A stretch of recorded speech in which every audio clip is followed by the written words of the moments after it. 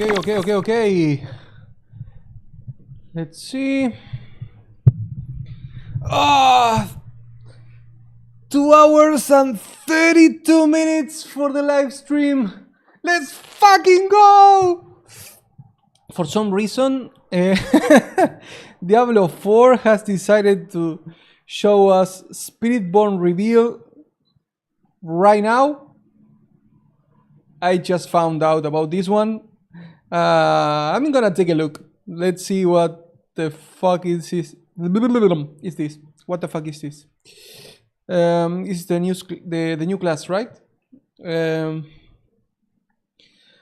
I find so hard to actually go back to Diablo.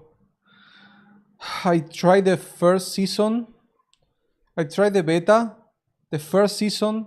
I tried the second season because the first one was boring as hell. Boring as hell. Nice one. And the second one was just as boring. And I think I've tried the vampire one. Was the second one?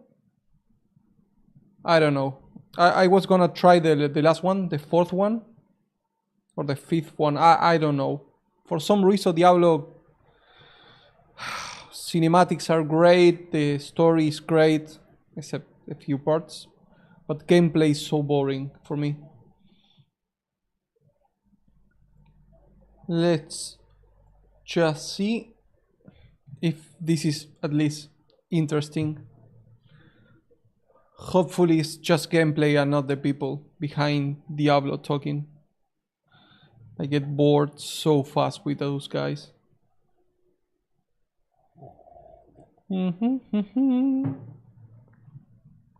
Let's see.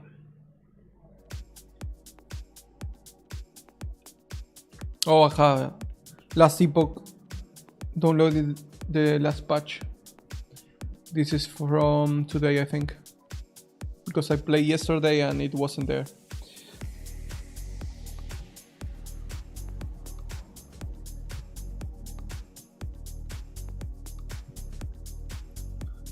But before the announcement goes live, this.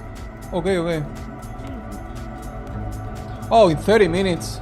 God damn it.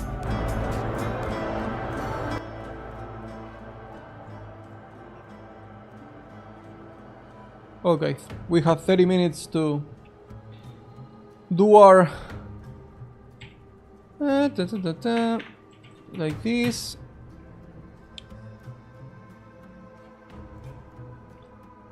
And we're gonna do our bingo card for Path of Exile, because obviously we have to do one. Let's see. How big do I want it to be? Maybe 2 of them, 2 rows, 2 columns.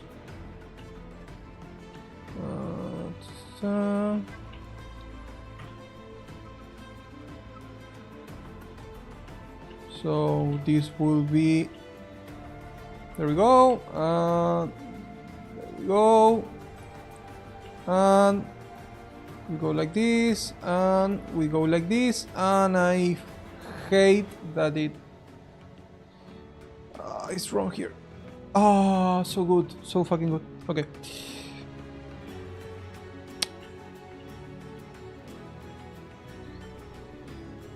Okay. So, let me think. Things that we're gonna see in the Path of Exile live stream.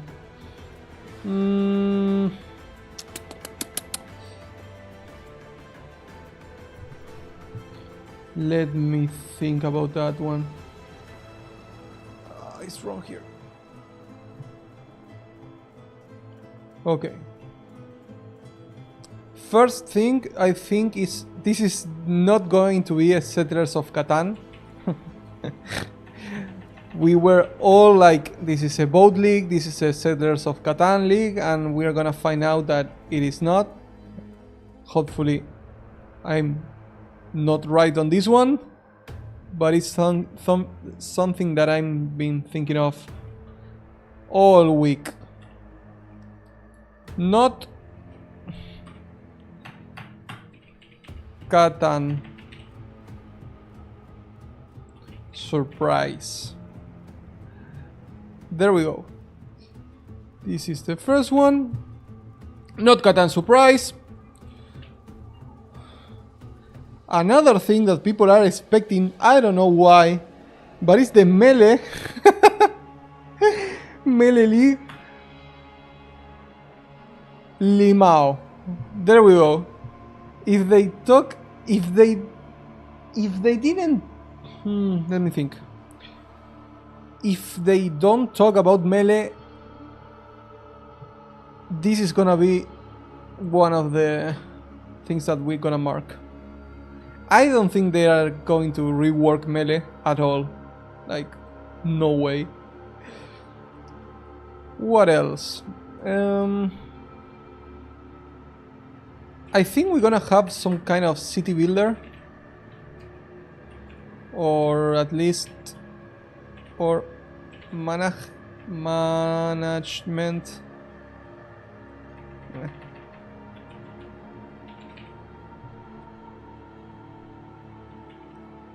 This is city builder.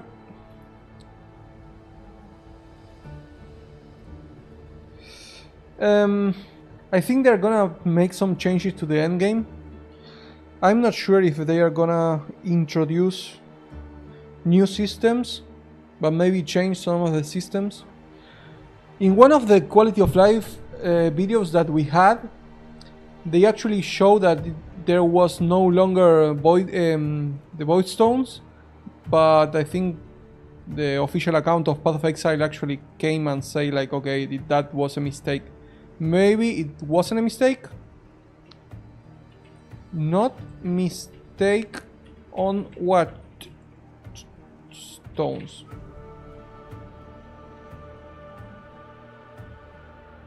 Maybe.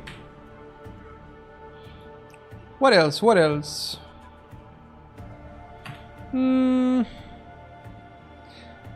Okay. Nerfs. And this is not like 1 or 2 builds. Nerf, this is like 90% nerfs. We just saw that this league is gonna have like the new record of patch notes. So I think this is gonna be like... let's just go like this. 80% nerfs, 20% buffs. Hopefully. What else? What else?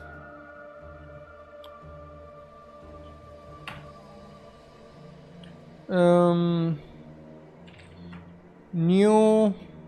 Oh!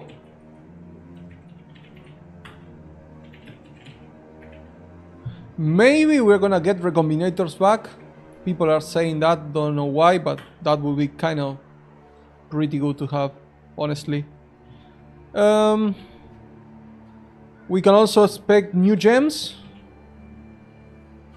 New active skill gems. For the love of fucking God, I want new gems. Please, please, please, please, please, please, please. And we're gonna get maybe a few more alternate gems. What else? What else? What else?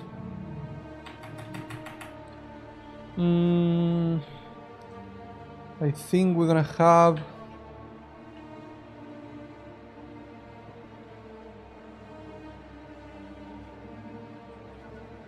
Atlas changes.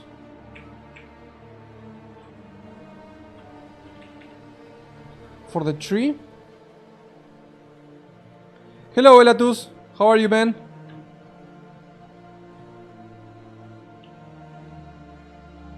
Are you waiting for the live stream? Oh.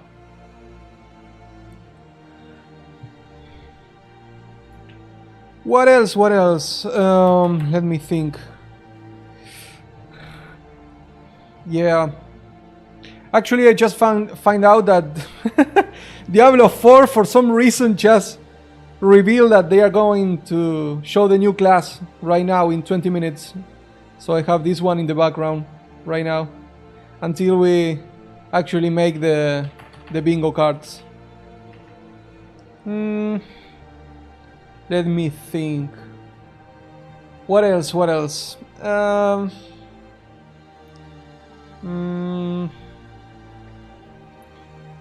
Do you have by any chance any premonitions about the live stream to fill up the bingo card?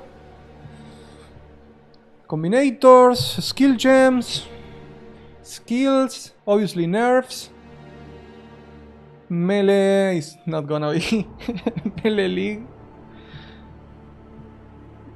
Maybe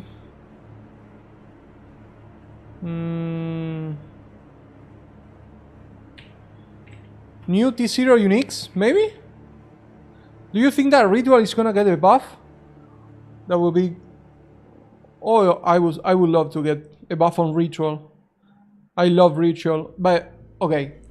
I love the mechanic of Ritual, the fact that I'm killing monsters, which is the like Path of Exile in a nutshell. Like that's one of the things that I love about Path of Exile, is killing monsters. But the fact that I kill monsters and then I have a mechanic which is like a dopamine rush when you open the window and you're like, oh, I'm gonna have like a Mage Blood, and you will never get a fucking Mage Blood, but that adrenaline is super nice. But for some reason, I think Ritual was pretty underwhelming. I've been trying Ritual for a few leagues, like 3 or 4 leagues in a row, and it was just terrible. In terms of currency, I'm mostly doing Blight, which some people tend to avoid like hell. A TD enjoyer myself, honestly. Let me think. What else? Oh, they told us that they are gonna have like a lot of leaks from before that they didn't go core. They are gonna come back now, like an endgame mechanic, similar to the Wildwood. Really?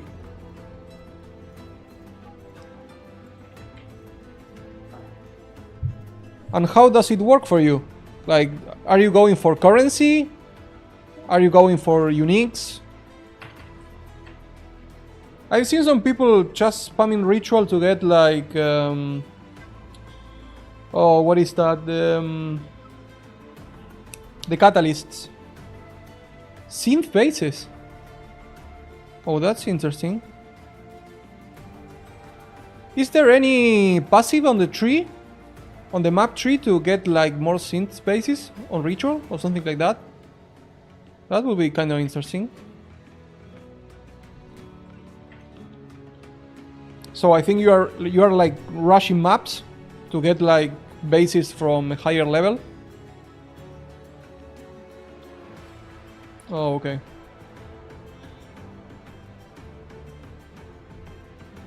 Oh. Yeah, that would definitely sell. And at the league start it will be like super expensive. You can also get curses on hit for rings on Ritual, or people just are going delve for that one.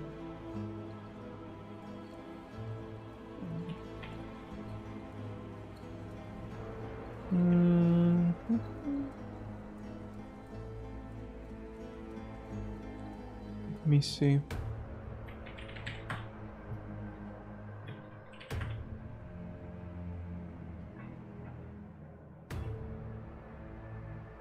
These things that I don't use as often as I should. Let me search for them.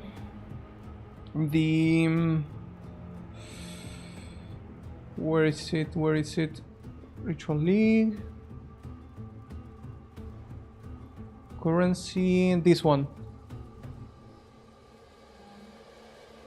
Do you actually run with blood-filled vessels, or you are just rushing maps?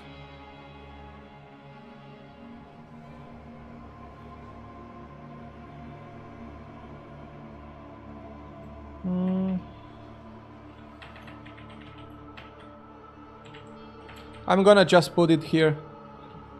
Just in case you get something.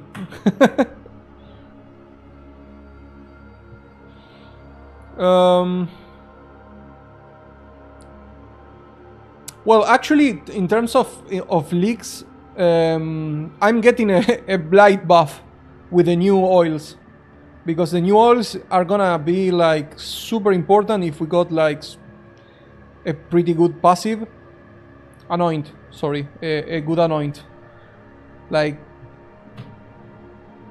cascade. If we got the arrows that come back on the with the new oils, that will be bonkers.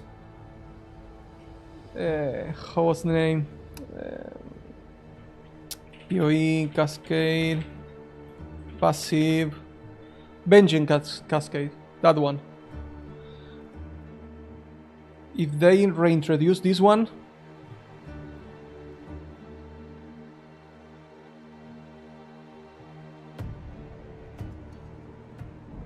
$16 minutes. What else? What else?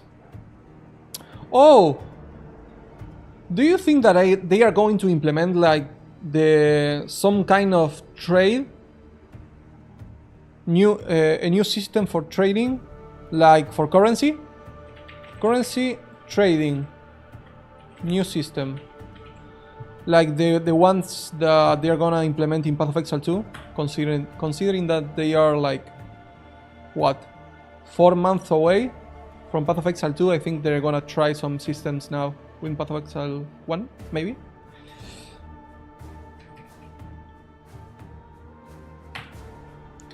What else?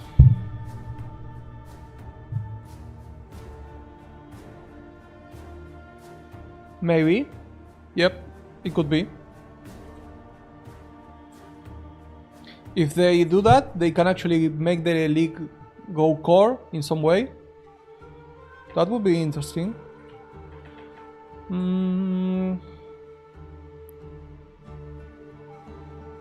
Maybe we have changes to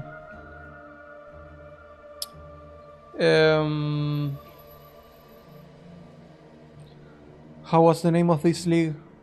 My god, I've been playing this game for 8 years. This is too much for my brain. Path of Exile leagues. For Expedition? Maybe? Considering that the ones on the trailer were from Expedition.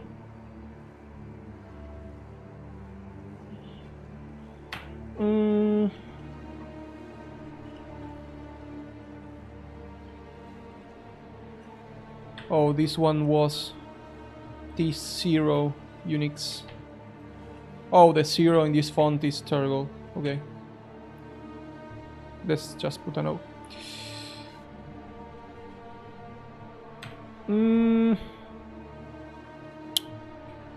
What else can we expect from this one?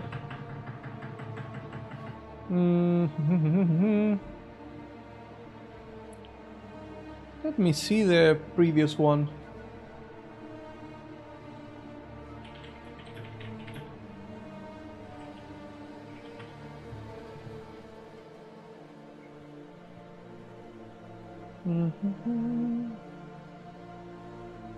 Oh man, Ultimatum.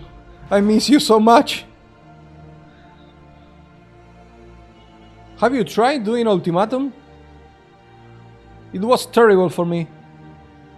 It was pretty good money for the Catalyst, but outside of that, it was terrible. Oh, we're gonna maybe get Tota back?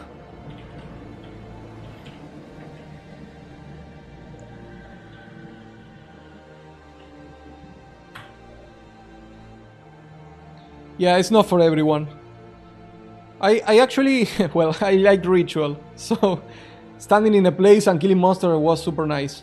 But I hated the one where you have to stand still on the circle. That one I didn't like. But I played with that league. I played with brands, with Wintertide brands, And it was just super comfortable. You just light the brands and you just walk around. It was super easy. Circle one was easy, yeah, but it's annoying. I was just like doing a triangle between the circles, like whoop, whoop, whoop, whoop, whoop, whoop, whoop. But it was boring.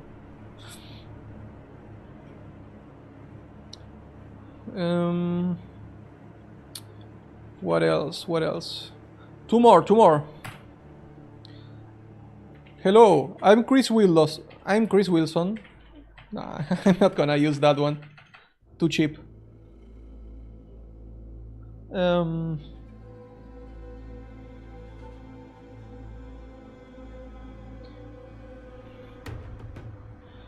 Let me think.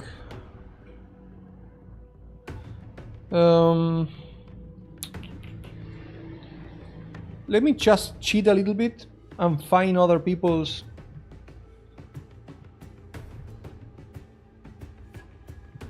Let me see if I can find.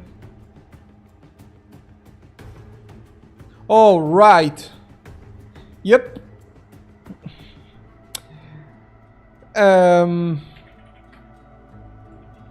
That one? Maybe?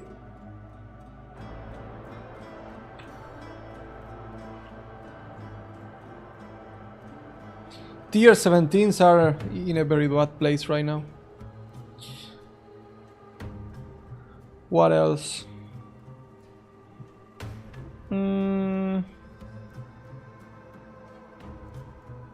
This is a Spanish YouTuber. Trade. No Pirate League. Dota. Let's just see if we find another one.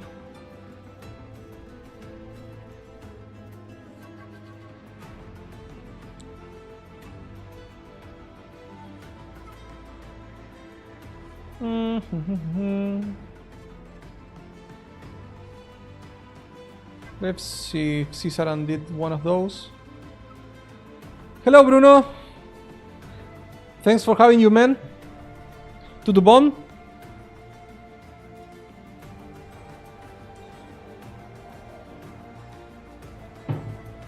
I'm actually going to Portugal, maybe next year, because my wife is from Brazil and she wants to go there to see some family.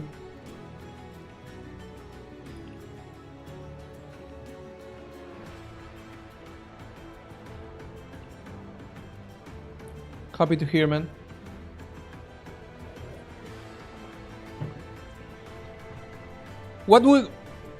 Which would be a good place to visit in Portugal? I actually wanted to go to that place where you can see like the biggest waves in the world. The name was Zárate. No, was Nazareth. Nazareth could be that one. Obviously, I'm gonna go to the capital of the country, obviously. But if you have any place that you're like, okay, you have to go there if you visit, I will just take notes. Let's see if Gassi did a bingo card. Probably in the stream. Okay.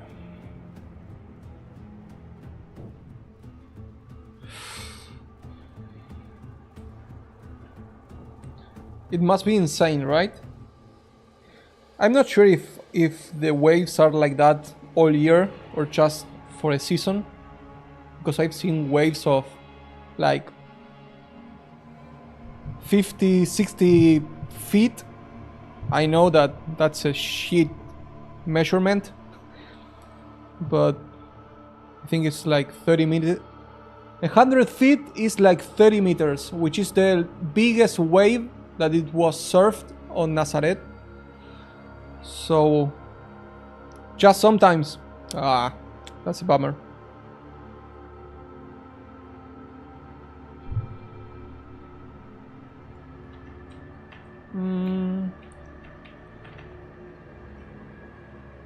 Oh, in winter you have big waves?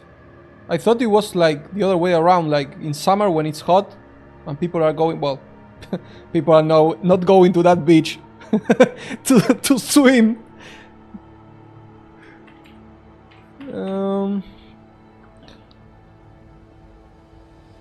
I need your help, man.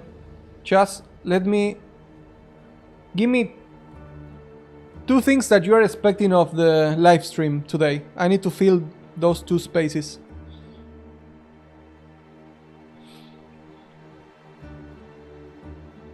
Yeah, it's just on the edge. It's like a corner, then you have like beach all around.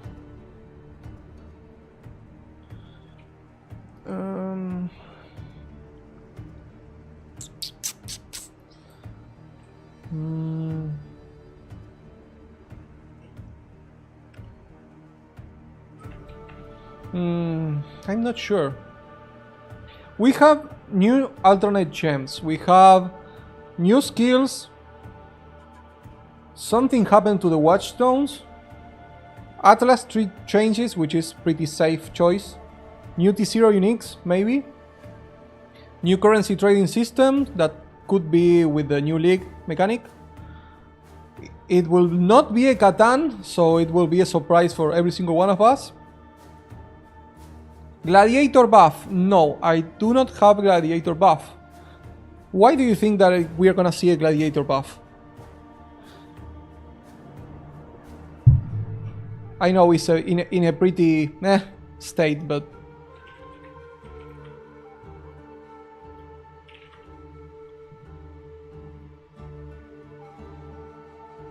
teasers have bleed stuff. Huh.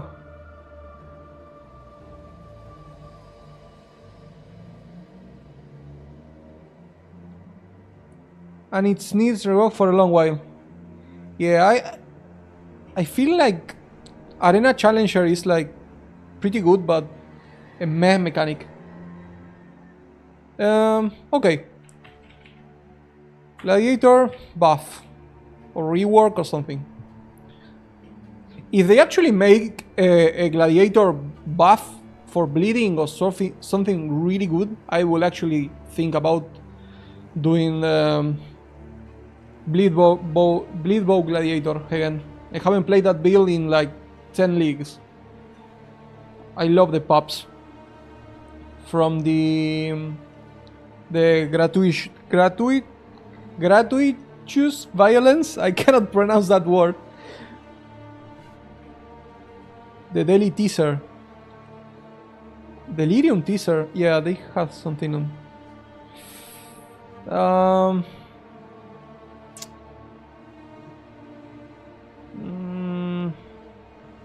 Yeah, but the Delirium teaser, they already confirmed that they are gonna have like... No, that was for Simulacrum.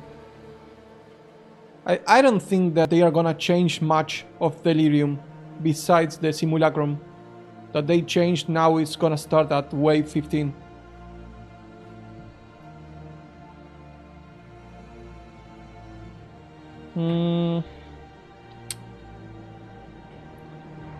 What else? What else was super shit in this last league, which they are maybe doing like a complete 180? Besides T17's map.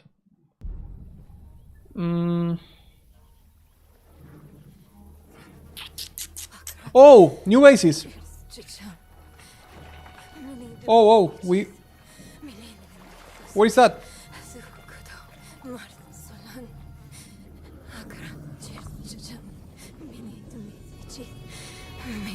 Boy, young one. We're gonna see the Diablo 4 class now. Let's see if we can get a little bit excited about that. I honestly not a fan of Diablo 4, but trailers are super good. Please, my child, let me help. Stay away from me! Nay, Rel! Is that how I raised you? No, Mother. I must carry this burden alone. I must get to Akarat's tomb. But look at you. You're killing yourself. It sound good for you guys? I don't know how much longer I can... Don't worry, man. I appreciate the help. Little man. You're gonna get to red maps this league, I promise you. I missed you so much. If you just want to get to red maps, just pick a good build. A safe build. I need you. And you're gonna get there. Give But just prioritize fun, man. Don't worry about getting to red maps. If you're having fun, you're gonna get there sooner or later. Of course it's you! You monster!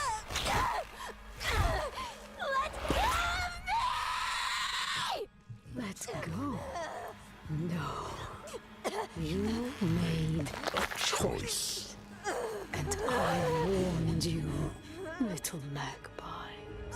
There would be consequences. This trailer is fucking insane. I already saw that. I already saw it, but it's brutal. It's a shame that the game is not like this. I control the stone! You hold the stone. You control nothing.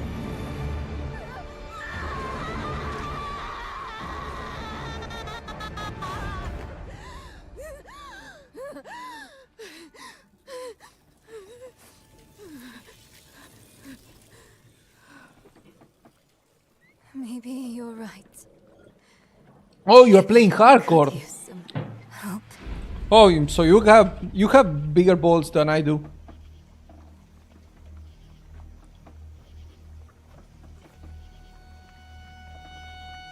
Oh, don't worry. If you're playing hardcore and you're just on, if you get to maps on hardcore, you are just a good player. Don't worry.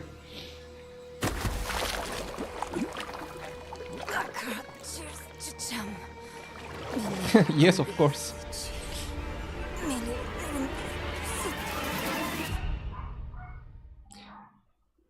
Hello, Diablo community. I'm Adam Fletcher, Community Director for Diablo.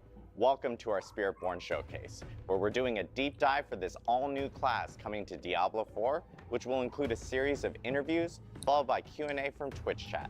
I'm joined here today with Game Director Brent Gibson. Thanks, Adam. We've been working hard to make something unique for Diablo, and we're finally here to actually talk about it. Brent, I can remember us at BlizzCon where we showed off our cinematic for honestly, if you want to see a game made of love, people who actually cares and play the game and they invest the money on things that the player base actually want, you play Path of Exile, you don't play Diablo.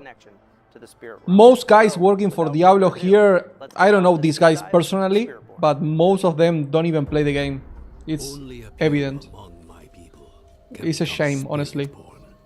Such a good IP was wasted. Judgment in the mist. Our trial begins and ends with pain. Those who are not called are culled. For the weak, all paths end here. For the worthy, that path leads to power beyond compare, and a sacred charge to wield it well. Though the mortal world was designed to break us. It reminds me of the Jaguar warrior from Age of Empires. Our bodies. There is another which makes us bold. We are without fear. We are without equal. We walk with the ancient guardians of the unformed lands. Their power is our power. Their cause is our cause. We forge unbreakable bonds in the spirit realm to defeat the horrors of this one. What? For we are spirit-born. It's like a summoner. He's an actual summoner.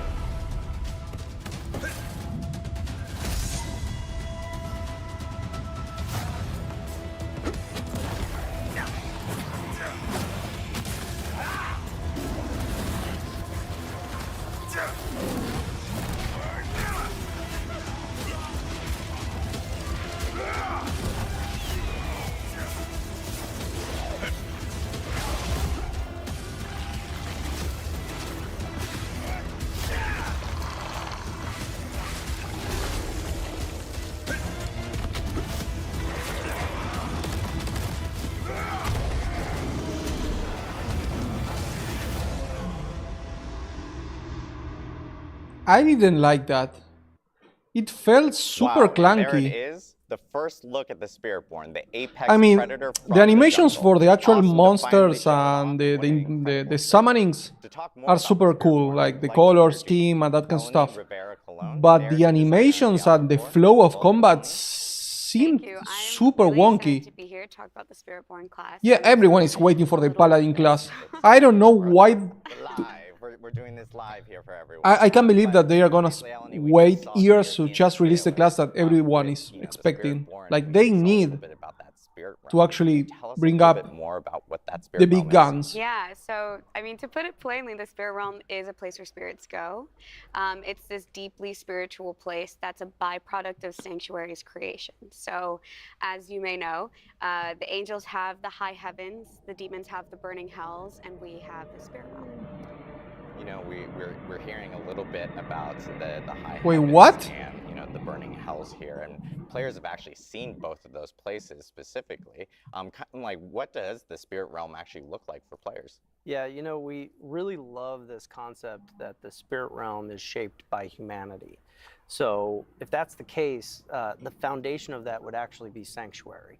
So you could imagine being in the middle I'm of the not jungle, lore savvy surrounded in by the these tall Diablo trees 4 and universe, these ancient structures. but I'm pretty And sure that when you cross over the veil into the spirit we realm, as Nephilim you're have gonna see like a a lot of physical reflection of just different that. powers The and big things, difference is and I've you never see heard all of the Spiritborn spirits and the creatures that exist there. Yeah, there are these in massive, Sanctuary. creatures that protect the realm from spirits and or They are coming up protect with the new realm lore and the basically. spirits from corruption. So the Spiritborn class have this harmonious bond and connection with these massive Because creatures we that are have a known lot as of the things Spirit with Tal Guardians, Rasha and they work and a together lot to of guard the land. people representing You that know, the it's actually awesome to hear about the spirit guardians, and you know, people saw them in the Lords trailer of a little bit Hell there. and Can you the actually tell us a Angels little bit more about like with the spirit guardians people are? who follow Yeah, so Winarius and the that kind of spirit stuff. realm is But shaped by these humanity. We love the things, idea that the guardians are this formed seems from out of place, human really. belief. And so if you're trying to Like, survive in the jungle and protection who is cares something about the that jungle? you're pouring all of your belief, your hope into, that belief, They are it's so out of magical. touch, man. It's got power in It's hard to itself. watch. It can actually create a creature that represents that. It could represent protection. Yeah, so as Brent is saying, the Spirit Guardians are this complex creation of Sanctuary's creation along with this powerful human belief. And Spiritborns devote their entire lives strengthening this incredible bond because these Spirit Guardians are powerful. It's this idea, right, of what these gods look like. And so they can help protect both the realm and Nahantu. You know, we saw in the trailer and some of the gameplay, people were, you know, if you're playing the Spiritborn, you can actually summon one of these in there. Is that something you can do on demand? Like, how does that work? Yeah, you know, very early on in concepting, we saw this one piece of a simple warrior raising their staff above their head in this massive Oh, do you like it? forming behind them. I have And so that much really- fun that with really that became with the Silver lightning rod and for Jonathan. thought-provoking It was ideas. We insane. knew what we I really wanted to enjoyed that do talk. mechanically with the Actually, I class, talked to them but like a that week ago. image really Oh well, a solidified week that the idea of before summoning a god into battle was the really actual cool. live stream. That actually became the cornerstone. And we were having so much fun talking that I was like, I was like the guy from Jurassic Park with the dinosaurs. Like, hold, wait for the actual live stream to to start talking because we are so passionate about design, and we were just going wild. And it was super fun. The live stream and the actual design of the codex was super interesting. It was super interesting receiving those designs before the live stream, where I was actually taking a look at them. I'm gonna stop this one because Diablo 4 can suck my balls. It's such a boring concept. I don't think there's any love here for us players, so just go and sell this stuff to console kids with 14 years old. Go fuck yourself. Let me see. Let me search for the codex. It was super interesting. Very much. It's my favorite content to watch. I always look for stuff like that. Are you actually a designer? Or do you just enjoy seeing like interfaces, user experience, that kind of stuff? It was super fun when I received the designs from Silver and Jonathan, because they didn't saw the designs Jonathan didn't see the design from Silver nor mine, and I was just having like the three of them on my hands, and I was just comparing, and they were so different, but at the same time they have like a lot of things in common. It's super interesting how each of us came up with a different thing that just works, and it has like a complete different concept. Do you play role-playing games? Like what? Like D&D? Or you're just like a fan of Baldur's Gate 3 and that kind of stuff?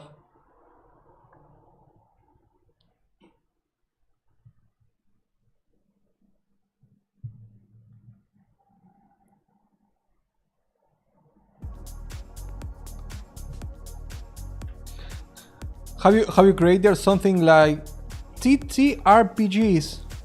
Tabletop role-playing games, I assume. I always wanted to play like what was the name? Call of Cthulhu could be one. I think I watched some guys playing that. I was a big fan of the actual campaign from Critical. The one from Matt Mercer and company. Critical Role. I've seen the whole campaign. Super fun.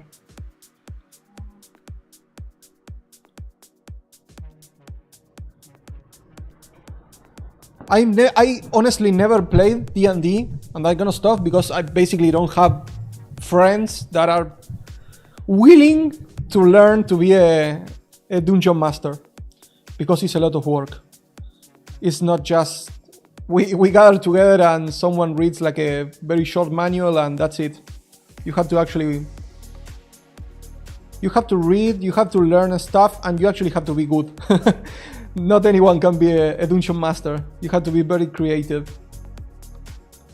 But if you find someone like that, it could be so much fun. I will be such a piece of shit. I will throw the campaign out of the window like that. I'm a chaotic person.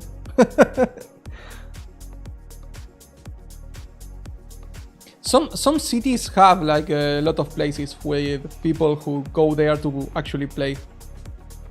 Like they create groups and they just gather together. And I think there's a lot of groups on, well, back in the day, I'm an old person. we gathered in Ventrilo, and we also gathered in Skype, and we just do roll. I actually made a lot of role campaigns with Guild Wars 2. I was a big fan of Guild Wars 1, and I was very into Guild Wars 2 when it was being developed.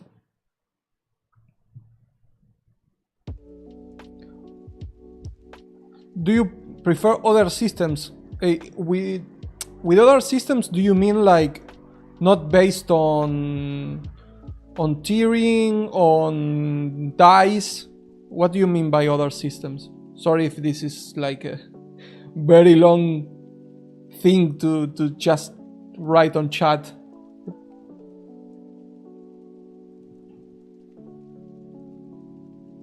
Oh, nice! Guild Wars 1 or Guild Wars 2? I play so much. Jade Quarry on Guild Wars 1, it was insane. I was actually, I designed the logo for a competitive team for Guild Wars 2. I played like a Condition Thief for a while. It was pretty good on that one. It was super fun. They were all bleeding. So much fun in that game. It was 2, yeah. back in the day, Guild Wars 2 was extremely innovative. Like, I remember when they introduced like Guild Wars 2 concept and they were developing the game, one of the most important things that we were seeing is that I can't remember the names of the guys who were in charge of Guild Wars 2, but they were like, okay, this system from that game is shit. We're gonna make it good. Okay, now this one is shit. Okay, we're gonna make it good. And they were just doing like all the things that us as players want. And the game came out like... It came out incredible.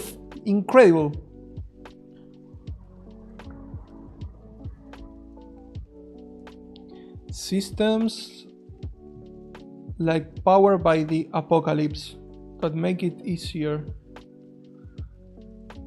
Powered by the apocalypse, what is that?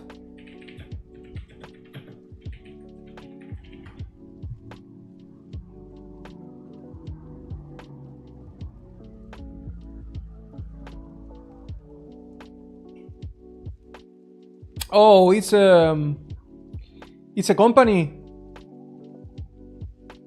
It's a company like, for example, Wizards of the Coast for Magic the Gathering, something like that. They are a company who made tabletop games, right?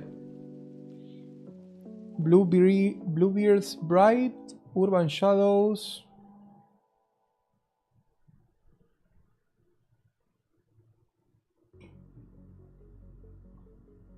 Interesting.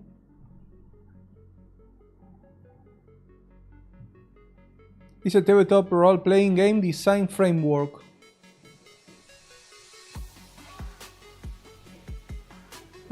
Starforce great again. Not gonna happen, but has been in a bingo card for a long time. Starforce great again? What do you mean Starforce great again? Oh, Starforce! I was thinking about the Starforce systems, the custom PCs from Asmongold and company. Starforce, didn't they make Starforce great again? Like 2 or 3 leagues ago. It's super expensive right now. Starforce.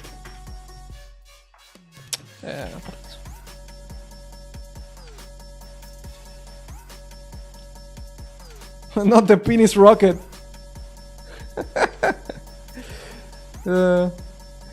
You know that they know that is a fucking penis, right? That was not an accident.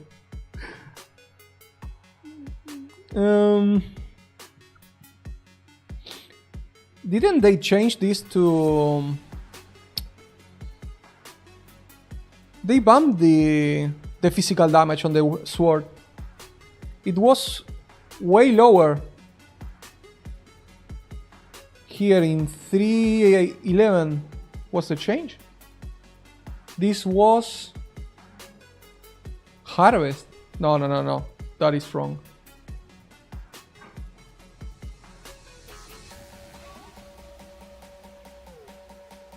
Let me see.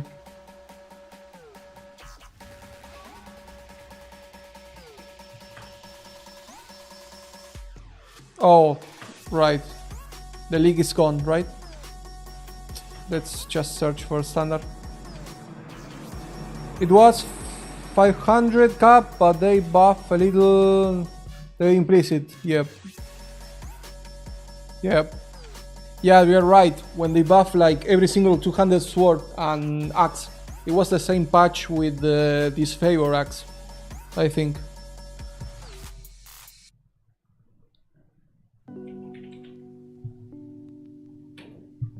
Yeah, it's not like it was back in the day. The one that is super nice right now is Void. The one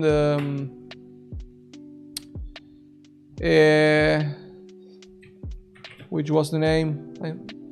I'm so tired right now.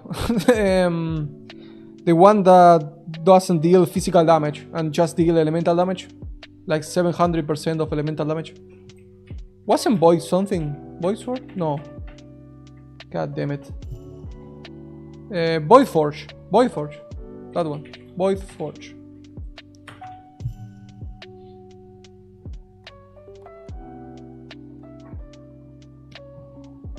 Yep.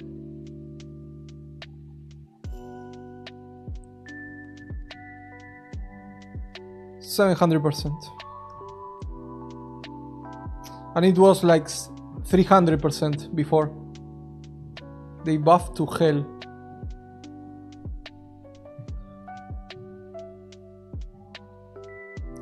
But we can add some stuff. Whoop.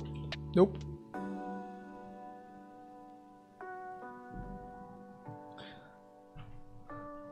Take care, brother. Thank you for coming.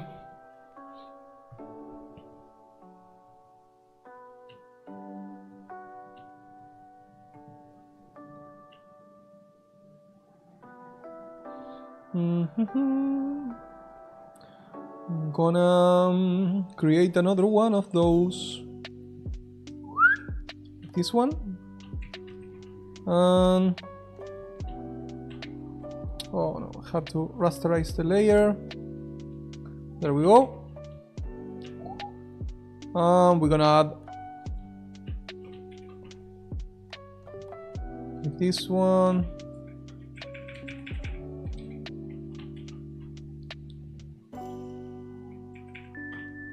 Okay, it's not perfect, but it works. Doo-doo-doom, doo-doo-doom, doo-doo-doom. And another one.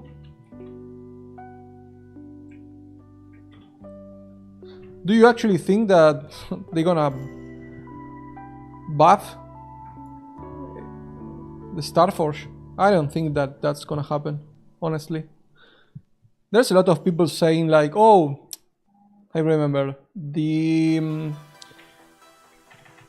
changes to totems. That is something that is gonna happen 100%. There's too much teasers about that. Maybe we have to... I think something that could come from this live stream is that they it's already beyond saving. Nah. We still have to see about totems. How are they gonna implement totems in Path of Exile 2?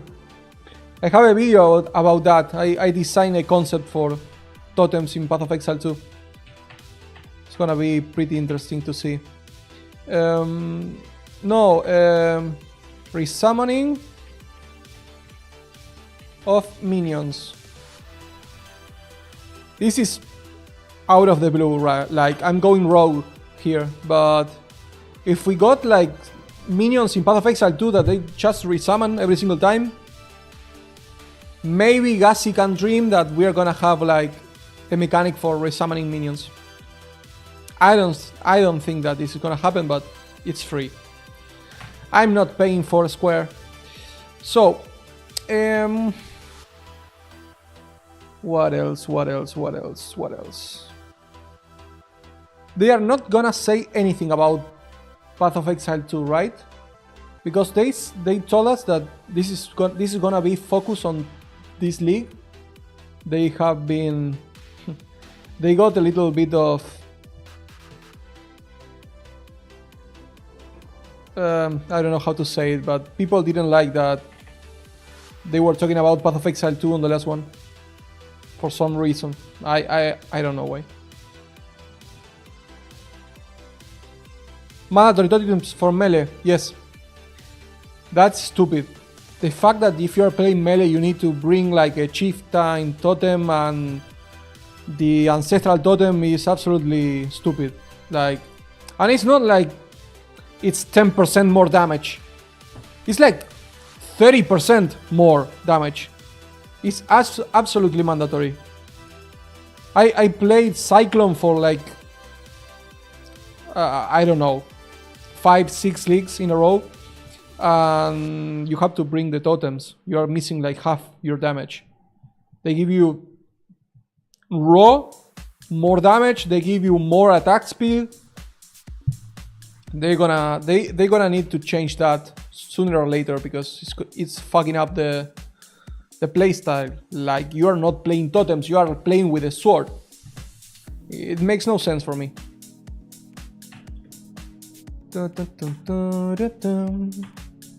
What else? What else?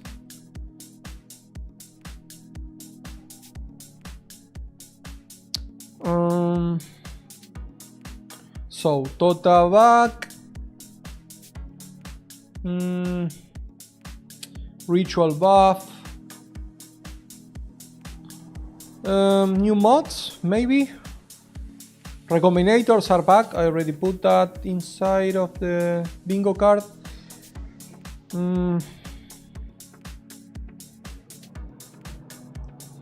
Changes to unique maps. It's something that I want to see. Unique maps in Path of Exile 1 doesn't seem unique at all. Let me think. I would actually like if unique maps drop insanely good uniques,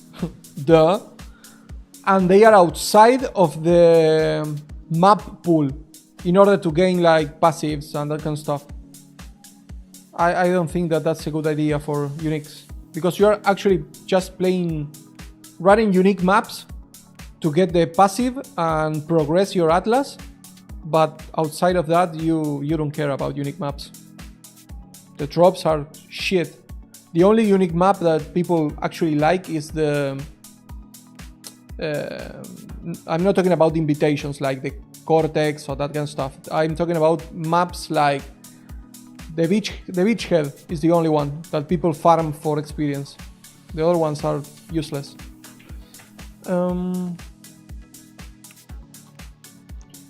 Maybe. Oh, new bases. Well, I already put this one. Glad, not melee. Oh, yes, I already put that one. New bases.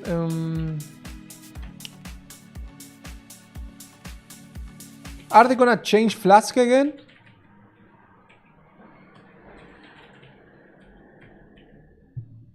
Maybe? New no. They are not gonna put another Uber. I don't think so. They did that on the last league, right? They put like 3 new Uber, like Katarina Uber, like the one from Expedition Uber, or they were just Ubers. Huh? I don't think so. Can you imagine if we have like Shaper and Elder influence on maps again? Oh, I want that so bad. Well, not really, but will be fun. I think they're gonna change something with the Void Stones, with the Watchstones. I don't think that it was a mistake. The only one Uber is Elder. Yes, I think you're right. I think Katarina is just Uber Katarina. The same with the boss from Expedition that I never killed. And I cannot even tell you the name of that boss. Let me think. Our Expedition Uber boss.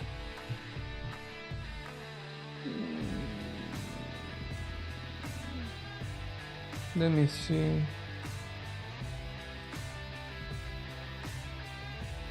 This one, Borana, Last to Fall, Medved, Hutrid, Covetous Traitor, Allwrath, Origin of the Fall. No, this is Path of Exile? Yep.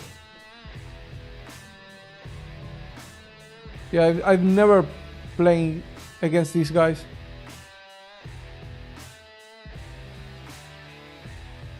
Which is the one that appears on the mirror that it breaks?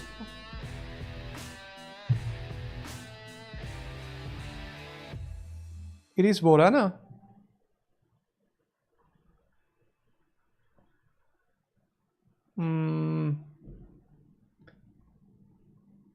I don't think that this is the one. Yeah, that one. Huge Red, Covetous Traitor. Yeah, that one is the one from the mirror. No, I don't mean Delirium. I mean the boss appears like through a mirror that it breaks. Let me show you. Expedition boss.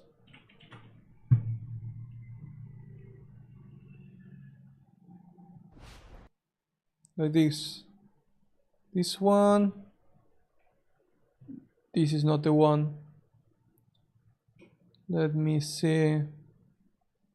I think it's this one. No, not this one. God damn it. This one. See? There's like a mirror. It breaks the mirror, and there he is. That one. Huge Raid, Covetous Traitor. Yep. I entered this arena and got one-shotted. I was playing Vortex. RIP Vortex. I miss that Vortex so much. I play a lot of Wintertide brands and custom crit with Ice Nova of Frostbolts, and I miss casting Vortex just in my left clicks so much. Sad stories. Vortex back, can I put that? No, I don't think so.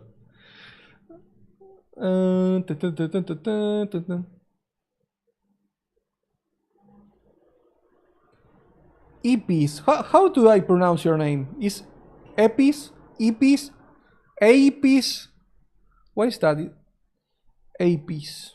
Epis.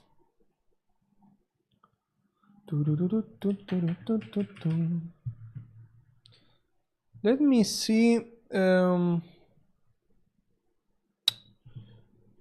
I have to go to Reddit. I have to go to Path of Exile. Like Elvis, but stretch it. Elvis, Epis.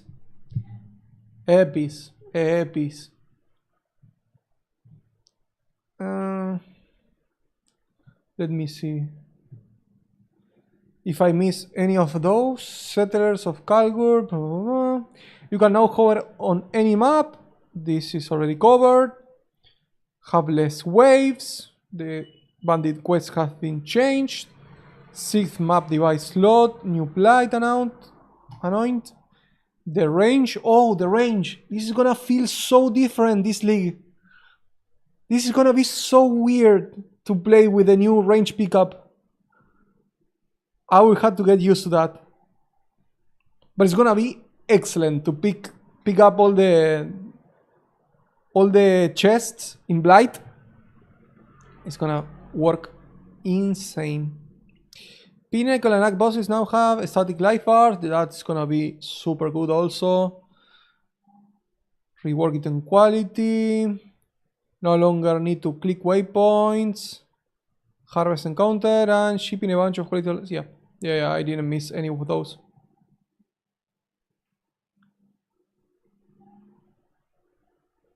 Wait, that is not April Fools. What do you mean? What do you mean by April Fools?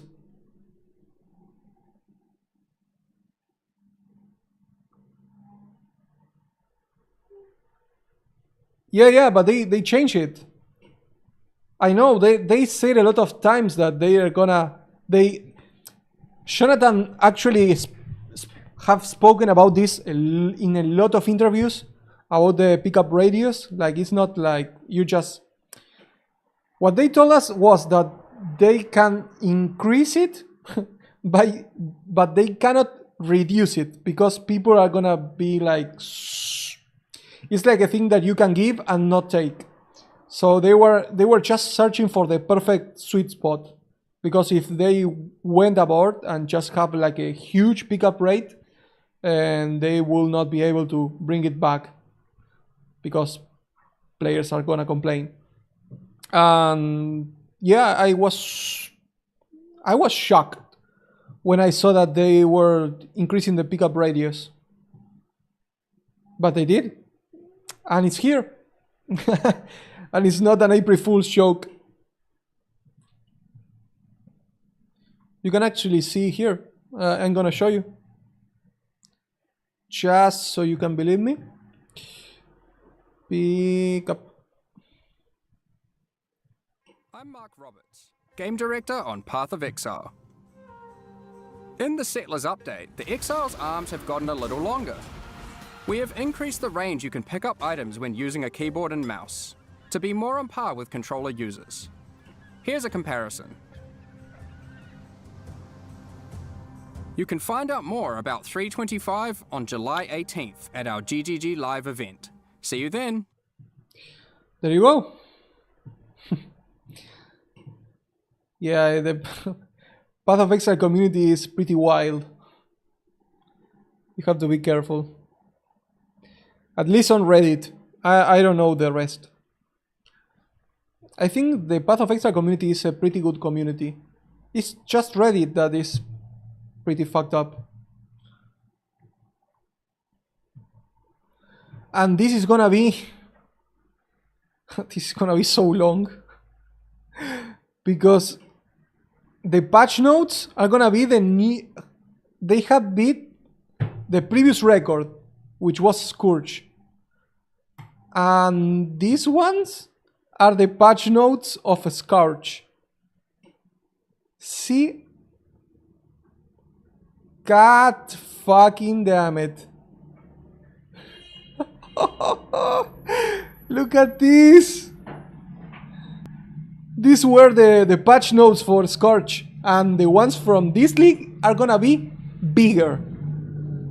Not like 2 or 3% bigger, but that's enough. Like, it's super long. It's gonna take me all night to read everything. All negative come from passion. I'm not sure if I agree with that. There's a lot of people who are like there's an infinite amount of reason to be negative, honestly. You cannot like generalize. You have to just I don't like generalizing people. I would just see case by case and analyze what the reason behind that is. For some people are gonna be negative because they have a bad day. There's people who is negative because they are entitled. They think that they deserve something. There's people who doesn't agree with GGG path of development. There's people who are envious of other people. There are people that just have fun but being annoying. There are trolls.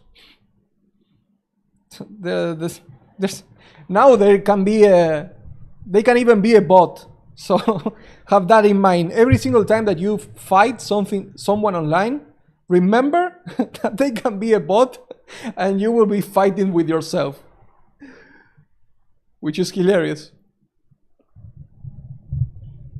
Control F Cyclone and Starforge, really much they are not gonna be. Nope. But I'm gonna look for that. I'm gonna look for Starforge just because you said so. And I'm gonna look for builds for skill gems and things that I actually want to play.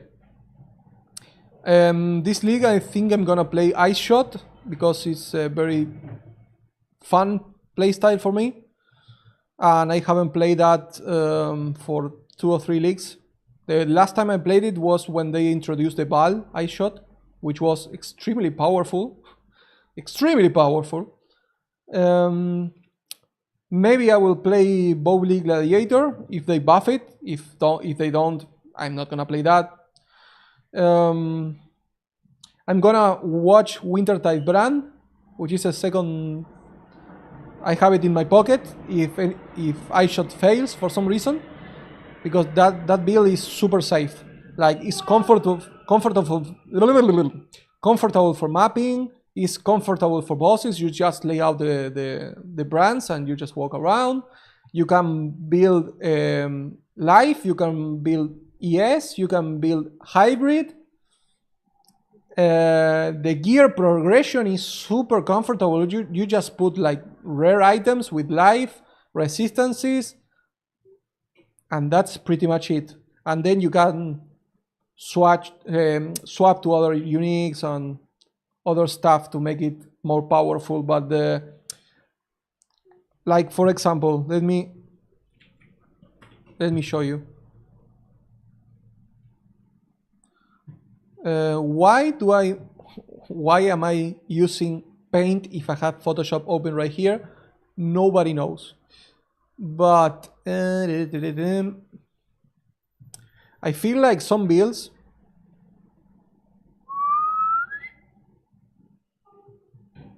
oh, you're playing since beta, then I don't have to show you anything here. You have more experience than I do. Yeah, Cyclone. It was the first build that I played, Cyclone. And I played that build for, I think, six leagues. And I feel like the last time I played Cyclone was during Legion, which was extremely powerful with the pulverize. Yeah, pulverize support. It was super bonkers back in the day. And I remember that I just pressed like the middle button of the mouse and I would activate the Berserker and the Cyclone will be cover all the screen. It was such a good feeling. And I've never seen Cyclone like that again. I love Cyclone so much that I actually designed. I have a video on YouTube where this is not. Let me see. This one. If you go to the MTXs here.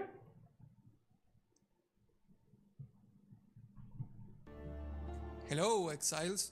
Welcome again to the desolate place known as Reclast. My name Right here. is Chris Wildotter, and I'm here to show you a new... Now you can see the Cyclone Path of Exile. We have Currency Cyclone, we have Celestial Cyclone, we have Sharknado Cyclone, but the skill still feels very underwhelming. That is a thing of a past, as we are introducing good Cyclone MTX. What is going on with the internet? This new MTX lets you see Cyclone exactly how it was during the Legion League with the old pulverized support. As it should be. There we go. I miss Cyclone so much, man. I miss Cyclone so much.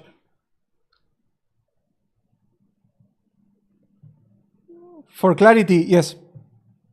Yeah, I think the one with the saw is the worst one.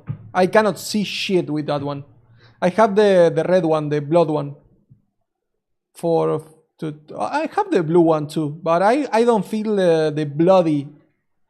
When you hit the targets and you're like, and you see like the blood spatters, it doesn't work with the blue one. Eh.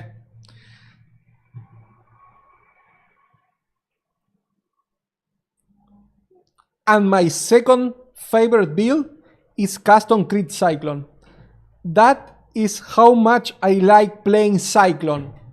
I like playing Cyclone so fucking much that I made a song about Cyclone. Have you watched the song about Cyclone? Just to be sure, I want to know if you actually watched the song I made about Cyclone. No way. I'm gonna show you. I'm gonna show you. Are you ready? There we go. Some people saying that it lacks me ability. Explosive arrow made it way less currency, but I don't really care. I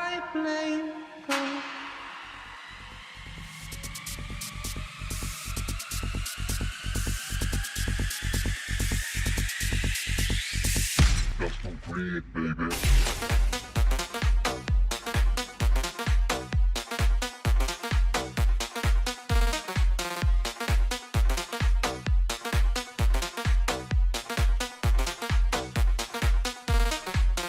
Create, baby. Create. Create, baby. Create.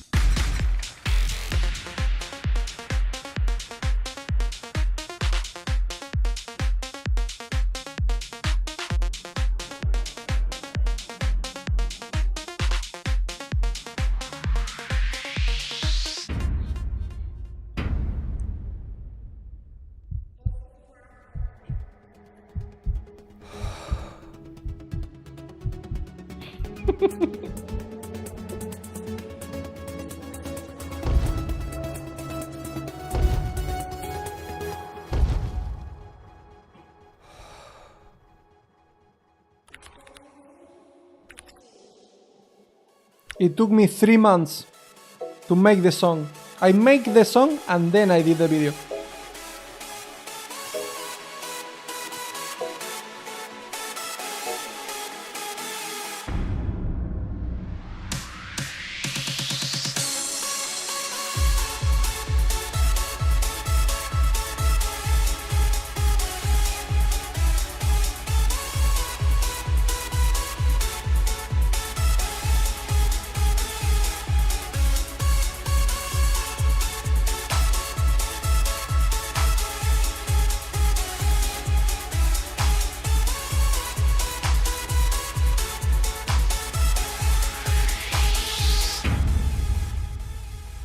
Custom create, baby.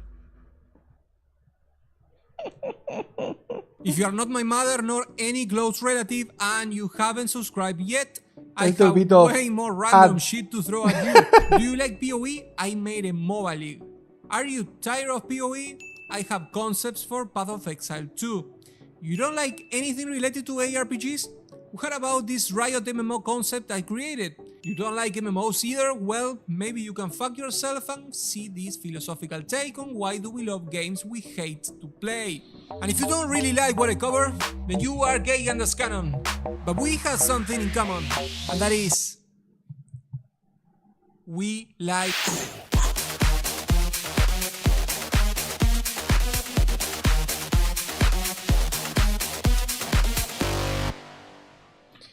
That was the song.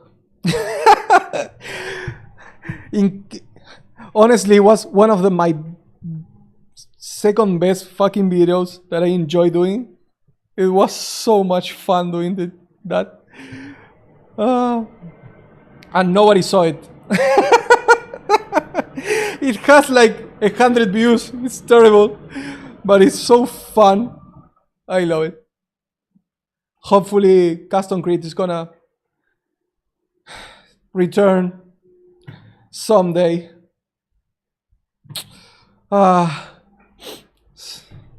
Good days. Those were the days, man. Okay, so I think we are like perfect here.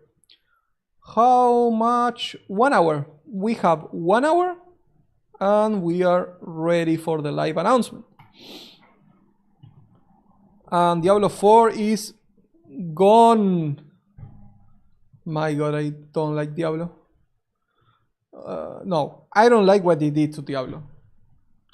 That games deserve a better team. Teaser. Oh, this is the one from the Blightwood. The Wildwood, sorry.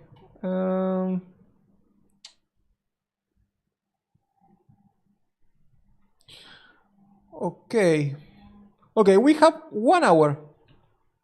I'm gonna save this one. I'm gonna minimize it. Maybe play a little bit of...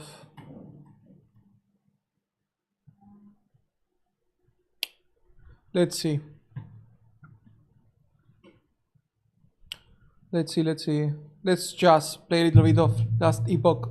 At least 40 minutes before the game. Path of Exile, Settlers of Khal Gur releases. Oh, it's gonna be so fun.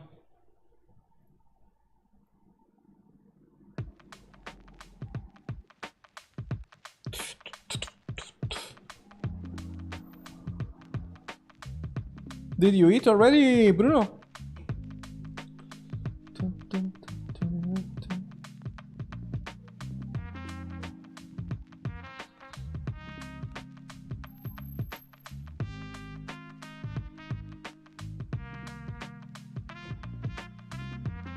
Epoch, at least 4.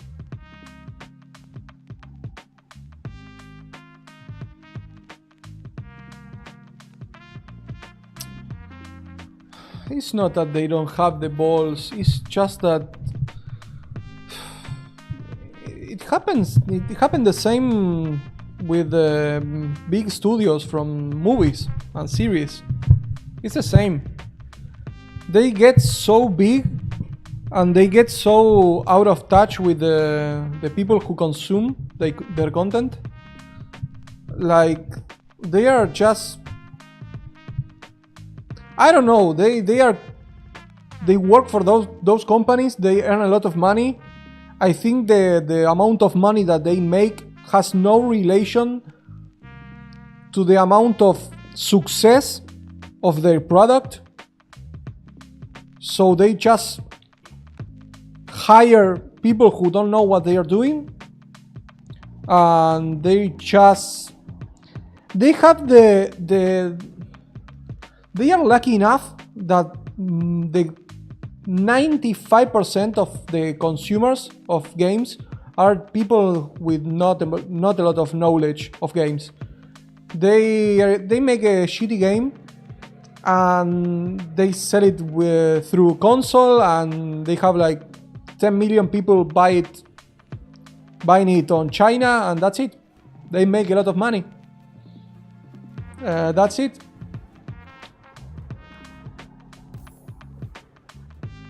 I think we are living in a world where most people, at least in the gaming industry, like to eat shit.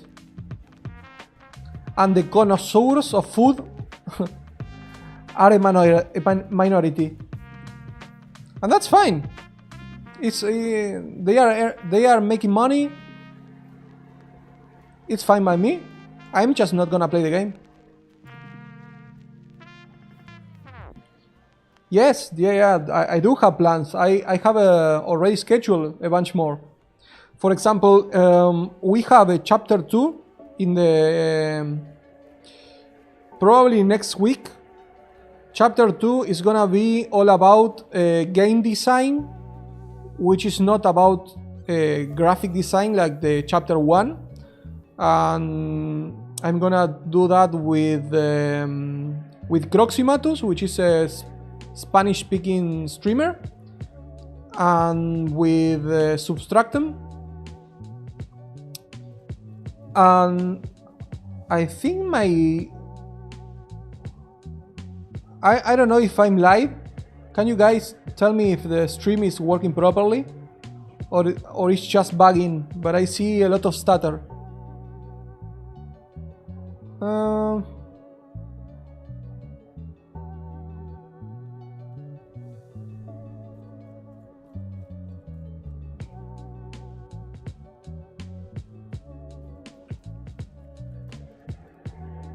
Let me see if I just turn off the game.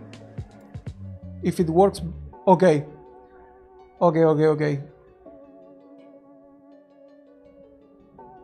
Okay. As I was saying, chapter 2 is gonna be with Substractem and Croximatus, which are two guys with very passionate. I've been watching them from like 4 years, and they work as actual game developers, and Croxy work as a software developer. So we are gonna talk about gaming loops. We are gonna talk about learning curves. We're gonna talk about character power, how the game turns harder over time to fight that player power. We're gonna have a fun thing at the end, like I did with Codex work, but it's not gonna be a Codex work.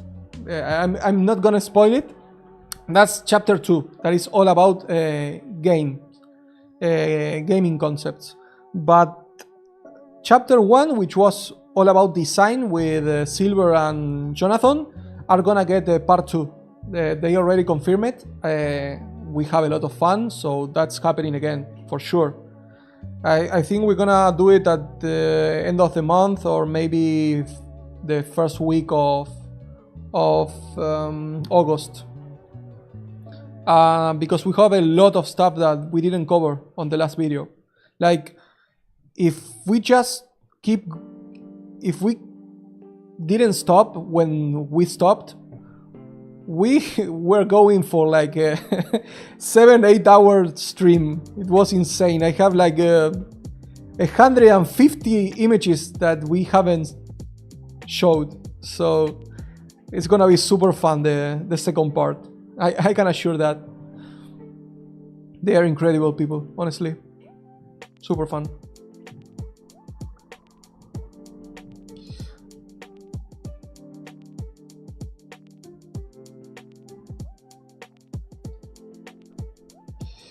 I think that what you are talking about, the technology, is true.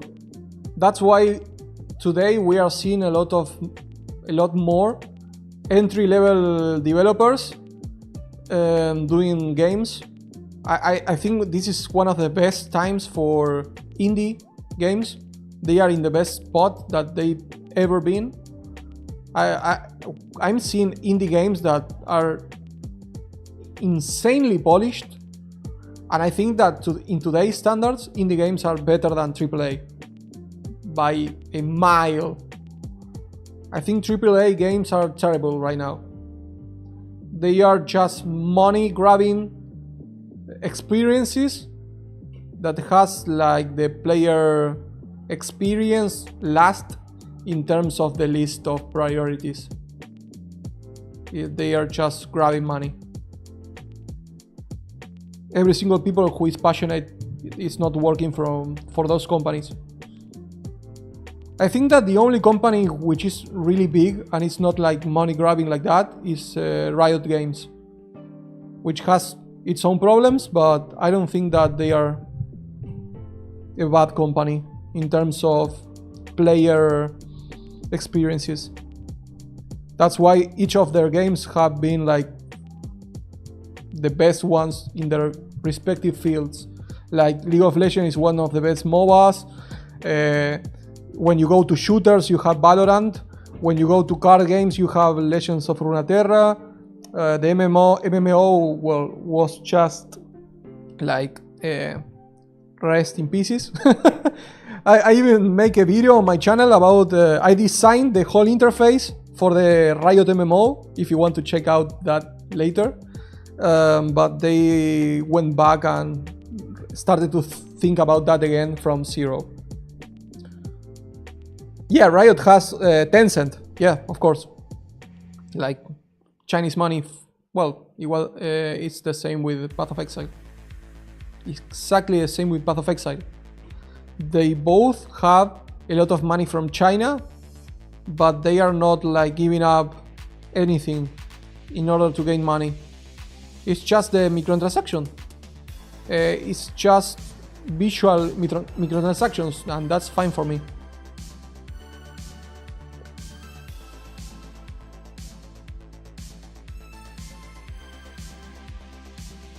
Yeah, I'm not sure if the problem is that the AAA companies are not taking risks. I think that they actually take risks when they fucked up their consumers. When they have the people working for the company go outside on Twitter or any other media to talk shit about their player base. When they promise a thing and they do the opposite, they are absolutely taking risk every single time. The problem is that the risk is not the same risk as we usually talk about when a game launches. The risks are not related to mechanics in game. It's related to the actual team developing the game, which is stupid. Oh yeah, yeah, of course. Yeah, yeah, of course. Yeah, yeah. In terms of conceptualizing something new, yeah, the risk is nowhere to be seen. No risk. They just repurpose the same thing over and over and over and over. It's like if you play a FIFA game, it's the same game since for like the last 20 years.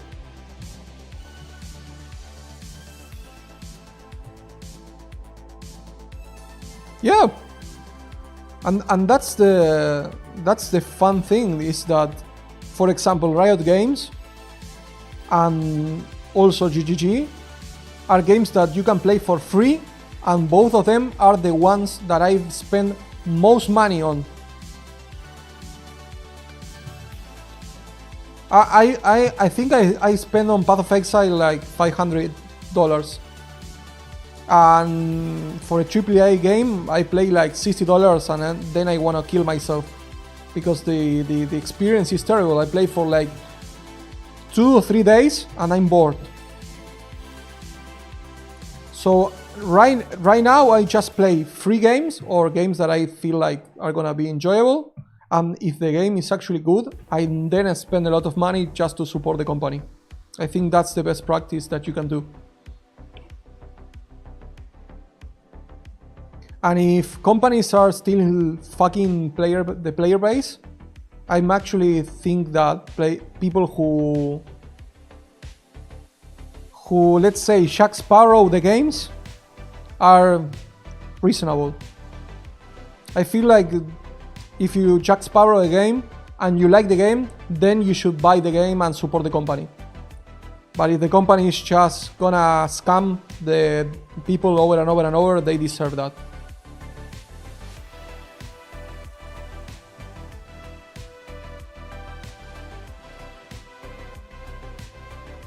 Mm-hmm.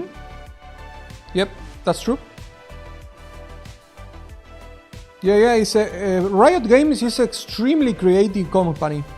Extremely creative. They are creating stuff, new stuff or things outside the box all the time. They've done that with TFT, for example. They have been really open with new IPs and that kind of stuff.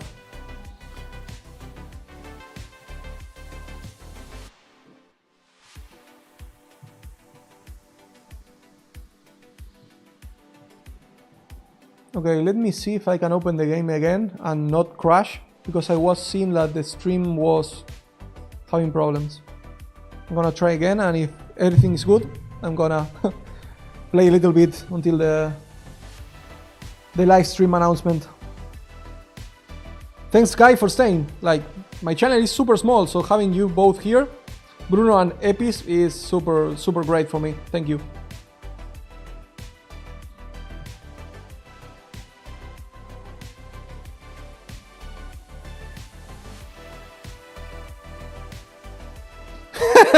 Bruno, you're talking about Diablo 4 by any chance? I feel like that has a big D and a big 4 next to it.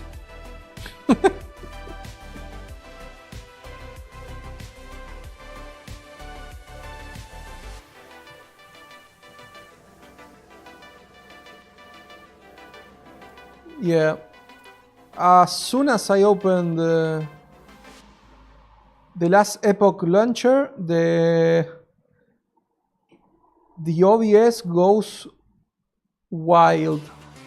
I have to solve that for next week, for the actual league launch.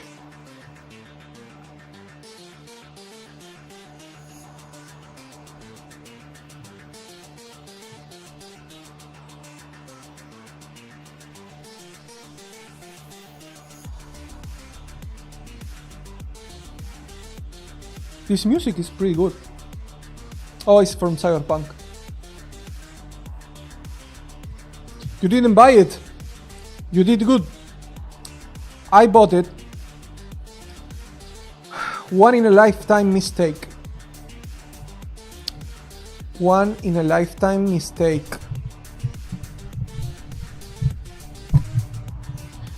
I did the same with Cyberpunk, but back then they have Witcher 1, 2 and 3 to back that up. So they got my money. But Diablo 4, Blizzard is not gonna get any single cent from me until I see something that is worth.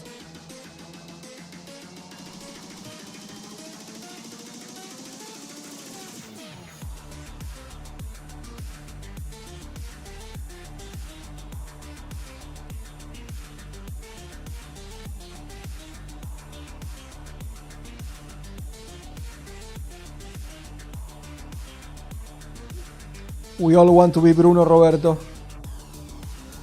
We all want to be Bruno Roberto.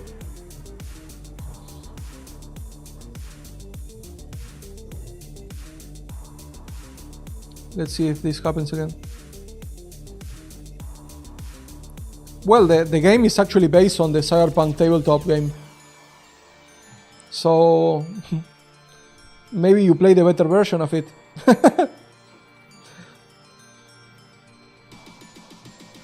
Do you know if there's a website that you can pay like a monthly sub and you can play board games online? I feel like having a... Someone needs to develop that shit. Like a Steam, but for tabletop games. And you go there, you create an account, you pay monthly, or you don't pay monthly. You have like Steam that you bought the game and it's yours. And you can just go there and buy games, tabletop games, play online with people. That will be super good. A super good platform.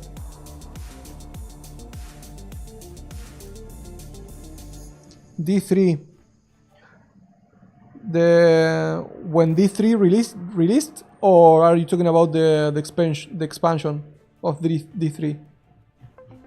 I cannot remember the name of the expansion. The one with the death Nephilim. I cannot remember the name.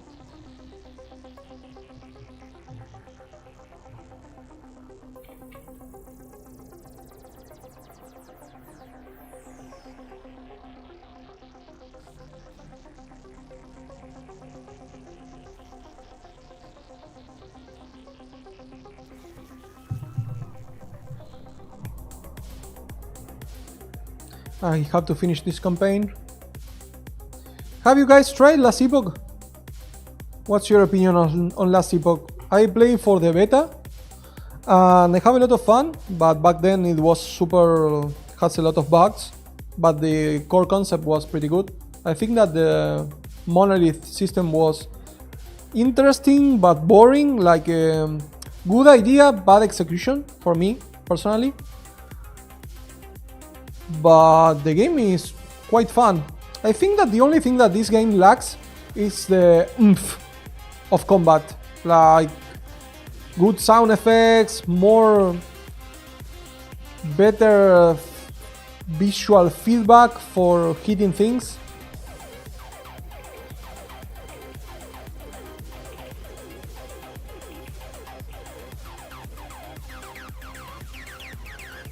If that guy hits you with that stone, you're gonna be insta-deleted.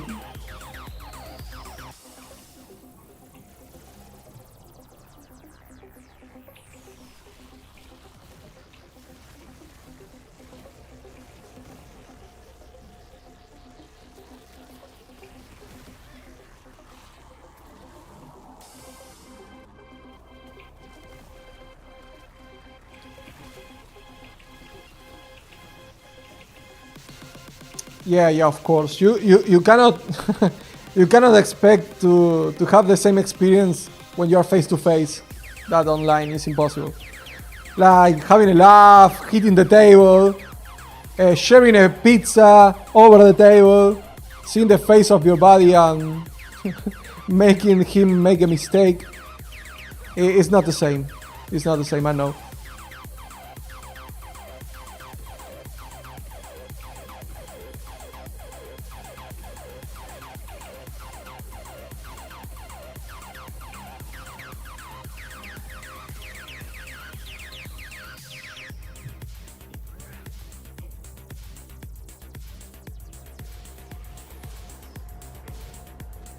God damn it!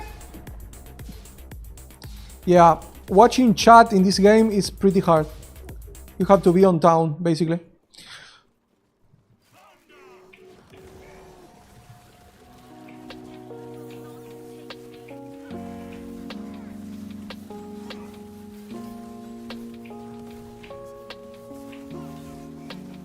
Die, die, die, die, die.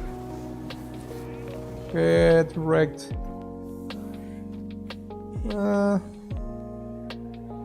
Mana increase mana regen, area of effect for melee skills that is useless and that is useless for me. Is the stream going? Can you confirm it if the FPS are good enough?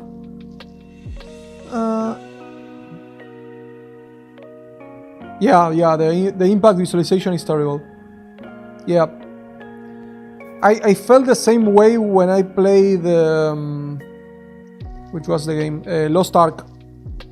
That each time that you actually hit the target, the target goes back and it's like and they felt good because the sound feedback and the ground changes and it has a lot of oomph, but the monster response I didn't like.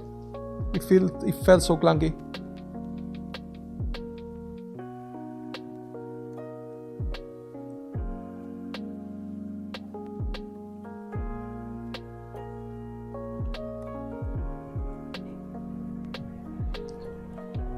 Take care, Bruno. See you in a while.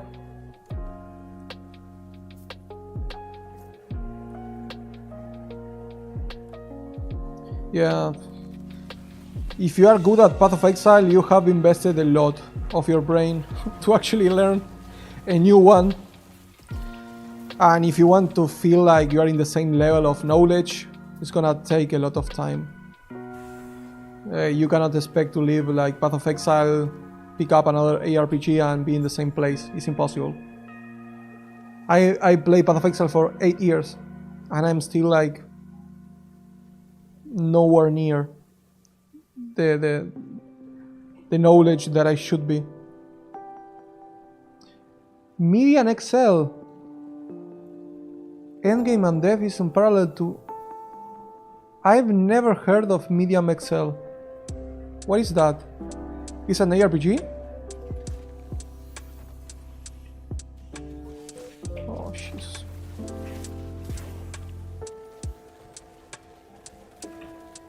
I'm gonna leave this one. I prefer to focus on the chat and maybe I'm gonna grab a coffee. Total conversion mod to Div 2. Let me search for that. Median XL.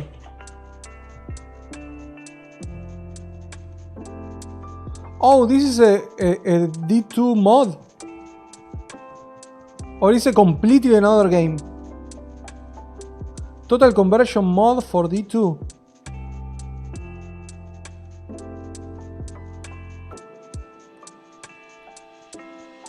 Huh. So it's like Path of Diablo in the same sense that it's just a completely changed Diablo 2, or it's another separate game.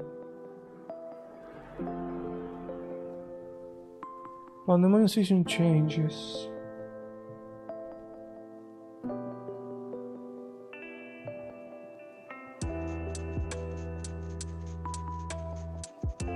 So it has like a completely different endgame.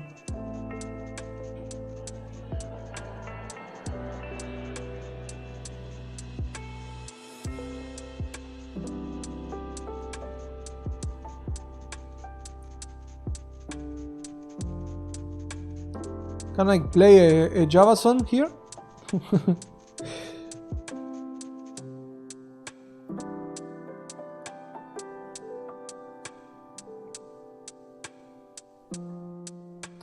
Would this be like, for example,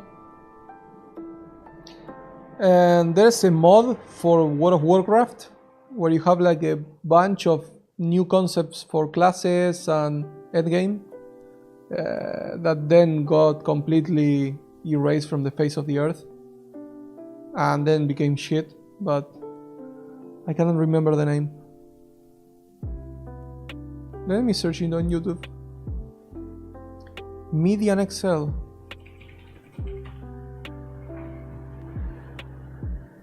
Oh, Lama's playing this one. How's it going, YouTube? Mr. Llama here, and we are going to be math, craw, all of this stuff, and they just keep going up. But I'm not going to talk too much about that. What I will talk about is the gameplay and the style and kind of what I've enjoyed and what I'm using a thing called Iron Spiral, which creates this spiral of stuff, of blades around. Additionally, you have crazy things like Frozen Orb, and that's something I'll talk about in a little bit. A Notifier. This is interesting. Frozen Orb Tainted. Let's see if we can find any of them out here. There we go. So you can see stuff gets a little. God damn. A little bit nutty in the animation. That's like I'm a little over leveled for this. custom damage tanking build. Stuff gets a little bit crazy. Damn. In this area. I get and lots of things are going on the screen. That's a mess. I am enjoying and I love it. Other things that I think are really interesting. There's a lot of attributes, right? And there's a lot of bonuses to all sorts of gear. How many so mods? it's just, What? This is like Diablo 2 meets Risk of Rain 2. Risk of Rain 2. I mean, this is the kind of stuff that I honestly find interesting. Is that this is the kind of stuff that people who develop the game should be doing. Like, the guys from Diablo 4 should be like, okay, we have Diablo 3. Okay, let's make it look better. But that's just like this team. Okay, you guys make this look better. Now, how can we make this game fun? Okay, we have all these mods, or I love, for example, to play that kind of game. How can we incorporate that concept of a game into Diablo 4? I don't know. I'm not saying that they should make leaks like Path of Exile, which they do now, but they are shit. But at least approach it with the mentality of having fun and do weird shit. What's the worst that could happen if you go overboard and it's fun but it's a mess? You just reduce a little bit of the mess, you put things in order, and that's it. They are not willing to take risks. You're right, you were right before. Zero risks. The problem is that they are not taking risks and they are not winning anything.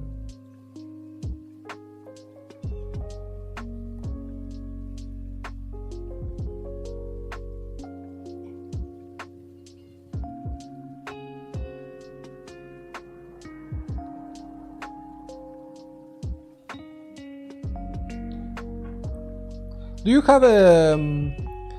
have for any reason whatsoever a processor from Intel from the 13 and 14 generation by any chance?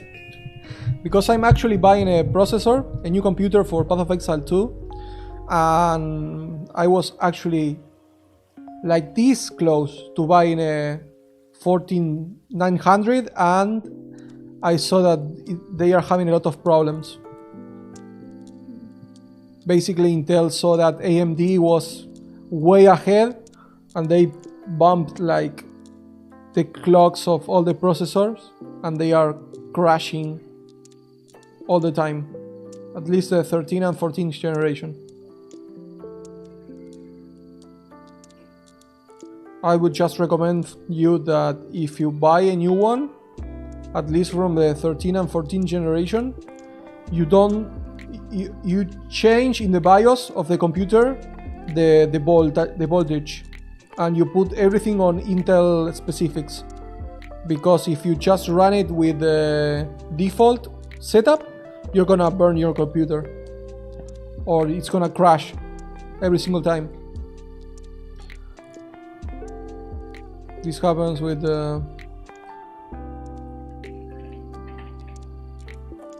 I was trying to buy this one.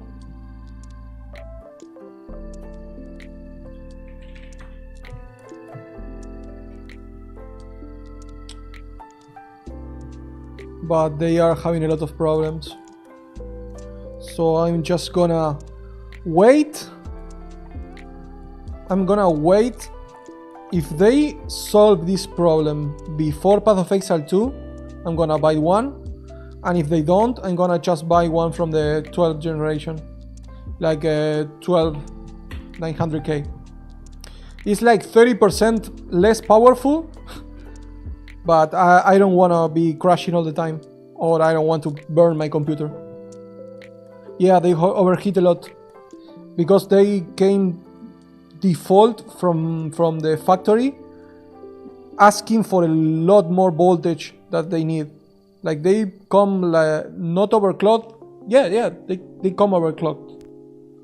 So if you just use your motherboard's default settings, you're gonna have problems. They still don't know what is going on with the processors, but it's a problem.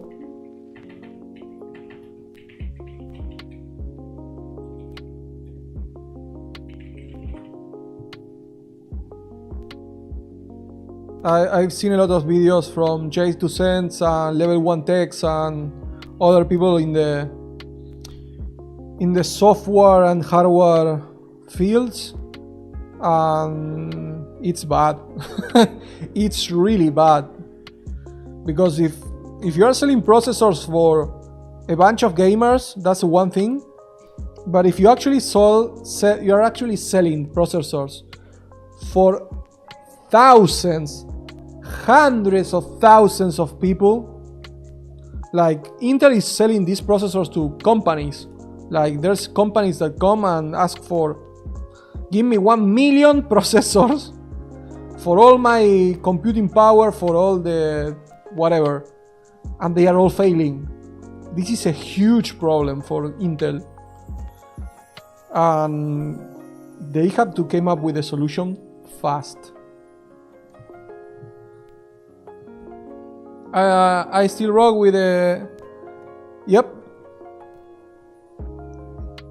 Yeah, I'm using the 7700K. The one that comes next to yours. And I have a little bit of problems with Premiere Pro and other programs, editing programs.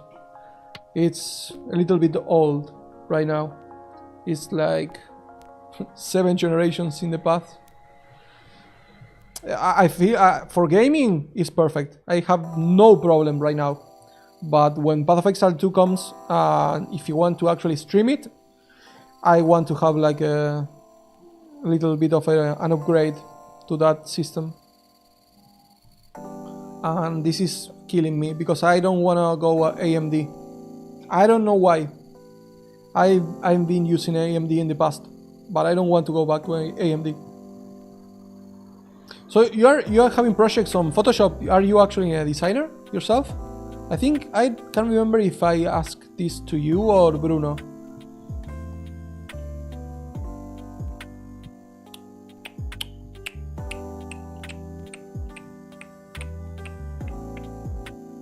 Let's see, how much? Game art. Interesting. What kind of game art? Are you like, do you design things in 3D? What kind of programs do you use? Are you usually doing like pixel art, or you use Blender? You create like environments, concepts, in-game graphics, mostly pixel art.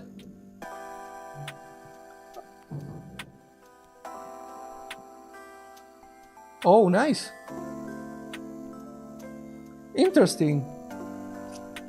For an old game that will be remastered. I won't ask you which game, but that's super good, man. Like,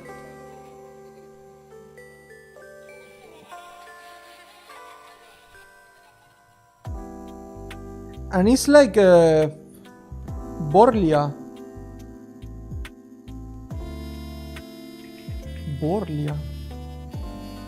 Well, the the logo seems super old. Oof. This feels like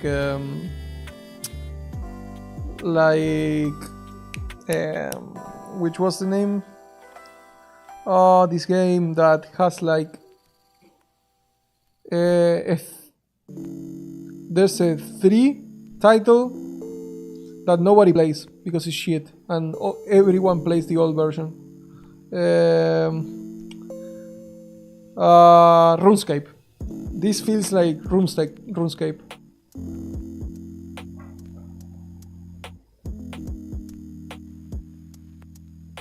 Facebook.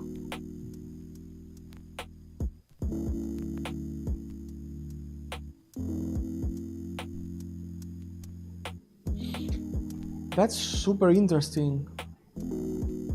And you're doing like flat 3D art, or are you making like shadow with a lot of shadows? Like there's a lot of 3D games with pixel art. Like I found a game last year which was a little bit like Cyberpunk.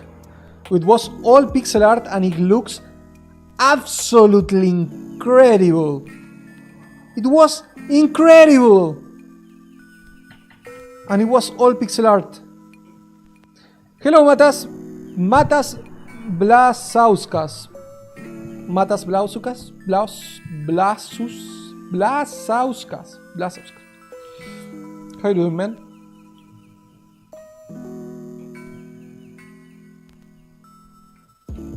Have you been working as art designer for a while?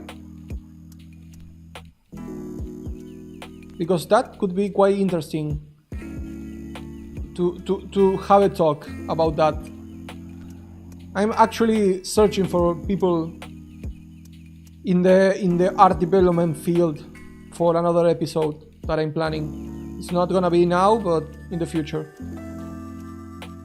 I actually get in contact and send her a DM on Twitter to some lady that did the currency icons and some 3D art for Path of Exile 2, and I want to have her on the podcast. I really want to have her on the podcast, and if I can find someone that does 3D art, it's gonna be quite a nice podcast. Make characters with 3D and mixed with pixel art, like Minecraft, or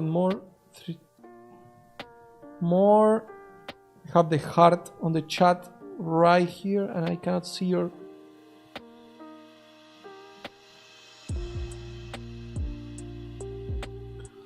That's super good, man.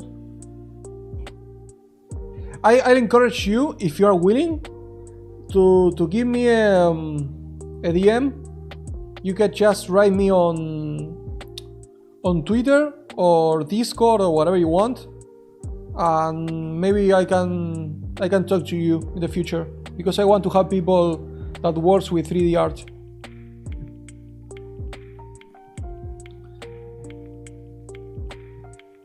Organic shapes.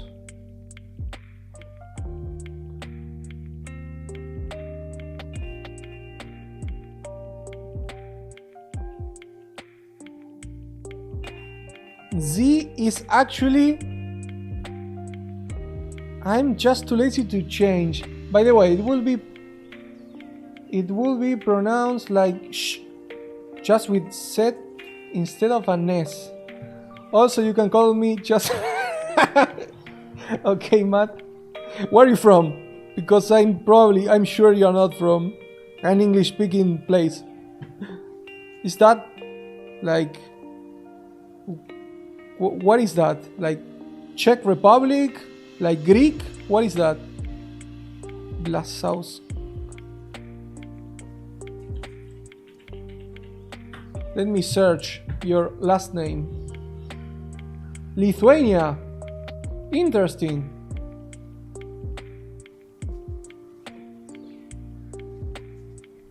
I actually did a training for the Lithuanian passport last week to catch some terrorists from Lithuania in my company.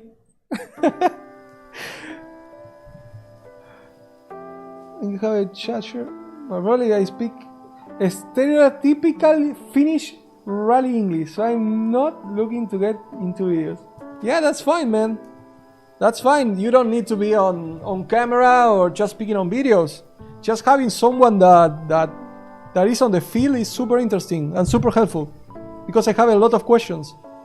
If you're not willing or don't feel comfortable on being on a video or just on a voice call, I'm pretty sure you can come up with a lot of questions that could be super interesting to show to people. I don't care. I think that is super helpful. Yeah, really. I cannot say the name of the company, but I'm working for a company who I basically do investigations to search for fraudulent people and terrorists and political figures that try to open bank accounts. So I'm training, recognizing fraudulent documents.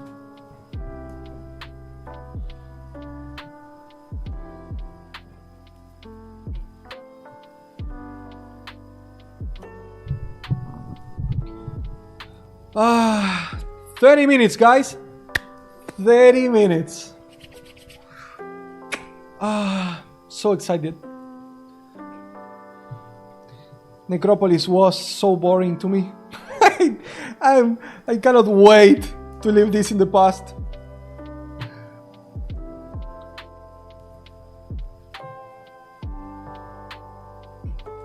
Medium XL. I'm gonna try this one.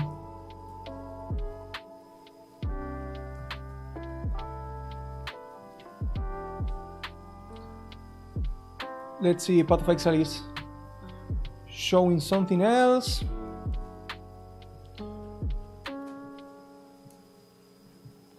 All the guys are going live. Yeah, I should be going for a coffee. Diablo 4, he's still talking about that class. Oh my god, what are they doing with that game? You are killing yourself, guys. Oh, I'm retarded. I got caught by that one. Let's see, did he nerf Magic Find nerf? Well, if they nerf Magic Find, it's funny because they actually reintroduced the woods. Range nerf, I don't see that happening. Caster nerf, I don't see that happening. Melee nerf, that makes no sense. I cannot read upside down. Everyone gets nerfed. That's probably the closest one to the truth. Buff to player death count. This is literally like just a joke. Oh, that one is probably something that could happen. Like that could happen. Archmage nerf. Mana stacking nerf. That is super strong. That is super strong in the early game, is super strong in the end game. That could happen.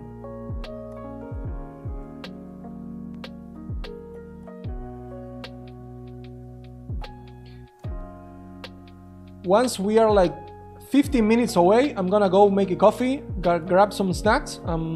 We'll be Gucci for the release of the live stream.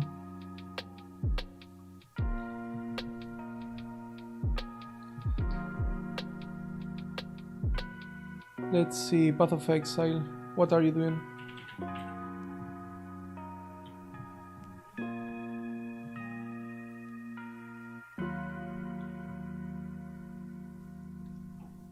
The fact that they are changing as much as they did on Scorch League is insane. I think we are gonna have like 2 hours read of the patch notes, and after obviously the interview with CGD, if we have that interview as always. And Necropolis League is not going core, thankfully.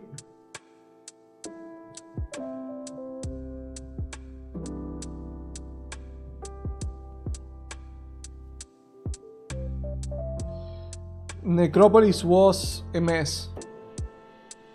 It was an user experience mess. For example, the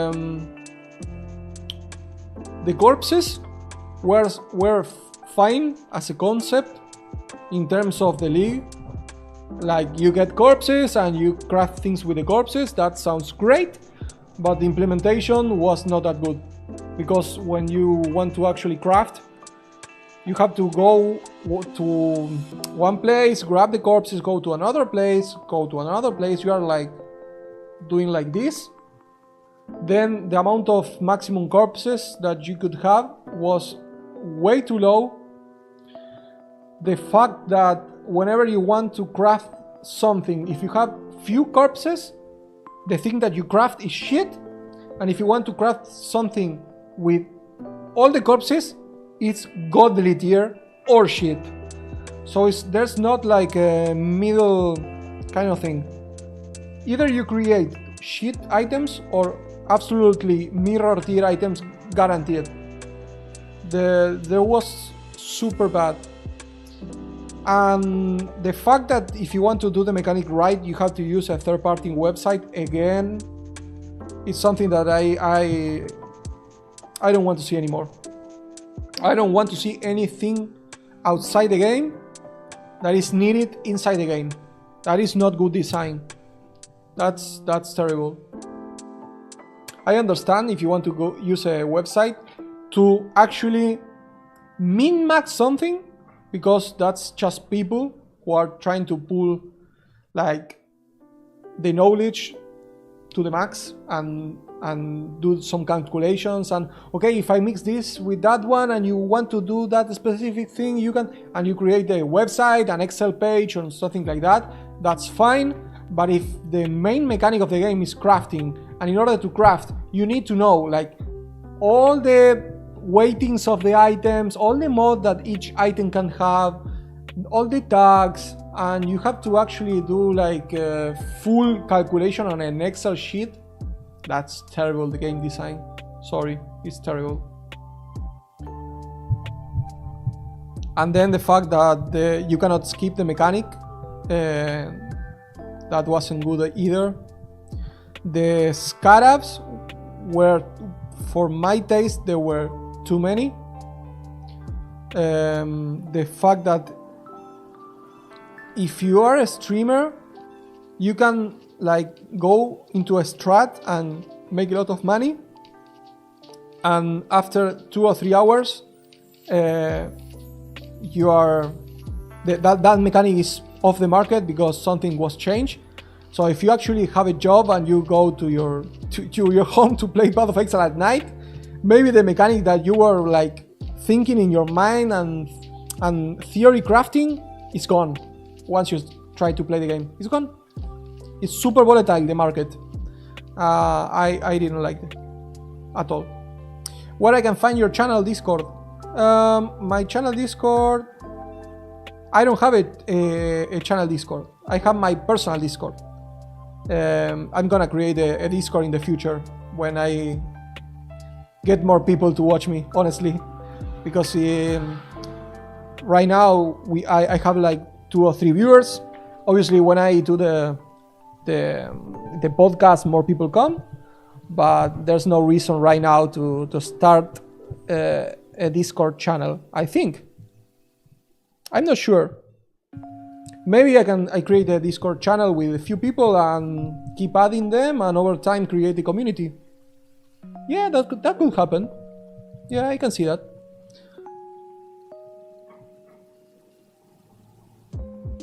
Let me... one moment, I'll give you my Discord.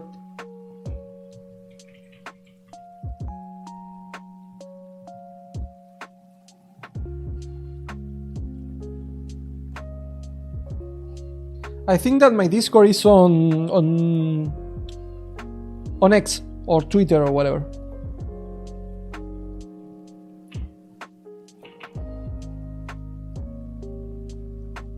Yeah, it's probably true.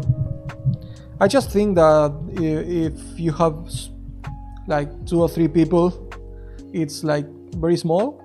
But then again, you're right. Like if you go out with friends, you are like 2 or 3 people, and you can have a blast. Even you guys, I can have both of you and play Path of Exile, and we'll probably have fun. There's no reason for not creating a Discord channel. I will probably create one. Yep, I will probably create one later.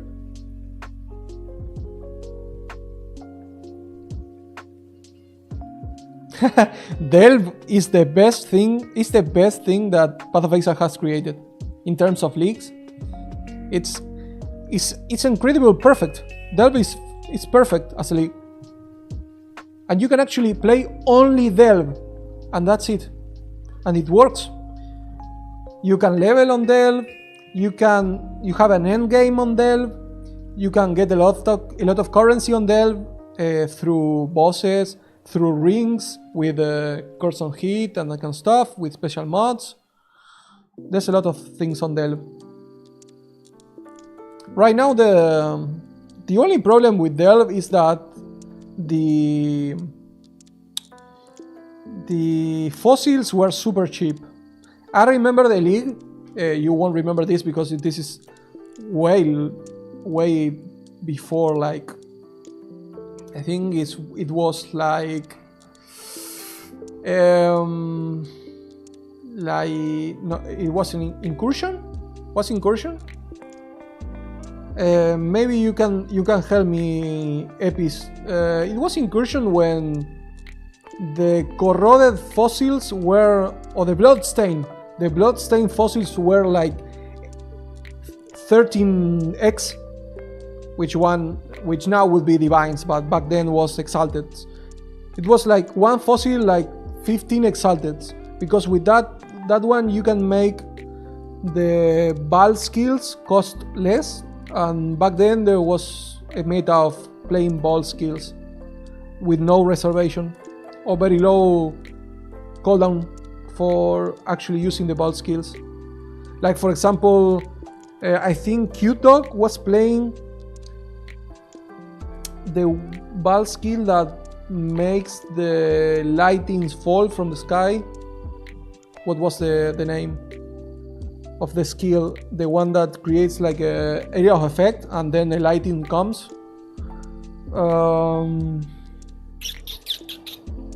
Can't remember the name. Fuck.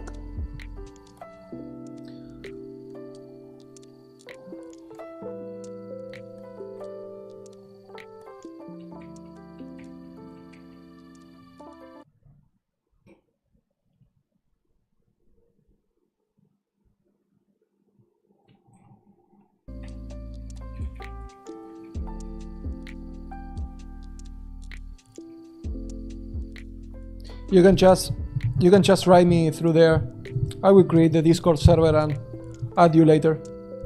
I like your idea, thank you.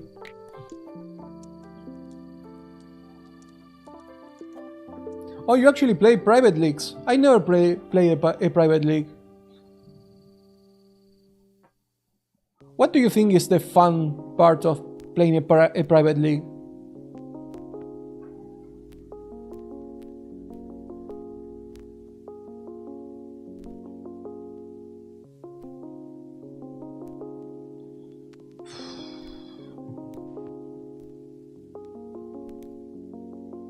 I don't have Twitter. Just write me here on yeah, here, write me. Oh, you cannot write me here on YouTube, right? Fuck. Let me find you a solution, don't worry.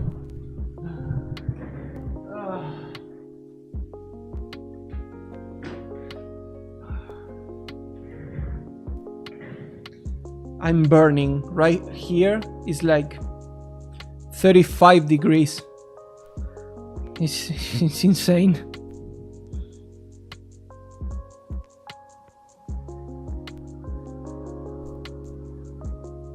Let me see.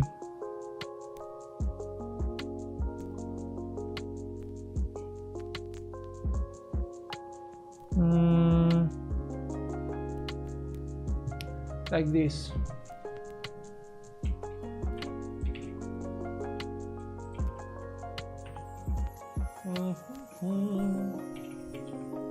There we go.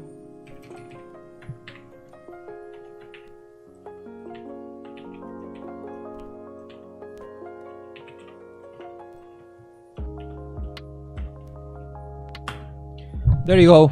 That's my Discord account. You can just write me there. I will add you later. In Finland is 17 Celsius. Oh, that's beautiful. I will kill for 17 Celsius. Here is fucking inferno. I'm gonna go grab food. Hello. I'm gonna grab a coffee and be right back.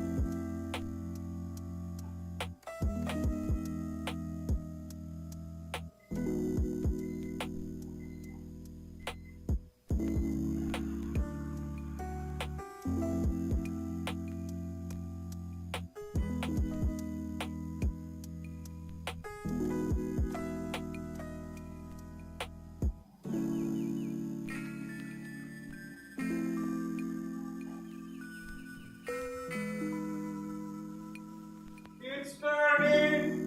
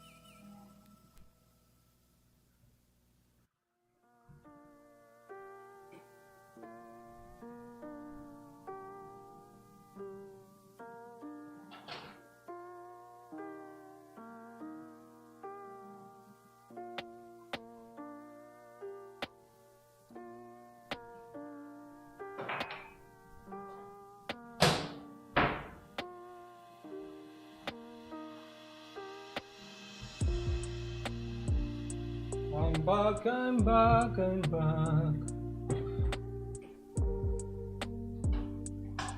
Oh my God. This is so hot. Oh. Okay. What country is Lithuania? Yes, Lithuania. 21C.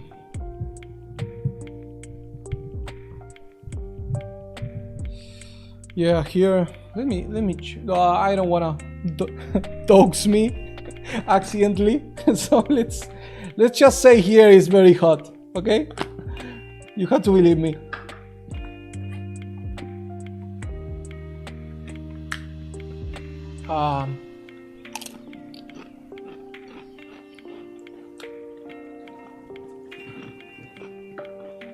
Perfect.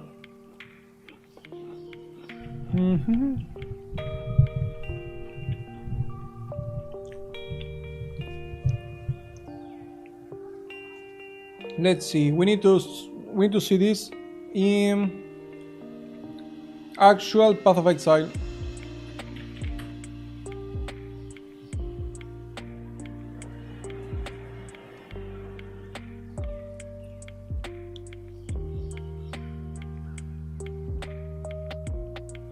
Shouldn't it be live here? Or maybe on Twitch? But Twitch has terrible frame rate. Or bit rate. Sorry, bit rate. It's terrible here. But yeah, it's on Twitch.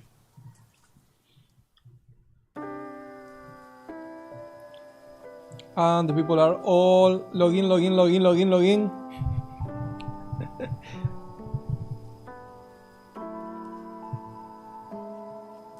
Okay, we're gonna pause this.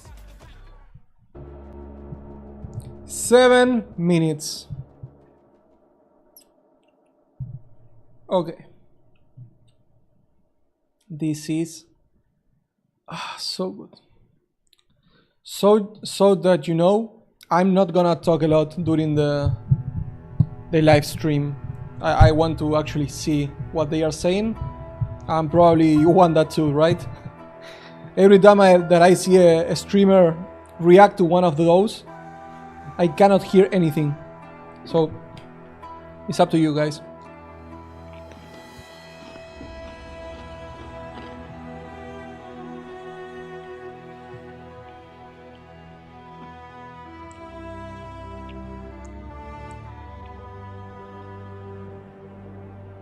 Yeah.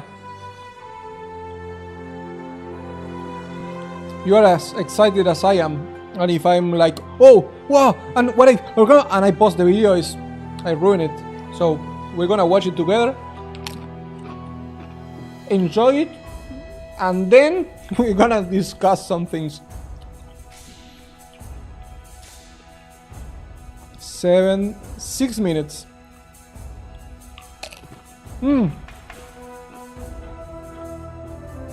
I need to actually record this.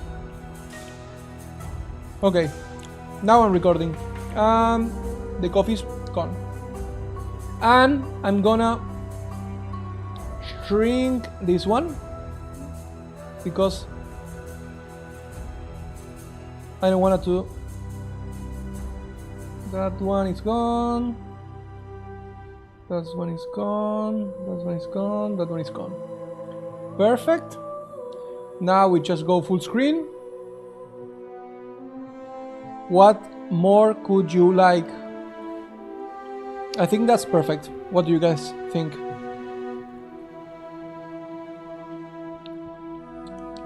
Let's board before the start.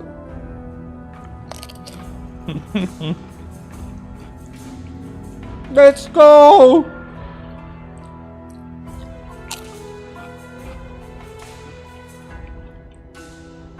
Necropolis was so long for me.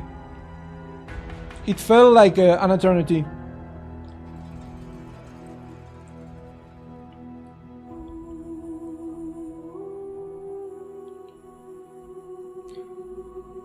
Oh, this reminds me.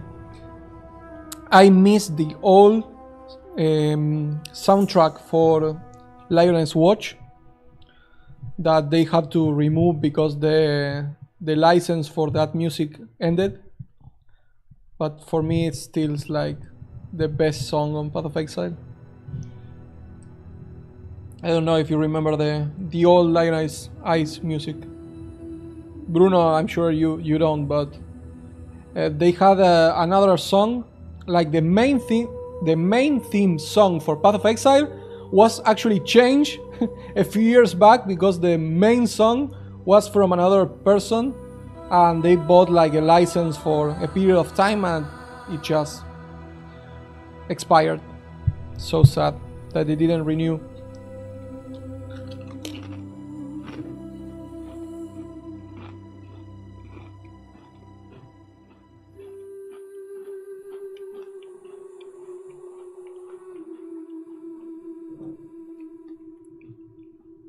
It was a very small company back then. It's like, for me, for example, if my videos are full with well, not full. I have 2 or 3 videos that have like copyright claims, but I have the rights, but I didn't care because they are not monetized. But if, for example, tomorrow I'm the next Mr. Beast, that all the like my branding will need to be redone. If that's the case, that will never happen. But that's what happened to GGG. They have a lot of things that they needed to change when they became like the main ARPG. During Harvest. No. During Harvest, the song was already gone.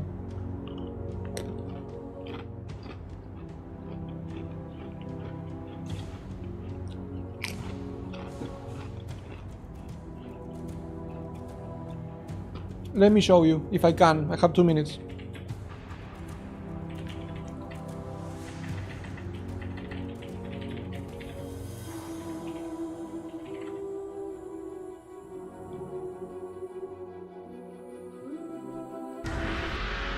This one was the old song.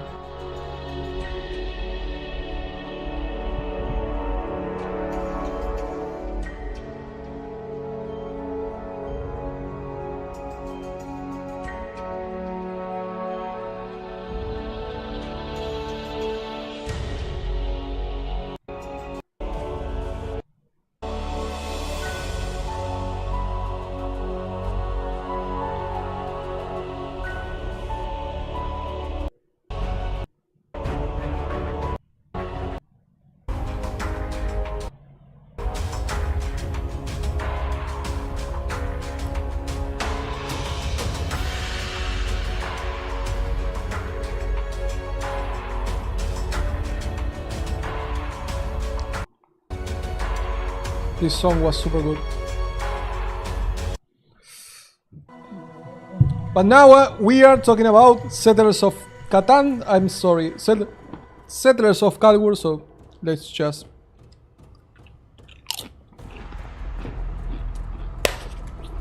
Let's go! Let's fucking go!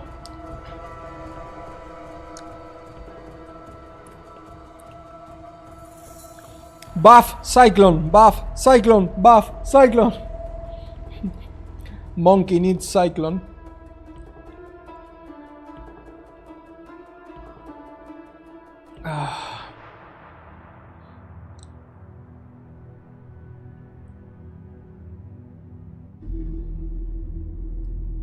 It's happening. Oh. Let's go! Hi, I'm Chris Wilson from Grinding Gear Games. Welcome to GGG Live. Today, we're going to show you an exclusive reveal of Path of Exile Settlers of Kalgur, which launches next week on July 26th. Twitch drops are enabled on today's livestream, so make sure you follow the instructions below in order to claim your Corsair back attachment. In today's stream, we will take you on a deep dive into the new Settlers of Kalgur Challenge League.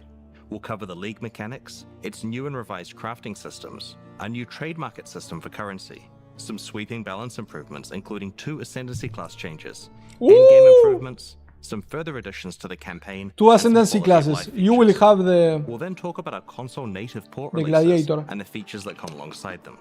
Finally, we'll show you our new supporter packs, ending with a live Q&A session where Ziggy D will ask Path of Exile's game director Mark your questions from Twitch chat. After the livestream, we'll drop the full patch notes. I'll hand over to Mark now to introduce the new league. We've really innovated with the content in this league, and I'm really excited to see what everyone thinks. So let's just get right into it with the trailer for Path of Exile, Settlers of Kalgur.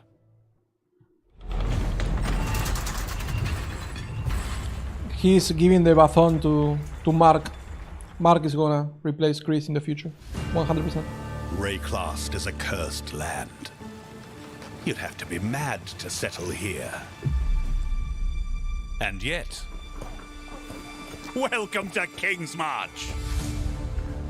It's not much yet, but with your help, we can erect the greatest city Rayclast has ever seen. City builder! City builder! We'll need resources and savvy planning.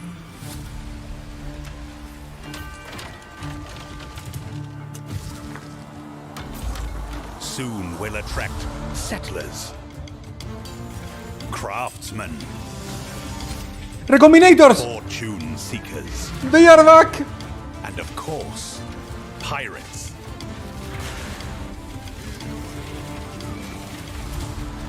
But if we prevail, What? our ships will be heavy The with gold. fuck? We hope to achieve the impossible. We're gonna mark the bingo later. A home. I don't wanna interrupt the video.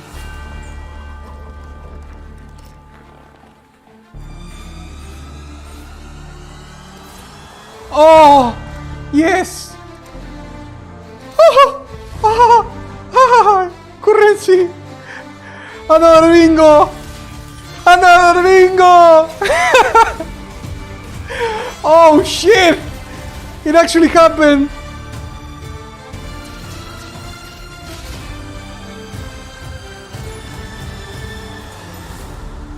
Calandra League! I saw Calandra League there.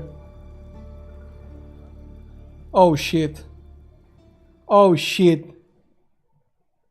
It's gonna mix a lot of Path leagues. of Exile Settlers of Kalgur, you will encounter some familiar faces from the Expedition League.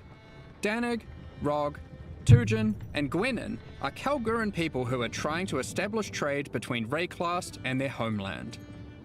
They have recruited many curious characters from Rayclast, including some you may recognize, but are also seeking help of a powerful exile, like yourself.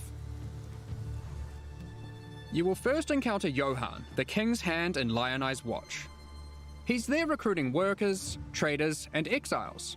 Johan, under the command of the King of Kalgur, has been sent here to build a new city called King's March, which intends to become the hub of commerce between Rayclast and Kalgur.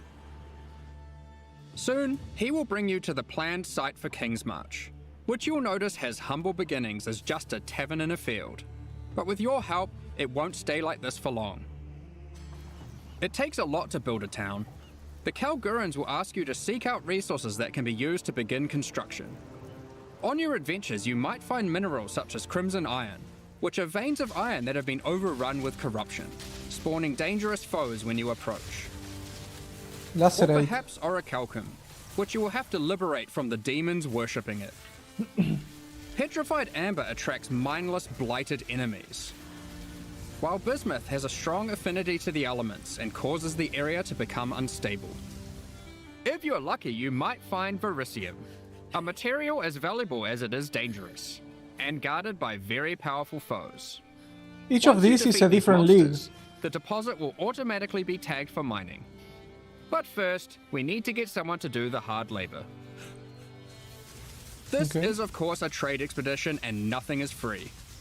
Miners, along with other workers that the Kalgurans have hired, must be paid in cold hard gold. Have you seen Which you'll the notice flask? is now dropping throughout Rayclast. You will have control about who gets hired into your enterprise. Once you have accumulated some gold, head to the town and talk to the recruiter, Rolf. He's been busy tracking down hardy folk across Rayclast who are looking for work. You'll notice each person has their specialties. This is gonna and be a fun. wage cost. This is gonna be fun. It'll be up to you to hire and fire as you please. Over the course of the league, you'll be searching for your perfect employees for each job. Once you have them, you'll have to keep them paid, safe, and alive, which we'll get into later. Oh, Here we have a no. prospect who has a specialty in mining. We'll start with that so we can begin to retrieve some of those resources we were talking about earlier. Don't tell Let's me go that find they some can ore they can and put die. our miner to use. Oh, we've found a vein of orichalcum ore. It's guarded by dangerous demons worshipping a strange shrine. The shrine buffs the demons, giving them power. That's a scourge. Once you defeat them, you can seize that power for yourself. After that, we can tag the ore, That's scourge. and our mining specialist will get to work. Soon, we encounter a few more deposits, each with a different dangerous encounter. After you have tagged the mineral veins, your miners will get to work collecting resources in real time. They might take a while, but will continue whether you are logged in or not. Ah, okay. The okay. work can be sped up by hiring more or better miners, and by upgrading the mining station back in King's March to equip them with advanced pickaxes. Alright, some time has passed and our miners have been able to get the resources back to town. We've also managed to collect some more gold too. We can now upgrade the town and build new structures. There's plenty of options, we just need to decide where to start. I think we'll start with the tavern, the beating heart of King's March. It can be upgraded instantly to improve the recruiter's prospects. Wait. And you can find various important NPCs relaxing here. Next, we'll upgrade our mining station. You can upgrade this to improve the efficiency of your miners and allocate our newly hired workers to mining. You will eventually need a smelter, where you can send your ore to turn into more valuable bars. Then we have the disenchanter, where you can bring your magic, rare, or unique items to be added to a queue to be disenchanted over time. What? What does it do? The items will be broken down into thaumaturgic dust, a new resource used for crafting and shipping. We'll Okay. get more into that later. And of course, a town needs food. You could invest Makes in sense. farming, where you can select crops to grow and harvest. But don't worry, you won't be manually watering anything. Ah, the wonders of delegation. The UI is With all these beautiful. resources piling up, there will be excess that we can spend. Let's talk about rewards in Settlers of Kalgur. Eventually, you can build a harbour and establish shipping routes between a number of different Kalguran and Karui ports for trade. You'll be able to pile your acquired resources onto these ships and send them to a port of your choosing, where your traders will haggle for the best deals.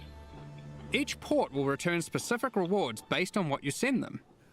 They accept all types of resources, but will have a preferred type that they'll currently pay more for.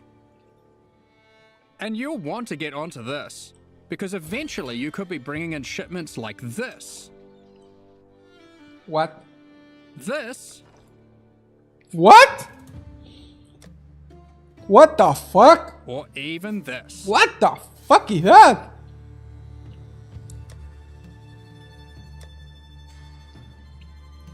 Today, What? we're going to trade with Kalgur. Take You'll all. notice that as How? we send more resources, this risk meter creeps up. Much like the dangers on the shores of Wrecklast, there are dangers out at sea. Monsters, Oh my fucking pirates, environmental hazards. You'll want to try keep your shipment safe. We're gonna gamble with our You money. can do this by hiring workers that specialize in shipping. The more of them you add to the ship, the less risk there will be. Like this gentleman, who's famous for fending off even the most dangerous of pirates. Now let's get that shipment going, and we'll continue exploring Wrecklast while we wait for its return. This league is gonna be. This is the first Path of Exile league that experiments with true, real-time mechanics. Yes. You can send out shipments, go and have lunch, and come back to your rewards. Many mechanics in the league work this way, so you'll always have some ongoing project or outcome to look forward to. When your shipment has returned, or met its demise, you'll get notified, and at your leisure you can return to the town to collect your rewards. Our shipment returned safely, so let's go see what we got. Ooh, they've sent us a unique item alongside our rewards. Perhaps hoping they to are back. secure us as a loyal customer for the future. Aside from shipping, the Kalgurans are big on their technology. They have hired Isla, a familiar face from the Heist League. She is an engineer who the Kalgurans have employed for a very exciting purpose. You're not the only one who understands how profitable running maps can be. Once at endgame, Isla can help you build a series of Kalguran Wait, modified what? map devices. You can then put a queue of maps into them. Oh! If you've hired a few skilled Atlas runners, What? they'll put themselves to work running those maps for you one What? after another. Look, more delegation. What the fuck? You'll be notified when the rewards are ready to be collected. Nani? It's in the queue, so don't feel obliged to go back there all the time. Be careful though. What? The difficulty of the map impacts the risk of your workers perishing. Try to pick your best workers, or perhaps just ones you don't like. Consider the This difficulty is too. insane. Sometimes it's better to just run it yourself. You'll see there are many benefits to having a whole ass town at your fingertips. Oh, this is gonna be so interesting. Let's talk about crafting services. Oh, I have so much You to should say about definitely this. consider building a runesmithing table. This is operated by Danik himself, using powerful Kalguran blacksmithing arts. He can engrave runic magic onto your weapons using runes. This is There are many crazy. rune types and combinations to choose from, and you can unlock new crafts that can be applied to your weapons as enchantments. Our design intention here is to take powerful effects you would usually only find on unique items, Wait, like this modifier, which you might recognize from Doomfletcher's Prism. Danig can apply it to your two-hand maces. you can craft unique There are over modifiers. 100 different special crafting outcomes, ranging from ones very easily applied So que to te very da skill difficult. have 100% reduced soul game Rune types can be prevention. acquired through trade with Kalgur, or defeating powerful bosses. Holy shit. The Kalguran tech benefits don't end there. We're also bringing back a formerly overpowered crowd favorite, Recombination. Recombinators. Isla is trying to master this. Yep. She just needs you to help her with getting resources. They are The fucking system back. isn't as strong as it used to be, but it still allows you to combine two items together, hoping to get the best modifiers of each onto a single item. Oh my fucking god. I want this to go core, Between and I running a haven't played. town, shipping, and exploring, you'll be collecting a lot of extra gold. It is now the primary resource for two huge new quality of life features that we are putting to test. Firstly, you can use gold to respec passive points. This is a feature from Path of Exile 2 that we've decided just makes sense to port back. Thank The higher level you. are, Thank the you. more expensive it gets. This is the best And the fucking next one thing. is absolutely massive. A currency trade market. The Kalgurans have recruited Faustus, another NPC from the Heist League. Holy He allows you to fucking asynchronously buy and sell shit. currency and most other stackable items with other players without the nuisance of price fixes and people who never respond. Oh! All you need to do is select what currency you want, say what you have, and your ideal ratio. Oh, fucking It's kinda like a real-life stock market. This is Just to make the insane! trade happen for you, so long as there is someone selling on the other end for the same rate or less. You'll be able to go back to blasting monsters while trusty Faustus does the dirty work, notifying you when your currency is ready for collection. All you need to do is pay him a small amount of gold for his time. Cards on the table. Holy This is an experiment to Jesus. see if this type of asynchronous trading has a place in future Path of Exile releases. We're very excited to see how it goes. Now, given that Faustus is an expert in black market This is trade and huge. shady deals, he also provides another service, offering What? items for gold. The items will generate with random rarity, and on average the modifiers on them are better Ah, than normal. okay. It's the gambling. This can be a very nice way to get some targeted This items is a very during the campaign. known mechanic in other For games. serious crafters, it can be a great We starting have point this for in, making those in elusive, Diablo, we specific have this in in-game Last Epoch. items, which perhaps you could take to the runesmith afterwards. It's worth noting that you can invite Faustus to your hideout, where he will always be available for respecking, That makes currency sense. exchange, Yeah, and that black makes market sense. items. As your town grows, it will attract more attention, good and bad. Settlers of Kalgur features 3 endgame bosses that will close in on your operations, wanting a Okay. piece of the pie. They Oh. might capture and ransom your workers, even your entire ships. Wait, what? You'll have to make some tough decisions. Will you take them on or pay them off? One example of a boss is Sasan, the Bandit Lord. You won't stumble across this boss by accident. Instead, this unsavory character can come into your town at night and No! take your Atlas runners hostage, holding them for ransom. Bruh. What happens What next the is fuck? up to you. You annoying Perhaps you'll refuse fucking to bitch. negotiate with bandits, leading to a fight to defeat Sasan and rescue your workers. If you're not up for the heroics, you might simply pay the ransom in gold. Or perhaps these workers were especially disappointing, and you'll just leave them for dead in true Ray class fashion. They knew what they were signing up for, right? Of course, the heroics might be worth it for other reasons. F on chat. These bosses F, can drop F. new unique items. Oh. Chance to block spell damage. In sum, Word. Settlers of Kalgur is a very experimental league I with couldn't new see it. mechanics that will completely change how you play the core game. We have to. We've been sitting on a lot of these ideas for a while We and have so can't much wait to share them stuff with you. to see. But there's a lot more to this expansion. Let's talk about balance. Okay. We've finally rebalanced the Gladiator. Oh! It's been a long time coming. Oh! Like before, there are passive skills that allow you to invest in bleeding and block. Challenger is We've gone. designed new skills replacing some of the old ones. Okay, Like no, this, he's there. War of Attrition, which is very handy for long sustained boss fights. With hits and enemies to rare. Further alongside the Gladiator theme, this new passive allows Holy you to combine Jesus. different weapon types while dual wielding to get a variety of powerful bonuses. For example, holding a dagger will give you more critical strike chance, while holding a mace gives you more area of effect. Of course, you could just use Varanastra for all weapon type bonuses. And finally, we have a new notable which allows you to invest in the newly added retaliation skills. What? These are active skills which require you to meet a certain condition in order to use them. Once you meet that condition, New you skills? can unleash devastation on your foes. Oh my god. Here we have Eviscerate, which requires you to have a shield. Okay. Or for those who like to dual wield, Sword Storm, which is great for obliterating bosses.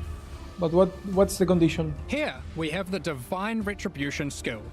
This one has the condition requiring you to block. You can then unleash a devastating spell, Damn. causing lightning bolts to strike the ground in an X shape around your target location, doing huge amounts of damage. And of course, in true Path of Exile fashion, there are many avenues to invest in these mechanics further on the passive tree and a new support gem.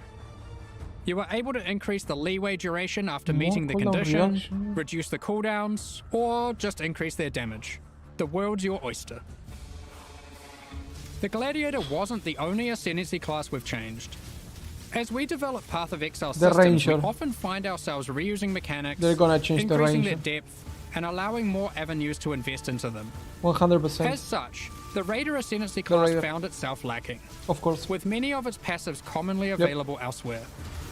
We want our Ascendancy classes to always feel like they're pushing the boundaries, allowing you to change your character in ways that are meaningful and ideally unique. Let's see what. As a result, we've What is straight new? up removed the Raider. Rest in peace. Holy shit! And we've added a new class in You're its gone, place, bitch! The Warden. This class is largely inspired by The its fuck? predecessor from the Affliction League, with a few changes. The Warden now focuses on elemental attacks, changing the behavior of Shock, enhancing Freeze, and replacing Ignite with Scorch. There's also a skill that allows you to go ballistic with your elemental damage periodically. The class also Your grants hits are with Bark freeze Skin, and shock and. which is a skill that can be used to mitigate physical damage from Yeah, hits. that's the one from the league After before. taking a number of hits, it increases your evasion, making it a great defensive choice. Finally, the last thing the Warden can specialize in is tinctures. These are an alternative to flasks from the Affliction League. We're bringing them back with adjusted mechanics. Okay. Tinctures can be placed in your belt, replacing flasks.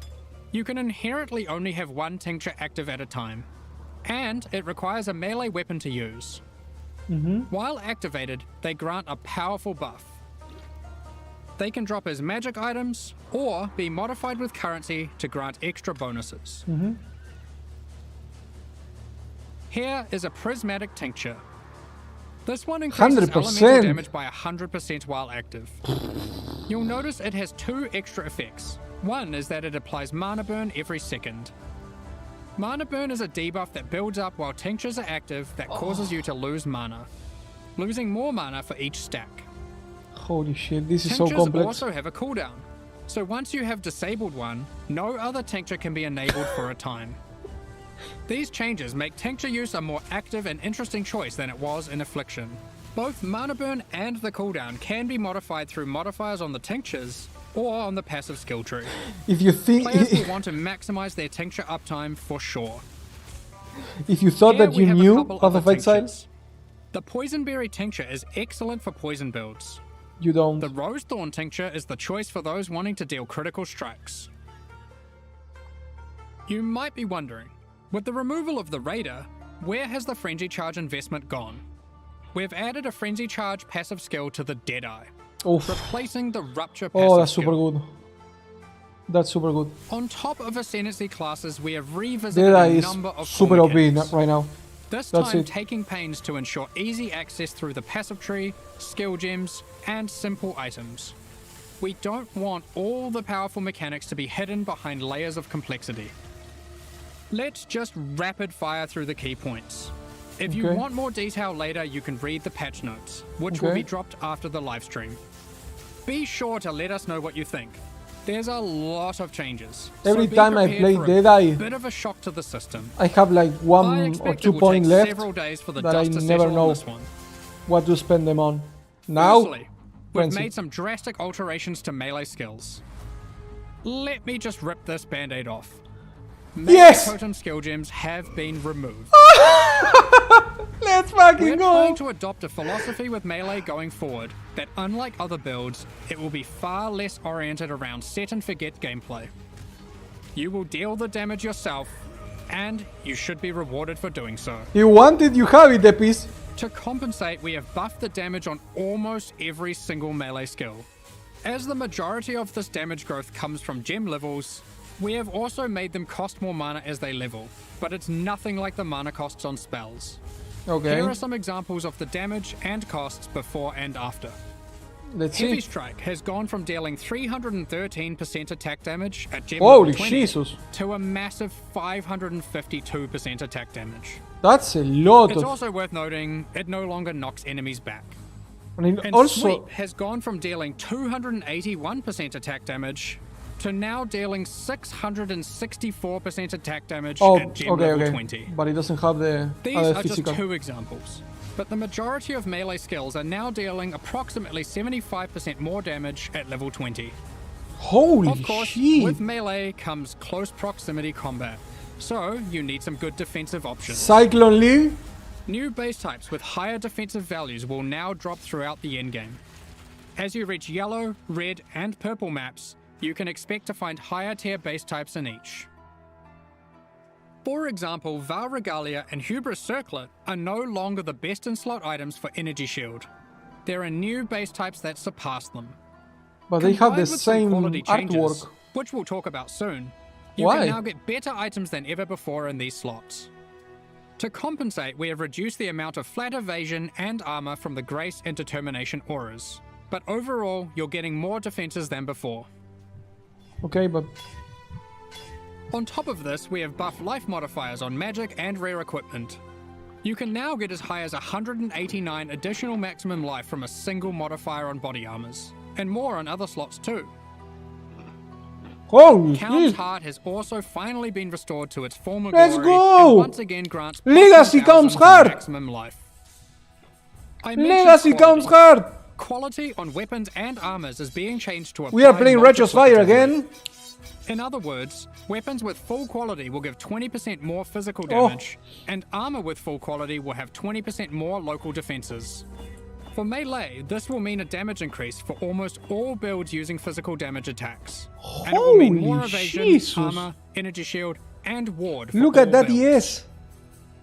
Endurance charges no longer grant elemental resistances, but instead grant additional elemental damage reduction, making it multiplicative with resistances. You can now get 4% per charge, alongside the existing 4% physical damage reduction. That's way better. To compensate, It's way we have better. made some changes to the Juggernaut, and various unique items like Eternal Damnation. You can get more maximum resistances from the tree, specifically around the Marauder class start. That's great. These of course can stack with the new elemental mitigation from endurance charges. Holy Jesus. On top of this, Jewels can now roll maximum elemental resistances as modifiers. Wow. Since we're making Wow. elemental mitigation more accessible, we've heavily reduced accessibility to physical damage taken as chaos or elemental damage. Okay, Those that stats are still was around, obvious. but you should not expect to be getting full conversion anymore. Makes sense. All block passives have been buffed, Cloak of Flame was so you can now bonkers. more easily achieve block cap from just the passive tree. The Keystone Versatile Combatant has been improved to have less of a penalty to maximum block. Okay. A number of Life Leech passives have been buffed to generally allow for more acquisition of maximum leech rate for life. Are you gonna make me play melee? I hate Val you. Pact has been reinstated to its former glory for instant Life Leech, but Gah! only for melee. We've Damn reworked Flesh and it! Stone. Previously, Fuck! this skill granted Maim and Blind. I'm gonna depending on the play stance melee of our again! character. Fuck! Now, while in Sand Fuck! Stance, the skill simply provides damage mitigation, becoming more effective the closer you are to enemies. While in Blood Stance, enemies will take more physical damage the closer you are to them. This skill will now greatly favor melee or close range gameplay. Given we're doing a Kalgurin League, Ward has also Holy received a bit shit. of attention. There are new uniques that grant Ward, and the base restoration of Ward is now faster. To compensate, Olroth's Resolve has I can't been believe nerfed, this. but Ward loop builds will still be possible. Anyway, that was most of the purely defensive changes. Now let's look at some of the offensive and utility-based ones. There are more and better ways to deal with mana as an attacker on the southern hemisphere of the passive tree. Okay, that's great. Because getting a little bit of mana leech is Wands, absolutely game changing daggers, for melee. scepters, claws, and staves now have higher critical strike chance values than ever. Wands can go Wow. as high as 10% without Wow. modifiers. Sandstorm Visage has been made rarer to compensate, instead of reducing its power. For you wand attackers, wands now have higher attack speed than ever to compensate for their low damage. Wand exclusive skills such as Power Siphon, Kinetic Bolt, and Kinetic Blast now have faster attack times. Impale passives have been revised and in general buffed.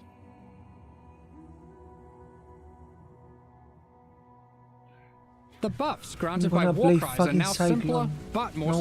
significant and more universal to builds. They also now apply to allies by default. Banners have been reworked. Instead of having a reservation cost, they are now free.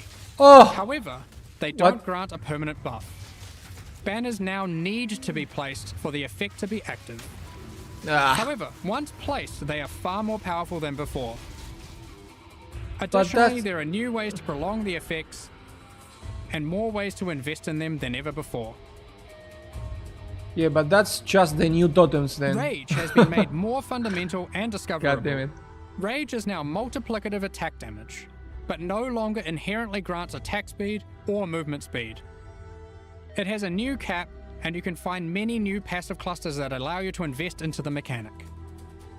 The goal is to make Rage more powerful as a baseline, and less gated behind the use of specific unique items and ascendancy classes. Okay, that's great. Berserk has been nerfed, just so you're aware. We have changed how bleed works too. You can now find aggravated bleed on the passive tree.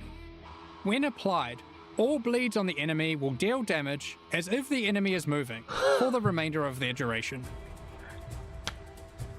The skill Ensnaring Arrow no longer interacts with bleed, so no more will you have to apply bleeds and swap to a bow.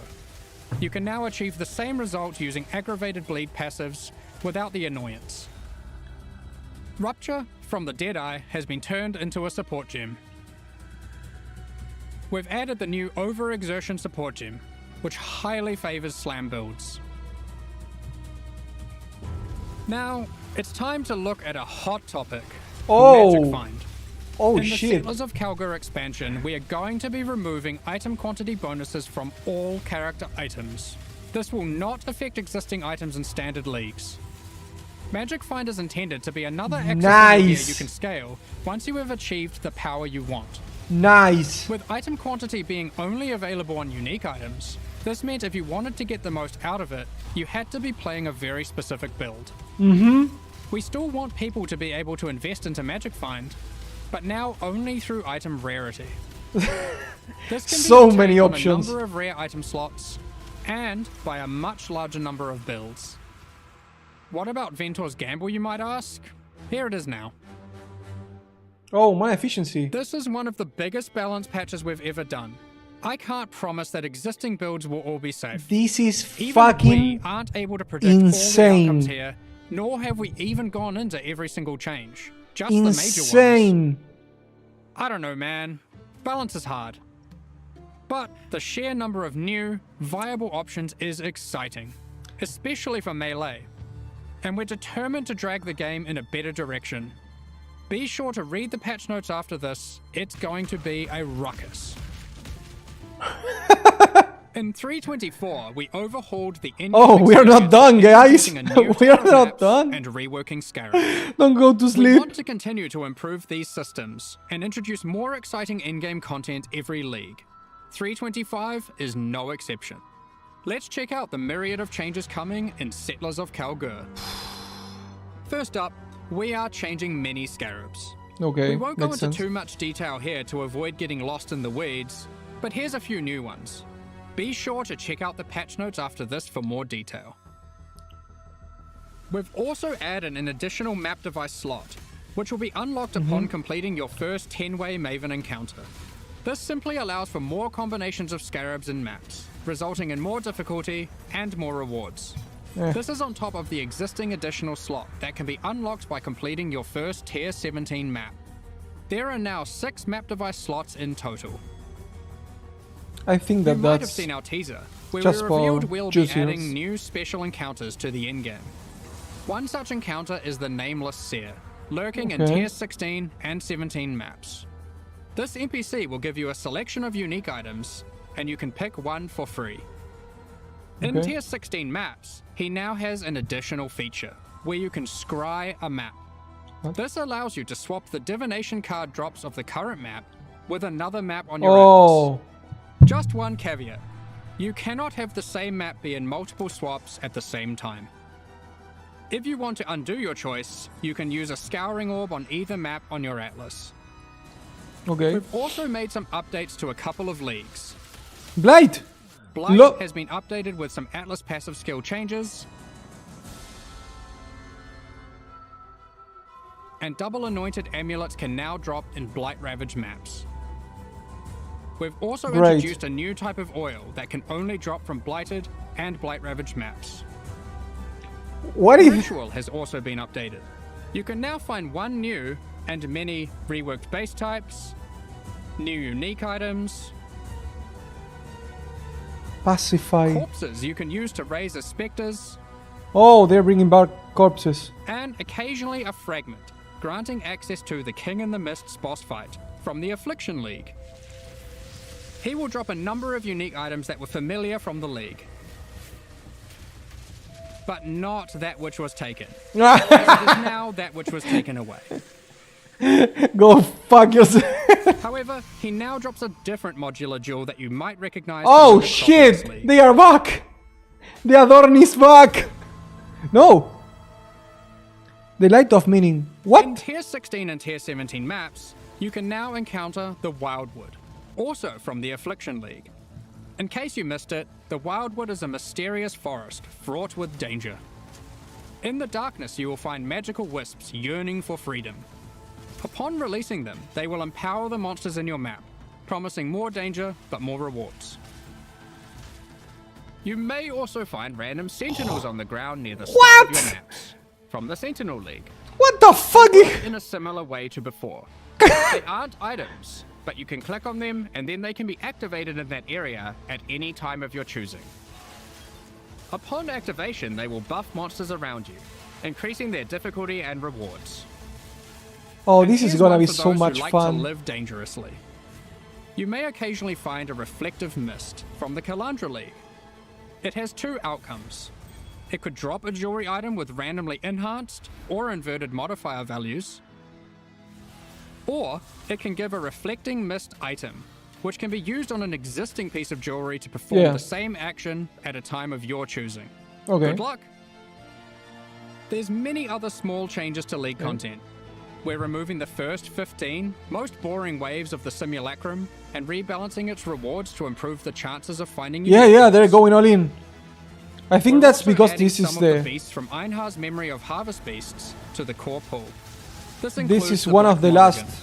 Oh, the Black Morrigan is back. In Okay. other news, we've added a set of new chisel types, which Holy can be applied shit. to your maps to get different bonuses. Stop, please! While the Cartographer's Chisel still increases item quantity, there are new ones that now increase rarity, pack size, Holy increased shit. chance for currency items, Stop! divination cards, and scarabs. It's also worth mentioning that chisels now apply 20% quality per chisel to white maps, 10% to yellow maps, and 5% to red maps and higher. Unique maps still require the full 20 chisels. Also, Goddamn. only one type of chisel can be applied to a map at a time. Okay, thank God, because...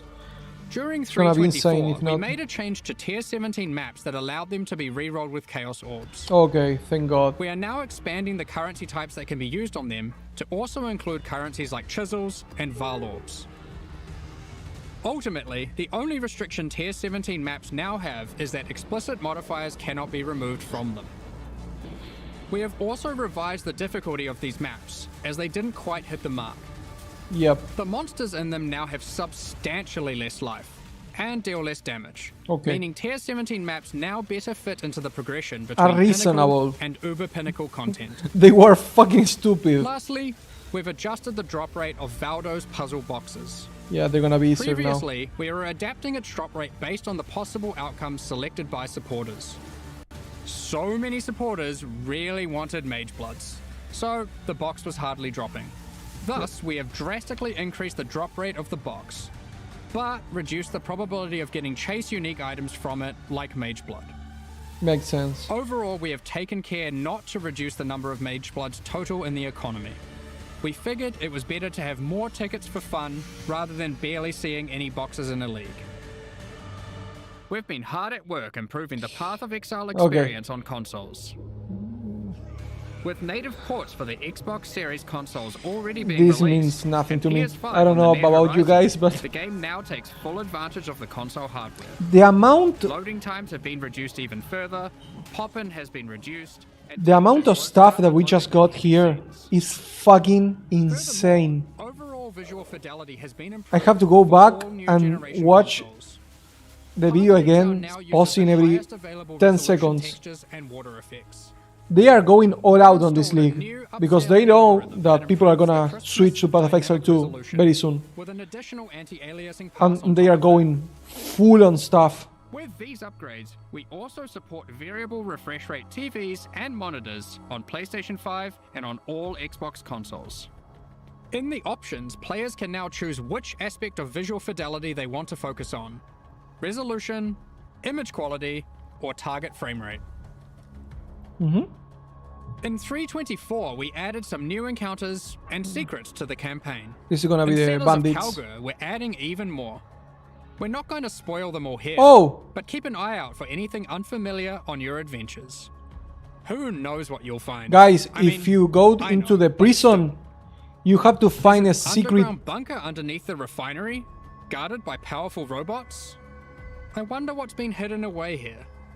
a recipe. How do I unlock this mysterious door? What riches must lay inside? Blighted growths have appeared in the gardens and sewers of Sarn. A vault containing riches can be found in the reliquary.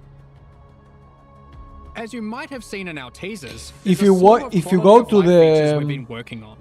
Here's a if you go to the You'll prison, no longer need to interact with waypoints to unlock them.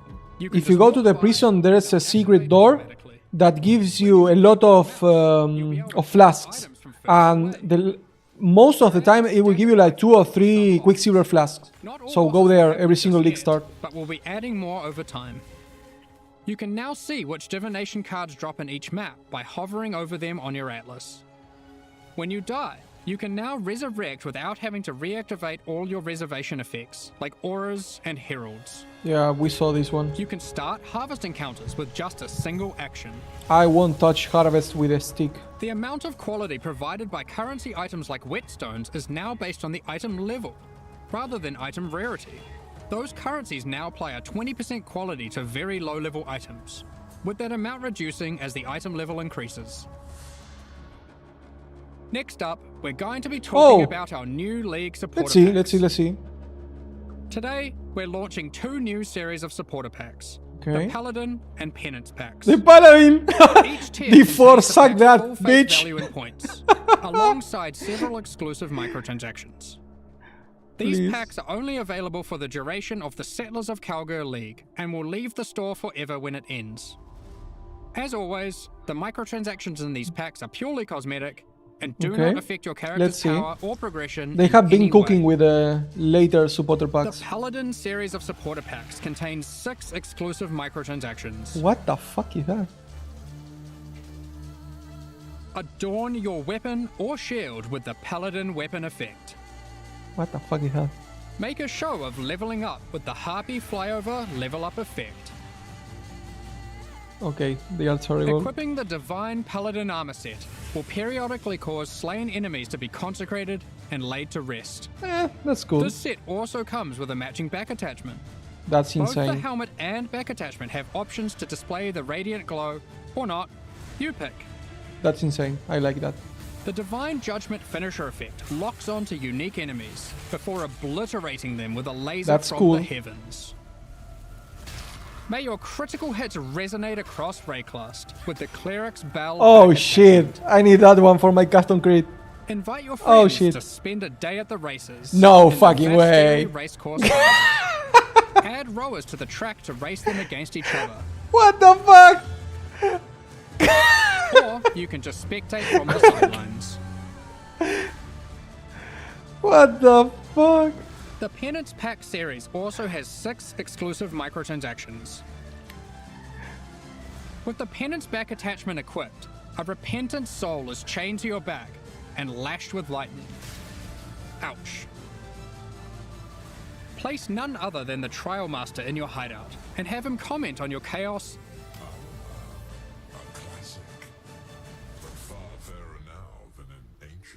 That's interesting. And Val crafting attempts. I don't care that much, but that's kind of cool. He even keeps a record of how many Chaos and Val orbs you've used in your hideout during the league. That will or just depress across me. All leagues. All leagues. Blood stains Wait, your what? armor the more life you lose when wearing the Acolyte's Penance armor Oh set. shit! I need that for my Cyclone. The Zealot's Madness portal effect fragments as you near it. The Cauldron map device boils maps, fragments, and scarabs placed into it. What? Keeping a tally of how many have been thrown into the pot in the current league or across all leagues. What? The exiled squire pets follow in your footsteps, hyping you up for battles. No sweat for you, boss. What? Providing pessimistic commentary. That's just annoying. Or voicing I'm their gonna- disdain for you to bring you down a peg. About time you kicked the bucket. That's just annoying. These packs are now available for purchase on both PC and console, and will remain so during Path of Exile they're okay. Settlers of Kalgur.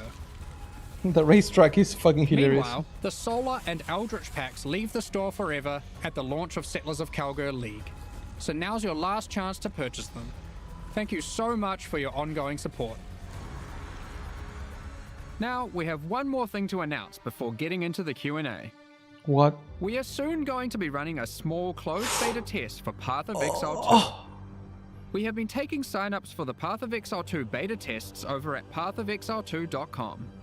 We will only be selecting a very limited number of people for this first test, but if you want to make sure that you are considered, then head over to the website and register your email address now. I'm We're going. just about to start the Q&A with Ziggy D. Afterwards, we'll post Path of Exile Settlers of Kalgur's I full think I've patch done notes. that.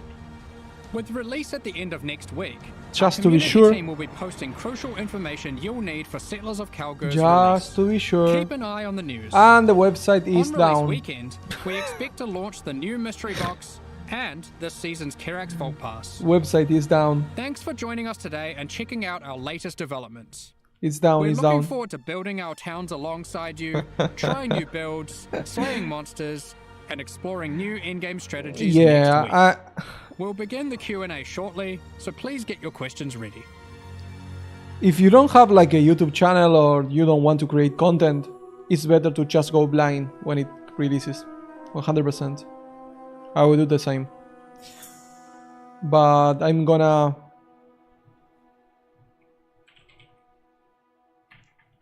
Oh, I have to use the same mail that I've used in Path of Exile, so they can see how much I've spent, and they give me the money that, because they are actually seeing how much money you have spent on Path of Exile. Exiles, we To are consider live that. from the Grinding Gear Oh, Games it's super low. studios here in New Zealand. All three of us in person today for the first time ever for a very exciting and massive. Audio is super low. Some real whiplash from some huge announcements there. It just kept going. Like you guys just kind of got in a room together and set up the whiteboard and put everything on there, huh? End of the day, really, it's we have this much time, we have this many people who can do what we do, and we just keep going till the end. Like, it doesn't stop here. Like, we've still got one more week, right? Like, there are still changes that can be made, so we're going to keep making them. So, but yeah, it's huge. It is absolutely massive. Yeah, Jonathan was saying to me the other day, I don't think it's that big. And I was like, mate, that was crazy. It just kept going. Yeah, I mean, I guess from my perspective, I kind of look at this and I'm like, okay, when I compare it to the amount of stuff that's being created for PoE 2, it seems small, but yeah, when you actually think about it, it's like, yeah, it's pretty nuts. Yeah, fair enough. Yeah, making a whole new game there, but we are only talking about Path of Exile 1 sure, today, for sure. and you gave it plenty of space to shine. And we've got returning leagues, we've got a whole new league with a lot going on, and some very experimental content as well. And with all of that, you did tease us once again with the concept and potential of a boat league, and yet you sailed away and left us stranded on the dock once more. What gives? It's very much not intentional. I suspect, and honestly, I honestly reckon if someone actually got a boat league, they wouldn't end up actually liking it. But we can only really prove that by testing it, and so maybe one day we'll get there. But until then, you're just going to have... There'll be boats, but you won't be on the boats. Maybe one day. We'll see. All right. We'll have to keep dangling that just out of reach for us. So, does this feel like to you guys? And I've seen this theory floated around a lot of a bit of a send-off league for Path of Exile 1, in a sense that we've got the Path of Exile 2 beta kind of just around the corner now. I guess I don't really see it that way because, we intend to keep on making PoE 1 leagues. We're going to, it really is just, the standard league cycle, it is hard as a studio making two things at the same time, for sure. But, that's something we just have to sort of get used to. And yeah, we certainly wouldn't want people to think, oh yeah, this is like the last PoE 1 league or something like that, right? It's definitely not the case. We're going to be continuing to make PoE 1 leagues, and, that like you should expect to see things of this size in the future as well. So, Settlers of Kalgur, it adds gold, and I think we should touch on that and the whole currency exchange thing first. Yep. So, it's obviously using gold for its features, its progression with the workers and upgrading buildings and things like that. But you're also experimenting with some core game features like respecs and a trading fee for the new currency exchange. Huge announcement there. So those that have been following Path of Exile 2 will be familiar with the concept of gold and why that's a thing that you might add to the game now after it's not had gold for so long. But could you explain what is the idea behind gold? So really, I mean, gold is something that PoE 1 obviously never had. I think it's something that, in retrospect, I think that didn't help the game. The important thing with gold is that it's not used as a trading currency. Like, gold needs to be something that is only, it's bound to the individual character, and that means what it effectively is a measure of how much actual play that you've done, right, since you can't trade it between players. And that means that it actually ends up being a perfect currency to be able to do something like gate the player-to-player trade with an automated system like that, because in order to be able to you can't just sit there flipping all day. You actually have to be able to go and play the game as well, and that sort of prevents the kind of crazy inflation that you can get with other automated, auction house type systems that you see in other action RPGs, or at least that's the theory. But the thing is that we have to test this stuff, and this is the reason why we're really keen to do it as a league mechanic to start with, to sort of see, is it going to work? Is the economy going to go weird? What's going to happen? That way we can kind of dip our toe in, see what happens. Test this, because the thing with this trade stuff is you really cannot test it, like in the office, right? It's like impossible. It is simply we don't have thousands and thousands of people that you would need to be able to actually see how that goes. So on some level, we kind of need our community to see what happens with the economy to be able to test something like that, and that's just one of the few areas where that's like that. What we're hoping is that everything just goes fine. It's just way better. We can then immediately put it in the core game as soon as we've done with that, ideally without too many tweaks, and then that'll be good. But we really have to see by putting it in a league first. The thing I really like about this gold idea is that it allows you to effectively be converting this idea of Thank friction Epis for in coming. the user experience of like physically trading. You can continue this tomorrow. I'm gonna upload all the bot. Sure. So that go to bed and don't worry. Like the system, it'll be also really nice to be able to see how it works before we ship PoE 2 as well. It's really nice to to be able to do that, and we may be able to go further than this. The intention is to go further, and so this is effectively our first the first part. We'll see how it goes. I don't know if you know. There is also one thing about this, and just because it maybe wasn't clear, is that despite being in the league, gold is just dropping as items from killing everything in the game. Yep. You kill monsters, you play the game, you're getting gold. You don't actually need to engage with the league to use the gambling, use the respecking, or use the currency exchange. So despite being in the league, and the gold is only dropping in the league due to us being more experimental with it and seeing how it goes, like if you don't like the league's mechanics, it's not like those are gated behind that as well. I just wanted to clarify that just in case anyone was thinking, I don't want to. You can just invite Faustus into your hideout and then just use them for that, and and that can be the only thing you do if you want. So all that currency exchange, the item gambling and stuff is all like fully accessible, even if you basically don't do any of the other stuff. For sure. Which means, of course, if it is successful, it can port into the core game very, very easily. You just turn gold drops on, put Faustus in, done. I mean, there's a little bit more than that, but that's generally the summary of it. It doesn't have to come with the whole kind of city building element and all of that comes alongside it. Yeah. So do you see it being something that's likely to stick around then, and that's kind of the intention? That is certainly our intention. It's just that we want to be able to still have an out if things go horribly wrong, or if we feel like we need to change some stuff. So it is certainly our intention to keep it in if we can. It's a nice little safety net at being part of the league for you then. Safety rip. Probabilities are high, and I suspect also no one's going to let us remove it, right? So, like, let's be realistic here. It would have to go horrifically wrong for everyone to be like, okay, you were right. You cannot take us from. You're gonna take it from us. So it's there's also done. this gambling thing with Faustus where you can buy these un-ID'd items and actually look pretty powerful from what I saw. Like the items it was producing were like those really well rolled rares. What's the idea behind the gold-based gambles? Why is that a part of it? Ultimately, it's a sink. You don't want gold to just be accumulated forever. But the awesome thing is that it's a way to target specific base types. And that's ultimately the luxury. So obviously when you're going through the campaign and you're looking for specific targeted gear upgrades, very, very useful for that.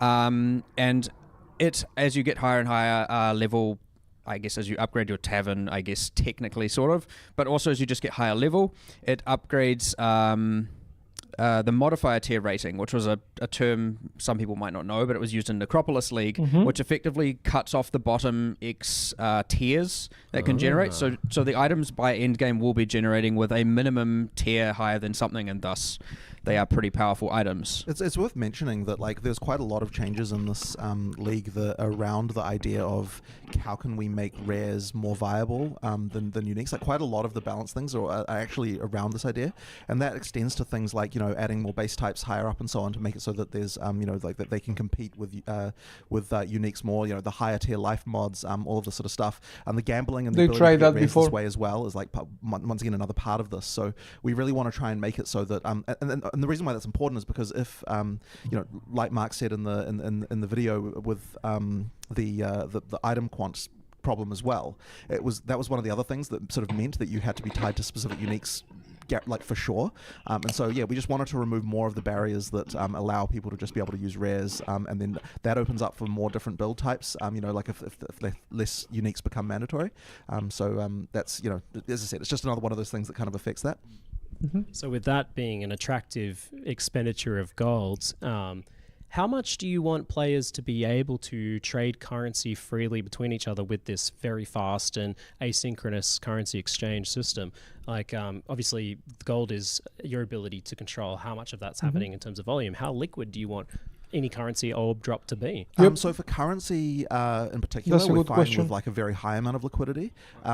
Later on, we've talked about how in PoE 2 we're going to be doing asynchronous trade for items as well. For that, we need to have a bit less liquidity, and the reason why is because currency can sync itself. Like there is its own currency sync. Yeah, so but effectively because you that use means the that currency. We don't have to like worry too much about fast trade there. Like the relative value should establish, and everything should be okay. And it shouldn't matter too much about that being highly liquid. That said, there is still a gold price to do it because we don't want people literally just sitting there just doing only that forever. But this is something that. We don't want to. It certainly should it's feel interesting. like if you're just playing what's going to happen that with you can get all the currency you want from the trade market and you don't feel restricted by the gold price. Like it's not intended to be something. What's going to happen with flipping, with currency flipping? With currency. Of course, it is still meant to have high friction early game. You don't want to demean the leveling experience and the new play experience where they think the right answer is to go and just trade all of the stuff away. You want it to be that you're more finding items there and getting things organically, and only later in the game does it become. So the gold prices late in the game are like not a roadblock at all. The gold prices early in the game are a roadblock. So that's kind of preventing that early game kind of issue. Yeah, because you want an alch when you're leveling your first character to feel like an alch. Yeah, exactly. Not to be like, oh, this should be chaos. Yeah, exactly. Yeah, okay. But that honestly sounds like a relief that you're not worried about that sort of thing too much, because that kind of incentive to hoard currency and not spend it all while leveling is always a bit of a bummer. Right. This feels like a bit of a momentous occasion, the the currency exchange. This because you've had this whole system of like the currency that syncs itself. This is insane and and extremely risky. Blending that with gold and this system. Super happy to see that they are actually. I mean, it's also just a mental block as risking well. Right? it. It's like how can you add gold to PoE? Test. It's like it's just one of those. It's one of those things. So this was one of the key components that was part of like designing the league. It was largely like how we started from that point. Because again, when you ask most people in the office, most players in the office and outside the office, what is the like number one problem with Path of Exile? And in what experience gives them the most negative reaction? It's trading. It's often trade. Yep, of and course. especially, I can't remember if it was last league or the league before, and I was trying to buy. What was I trying to buy on the currency? It was like one of the catalysts. I was like, okay, I just need a catalyst up my ring. Oh man. You get 100 people on the trade website. Yep. I just went spam. I got 100 people. And guess how many replied? Zero. Zero people replied to me. And I know you're meant to scroll down because all the top people are just bad actors. And then it's like, okay, I actually got to a point where I was like, okay, genuinely no one replied. And then like so I was just like on Discord, I was like, yo, I need some help buying these things. Can everyone just start? This is why you need developers to play their actual game. And so yes, it is actually one of, or was hopefully to be no longer soon, the most frustrating experience you can have as a player at endgame. It was something else. And so when we're designing the league, we're like, okay, if this is the number one problem, how are we not taking some sort of stride to solve it?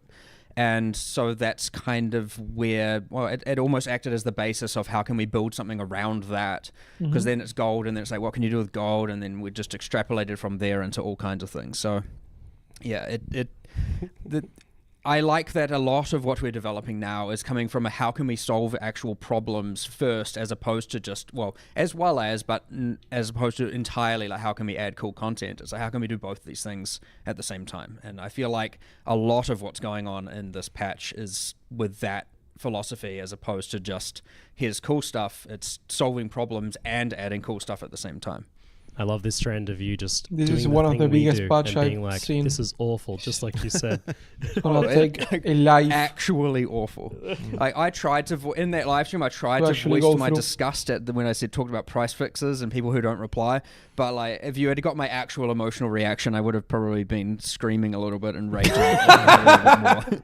Yeah, most infuriating thing. It was one of the things that ground me down last league that stopped me from enjoying as much as I could. So it's huge, and it really pairs in with like the Scarab changes and stuff recently as well. So we'll talk more about that later. But the currency exchange includes fragments, scarabs, anything that's homogenized. Exactly, that's the word. So yeah, so obviously it can't work with things like maps and so on, because they don't, they're not all identical. To be big it's again. just anything that where they're exactly the same. No one item can be distinguished from another. It has to be able to stack. Is ultimately the goal. Yeah. So yes, use the existing trade system for the things that can't. So that's like beasts can't be, maps can't be, incubators can't be because they have a level. Things like that. They can't because they cannot guaranteed stack on a single thing. And it's not like you don't want to have a tab of incubators where it's got every incubator level 1, every incubator level 2, every incubator level 3, in this giant mega eternal list. So things like that you'll be trading using the existing way, and all stackables you'll trade hopefully using the new way. All right. But div cards? Yes, div cards are in there. Yep. Wow. Okay. Yep. Wow. Anything that is stackable, that there's just so many of them. That's all. yeah. Anything that's stackable and has no other variable. Yep. Wow. And you were telling me that like it will list like the 13 most common trade pairs for each item, and so this is the thing, because with this trade system you can technically trade any item for any other item, because that's how PoE works. So we have to have some kind of way to basically tell players, okay, so here's the actual thing that like people are trading this with. So effectively, unless you're the first person ever to trade something, then it's going to say like, here's the most popular several things that people trade for the SOAR, trade for the Sin. It also shows you like the market price, obviously, for what's been going on, as well as okay, so we're getting into stock market terms here. But the first 5 Welcome to Path of Exile. Price levels in the order book. So that's to say you can see like what the how many things are available at a few different price levels, and that will allow you to to do your trade. So I suppose some people will be learning more about the stock market pretty soon. I guess we'll have I mean, some people are going to love that. Yeah, for sure. But one thing just to make sure people understand is like this is still player to player trade. Like you don't know who you're trading with, and like it will be instant if there's like liquidity in the market, but it is coming from someone else's actual stash. Yeah, it's a physical trade. Still. Yeah. So just that's worth bearing. Some people when they see the video, they're oh, okay, it's just like you're trading with the system somehow. Or there's some kind of like market thing where the system like determines a price of something. No, it's not that. You're actually buying off someone else. So any trade you do where you've got like I'm buying this, I'm selling this. Someone else has entered a trade on the other end of I'm selling this, I'm buying that. The prices are also by players. It's not you guys exactly. setting that stuff. Exactly. There's a few other things I'll just mention as well that are adjacent or that got implemented as a result. So like when you're adding them, it will pull from your stashes. It won't. You don't have to move everything to your inventory first and then do it. So you can. Because if people might be wondering, okay, if I want to sell or trade away 5,000 chaos or some number of chaos that won't fit in their inventory, as long as it is in their stash, you can do it. You can do up to 65,000 of a given currency in a single exchange. I won't be trading that many if you have that much. What else? There are shortcut binds for moving all of them to your inventory, so you don't have to like control click spam 1,000 times. It is, I believe, control right click will move all of them to your inventory.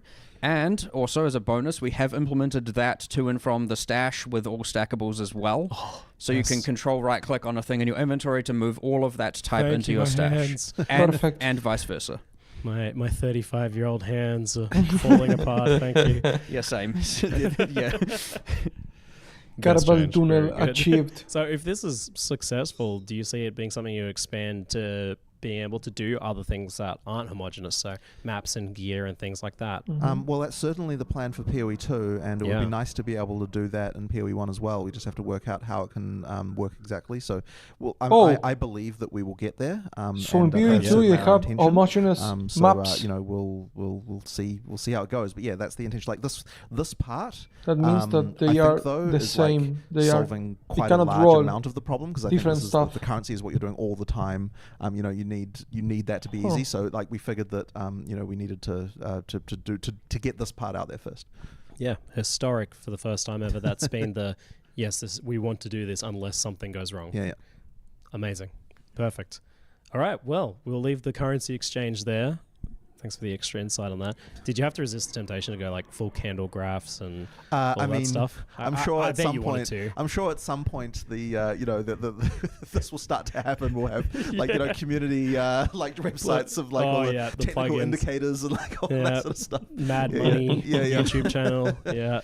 It is worth noting also on the currency exchange, I will be posting a video on Monday just for anyone who's unclear, or Monday or Tuesday, New Zealand, for anyone who's unclear on how it works. It's a little bit of a like currency market for dummies kind of thing. It's just goes over the basics and hopefully, it's room for either feedback on UX if they see anything that wants to change, or of course just better understanding of how to use it. It is very easy for someone to get very scared looking at it and go, I don't quite know what to do, but it is pretty straightforward. You just, it can be easy to fare yourself out of buying or selling stuff because you may be like, I don't know what the best ratio People are is. Gonna learn that it provides all that stuff for Even you. if it's pretty so straightforward. game changing that it's gonna be so hence putting out a video to try and help people out, in terms of understanding when they're going into it, and we'll see how it goes. Mate, I'm definitely signing up for your trading tips newsletter. Can't wait. My trading tips currently is like spam everyone and get really angry. So hopefully it's no longer that afterwards. That's all of our strategy currently. Excellent. So returning to Settlers of Kalgur, how did this very cozy concept for the Settlers come about of this town building thing? Well, I know what you pitched me on first was Pal World League. That was the first pitch I got. I remember your initial response, I think, was, "What? Hold on, that could mean many things. What Does that mean we have guns?" So that's like maybe Pokemon League or Mafia so League. It kind of like it moved around a little bit from the initial pitch. I know, the first pitch was definitely too complicated with all sorts Nintendo of lawsuit way more league. Stages of different products and all sorts of stuff going on. Like it was pretty crazy, and so it kind of got put into a more sort of like PoE applicable like way. But that was the initial one at least. But I don't know if you've got a it was coming from again the philosophy of wanting to solve problems. So I wrote down all the problems. And I was like, how can we solve all these problems? And it was like, well, if you had an NPC for each, and then it's like an NPC, well, that would mean a town for each. And then you want to make some game mechanic out of it, so you have some level of automation and stuff like that. And yes, there was a very, very, very long list at the start. And we ended up just refining it down to like, here are the actual important things that we can do and want to do. But yeah, and then obviously how the rest of it came about, the coziness and using Kalgur and all of that stuff, ultimately just comes from the fact that it's like, well, one thing that takes a long time in development, like a very, very long time, is art, right? It takes a long time. You got your concept, you got research, you got, all the way through to the actual modeling and everything. It is a long process. So all of a sudden when you can be like, well, we've got all this art from this other game here.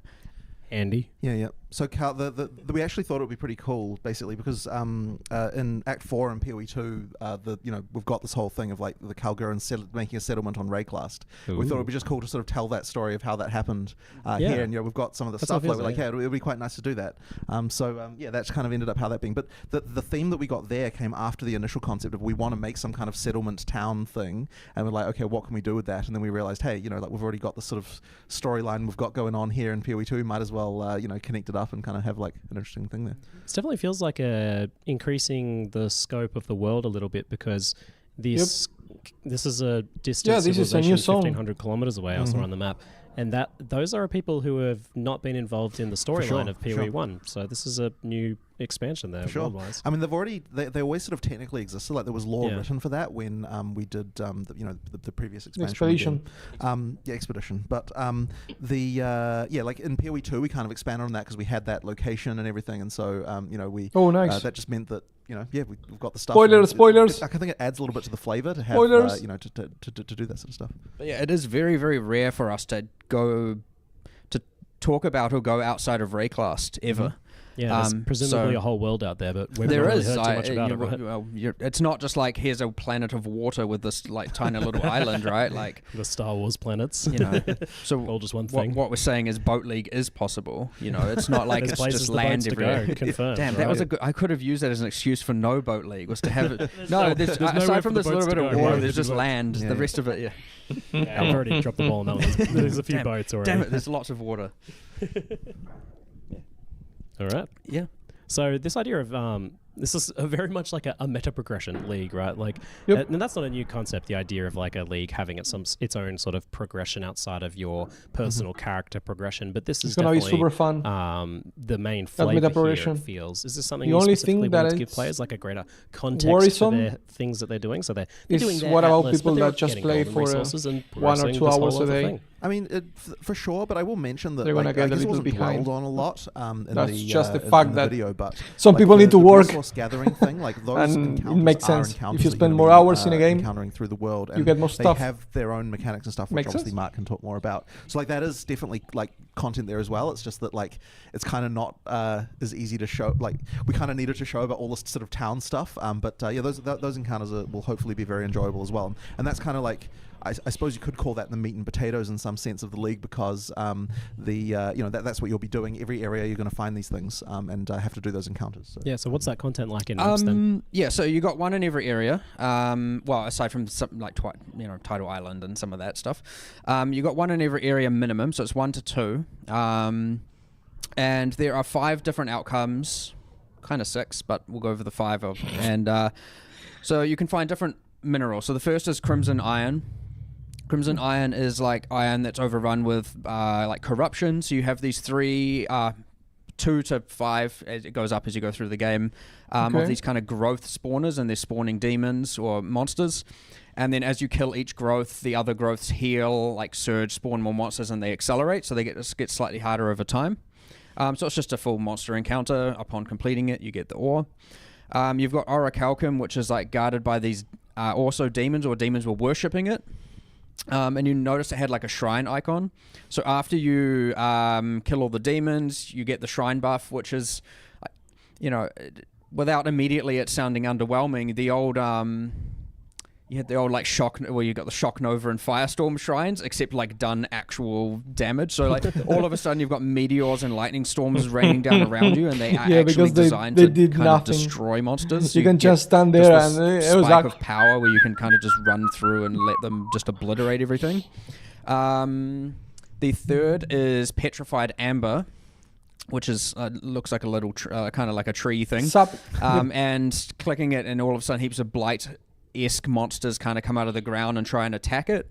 And it's almost like the old Aurion missions from way back, where you just have to protect this tree from the blighted monsters. The mastermind it's not very missions difficult. back Like then. none of these are pitched to be very, very difficult, but they are going up in difficulty in the order that I am explaining them. was the worst. The fourth is Bismuth, No, which I suspect Katarina will be was the people's worst. favorite. Scolding The way that. this works is it's guarded by magic and rare Skeletons. monsters. I think 3 packs. I think 1 is rare. Well, maybe early game not rare, but late game it's like 1 is rare, 2 are magic. And they have an extra elemental modifier on them. Like the rare and magic mods, they just got an extra one that's elemental aligned. And when you obviously kill them, there's some free 3 packs of monsters. No one's going to complain about that. You click the Bismuth, it releases the elements into the rest of the area, which will apply elemental modifiers to all magic and rare packs in the area. Okay. League monsters have a lower chance of getting them, so it's not too out of control. And that does come with the difficulty, but it also comes with the increased Reward. item quantity and rarity That's that a bit Wildwood, the mods come with. isn't it? Yeah, a little bit, yeah. Interesting. Obviously, it doesn't spawn frequently enough, so I don't expect Okay, people to thank do God. the whole, run around the whole area killing nothing before clicking it. Yeah, nice. You'd be wasting all of Wise. your time. However, of course, I can imagine it is the Magic Finder's dream, even though Magic Finding is nerfed, but whatever, that's a different thing. It is the current, whatever is to be Magic Finder's dream. Magic of- Find's buff because it's better now because you don't have to. Magic Find always finds a way. Well, like Jurassic yeah, Park, but sure. for Whatever Path of state it's Exile. in, or however you feel about it, it is the It dream for always that finds a person, way. because obviously you can find even. I believe you can find 2 of them in an area, and all of a sudden you're doubling up on that. I will obviously double check that, but that was definitely the intention. And then, you're getting like these kind of elemental tornadoes spawn throughout the level. Obviously, they don't spawn when all the monsters are dead, so you're not just like looting and getting killed by a random tornado. And then the 5th encounter is Verisium, which is the thing that the Calgurans love so much. For the And cowgirl. that pretty much is... it's like the encounter from Crucible, where it's just like... interact with this rock, and it like builds up the amount of Verisium and like spawns all the monsters around it, and then you fight them and kill them, and you get the Verisium at the end, and the monsters, you can see them kind of merging and upgrading over time, and so it's a little bit of a pick your own difficulty. Obviously, it doesn't have the whole, I talk about Crucible, it doesn't have the whole weapon tree ruckus going on and having to put an item in there and all that. It's just, here's your encounter. And then, of course... there is one boss as well, so occasionally you find a kind of hollow in the ground. Yep. One boss. Yep. Okay. It's in-game, very much in-game. Quite difficult, and he is guarding a lot of Verisium, and also, again, can drop a unique, and I'm pretty sure all those bosses drop a pretty substantial amount of gold as well. There's a lot of So kind stuff like on the end 5 game now. micro league It feels mechanics like kind of just there. Also, like a mini game. like on There's top of all always that stuff, stuff. but as I said, it to wasn't do, really covered like a like lot that of extensively in the video. So leagues that was or something mechanics people- going on like all that's the your time. kind of like main combat Super stuff fun. that you're kind of doing. That's in area. In the league. And you've got the bosses like attacking your town and Yep, boats there's a couple and of stuff things too. like that. So yeah, there's kind of other things. So there's quite a lot, there's actually a lot going on with that. That more so than what was kind of explained. What happens if all that I'm to say, there's a lot of offline? words to say that. Could the It boss seems like a destroy my classic town? Fight monster in Well, circle. I'm working outside my home. Yeah, it's 1, People love 2, it's 2, 3, 5. So yeah, 4 encounters fight monsters in circle, and 1 is fight monsters in whole area. Perfect. Yeah, Those are classics. everybody's favorite. So even if you're not that into the meta progression side of things, it's still a fight monster in circle league. in the end. Yes, of course. Good. Sure. It all comes back to that. It is expected, and again, you can. There's no real harm in like just doing that for as long as you want, accumulating as much gold as you want, and then if you want to engage with the town later or something, that's always something you can do. End of the day, the gold is going to be your primary restriction, so being able to just farm for ages and get a whole bunch of gold isn't going to like, and while not necessarily engaging with the town, is not going to set you back that far. Yeah, this is very much a take it at your own leisure. 100%, 100%, And yes. That touches on the next question, and the one that when I watched it, I was like, this is the thing people might be most concerned about, is the somewhat controversial Real area time. of game design, Real timers, time. right? Yep. So Yep. we worried that this would give people ick because they just have that around Yep, timers. I can see what you mean, and like that was honestly when I was talking to Mark Probably about like to a what's bunch the of thing people that's it gonna be will. the controversial thing about the league. That was certainly up there. One thing that we're wanting to make sure that's really clear though is that you can stack a lot of work like on like in your town that can be done in a queue without you having to come back. So it's not like you have to come back every freaking hour to like check on anything, right? Like you can queue days of shit. And like if you're doing like your map runners, for example, like you've got your big queue there that you can do, and then like you can just come back and then they've done all the maps, you get all the loot from all of them. So you can just log in when you normally log in. It also doesn't mean it's so long. Like there's these sweet spots in time that we've really aimed for, right? Anything too short, highly annoying. And then anything too long feels like a mobile game. Right. Yep. So we have this kind of sweet spots for a lot of them where it's like 45 minutes. Like for example, you have your queue of maps, but I think I will note, like I'm going to say some times, but it is like highly variable, and you have the agency based on how much gold you have, the skilled workers you have. You can get these things pretty damn quick. You can, but you can also have them take a bit longer, and it's not necessarily the right or wrong answer to go either way. So if you want faster turnaround on your rewards, you do have some agency on that. It'll just cost more gold to do so. And if you want to have like a slower turnaround, like and focus your gold somewhere else, that is entirely up to you if you want to do that. So it's got a lot of agency. However, like we have been experimenting with numbers like a lot. It has been discussed constantly. And for example, with the shipping, you had the port of Calgary. That's the one that has the longest distance, or the 1,500 kilometers. That does take the longest.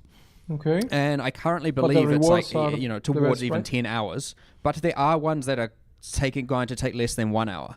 And now there are advantages, like a longer shipment will yield better rewards and have higher risk. Makes sense. And different rewards. Each port has different unique rewards. And a closer one, but it's not like such a differential that you're always going to do, well, it's hard for me to predict exactly what players will think that is the best answer, but it shouldn't be the case that you're always doing the thing that takes... you feel like you have to do the thing that takes like 10 hours. So there's lots of quick things, lots of long things, and it's kind of up to you how you want to engage with that. And I think that's honestly what mostly differentiates a lot of this. An actual different mechanic. Aside with the fact it's also gated by gold, which requires you to actually play the game. It's not like it's just some AFK town. You know, at the end of the day, you have to be playing in order to actually achieve this. Travian of Exile. Loot. So there's heaps of stuff there, but we have aimed for that exact sweet spot such that if you are playing... you know, it's not highly annoying, and also not like I never get my rewards. Like it's going to be pretty bad if you're like I'm level let's say you're in Act 1 and you unlock your shipping and you send your shipping and you're like, okay, I'm not going to get that back till I'm level 80. If it's becomes that's annoying, terrible, right? It's gonna fail.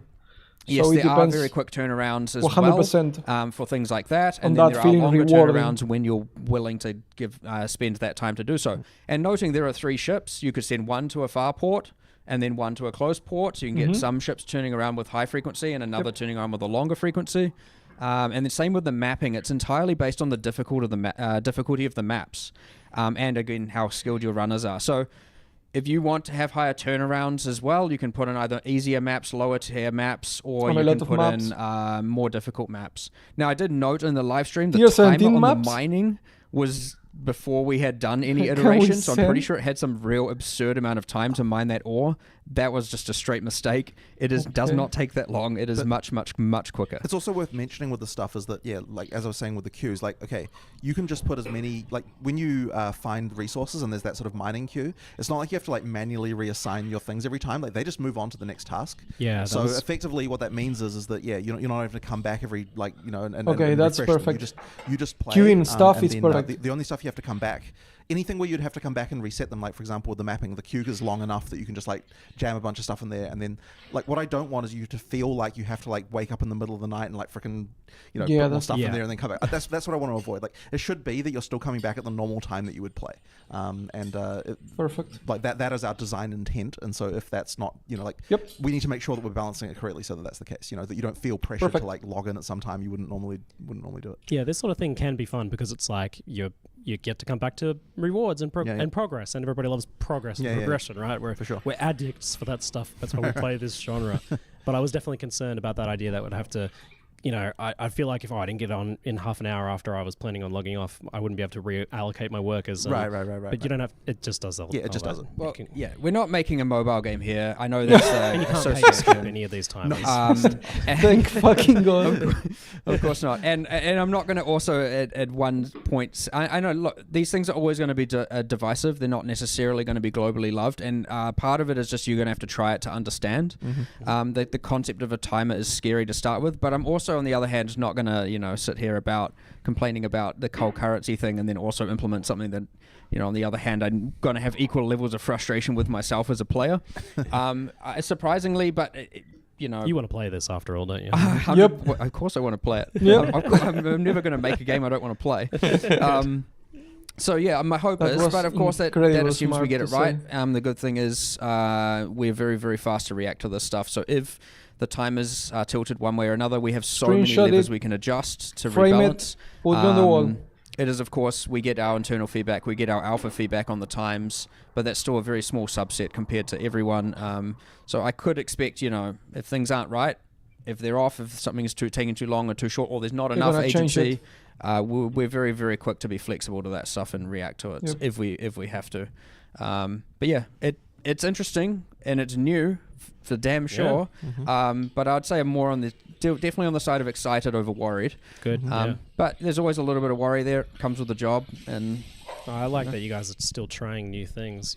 Whether they work out or not. 100%. A large part of what we always try and do is push the boundary, right? Like, just doing the safe thing over and over and over again can make things feel quite stale. So we definitely want to take risks and see where they go and see how they evolve. And because ultimately, I believe that makes the best game possible for sure.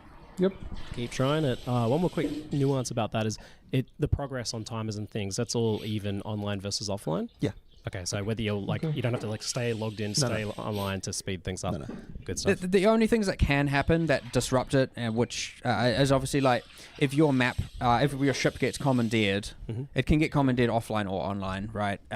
So it can stop it. It isn't something that happens ultra frequently, and you can avoid it. You can get it to the point where a commandeering will not occur, and the same with your Atlas runners being kidnapped. That can occur online or offline, but again, it is avoidable. It doesn't have to happen. If you can get good enough people and run slightly easier content, and all of a sudden there's no risk of your Atlas runners failing or anything like that. Yeah. Speaking of risk, so how does this scale with map tiers and map effect and stuff like that? So as you move up through maps, do you get more resources, more gold? Does it scale with map quantity? They won't want to spoil it. Yep. Gold scales with everything that drops would scale with. In party, I get my gold, you get your gold. We cannot share gold. Obviously, there's no point in having it. If you can't trade it, then all of a sudden, items do not sell for gold, so it's not like you can trade items to bypass that. But everything, item map quantity scales gold. Yep, all the same. It's auto pickup, obviously. With obviously the new enhanced item pickup radius, and the amount of ore also should scale with quantity. Yes, obviously, much like sulfite, I guess, from Delve. That's probably one of the closest comparisons in terms of giving you a resource. Yeah, that makes sense. Yeah.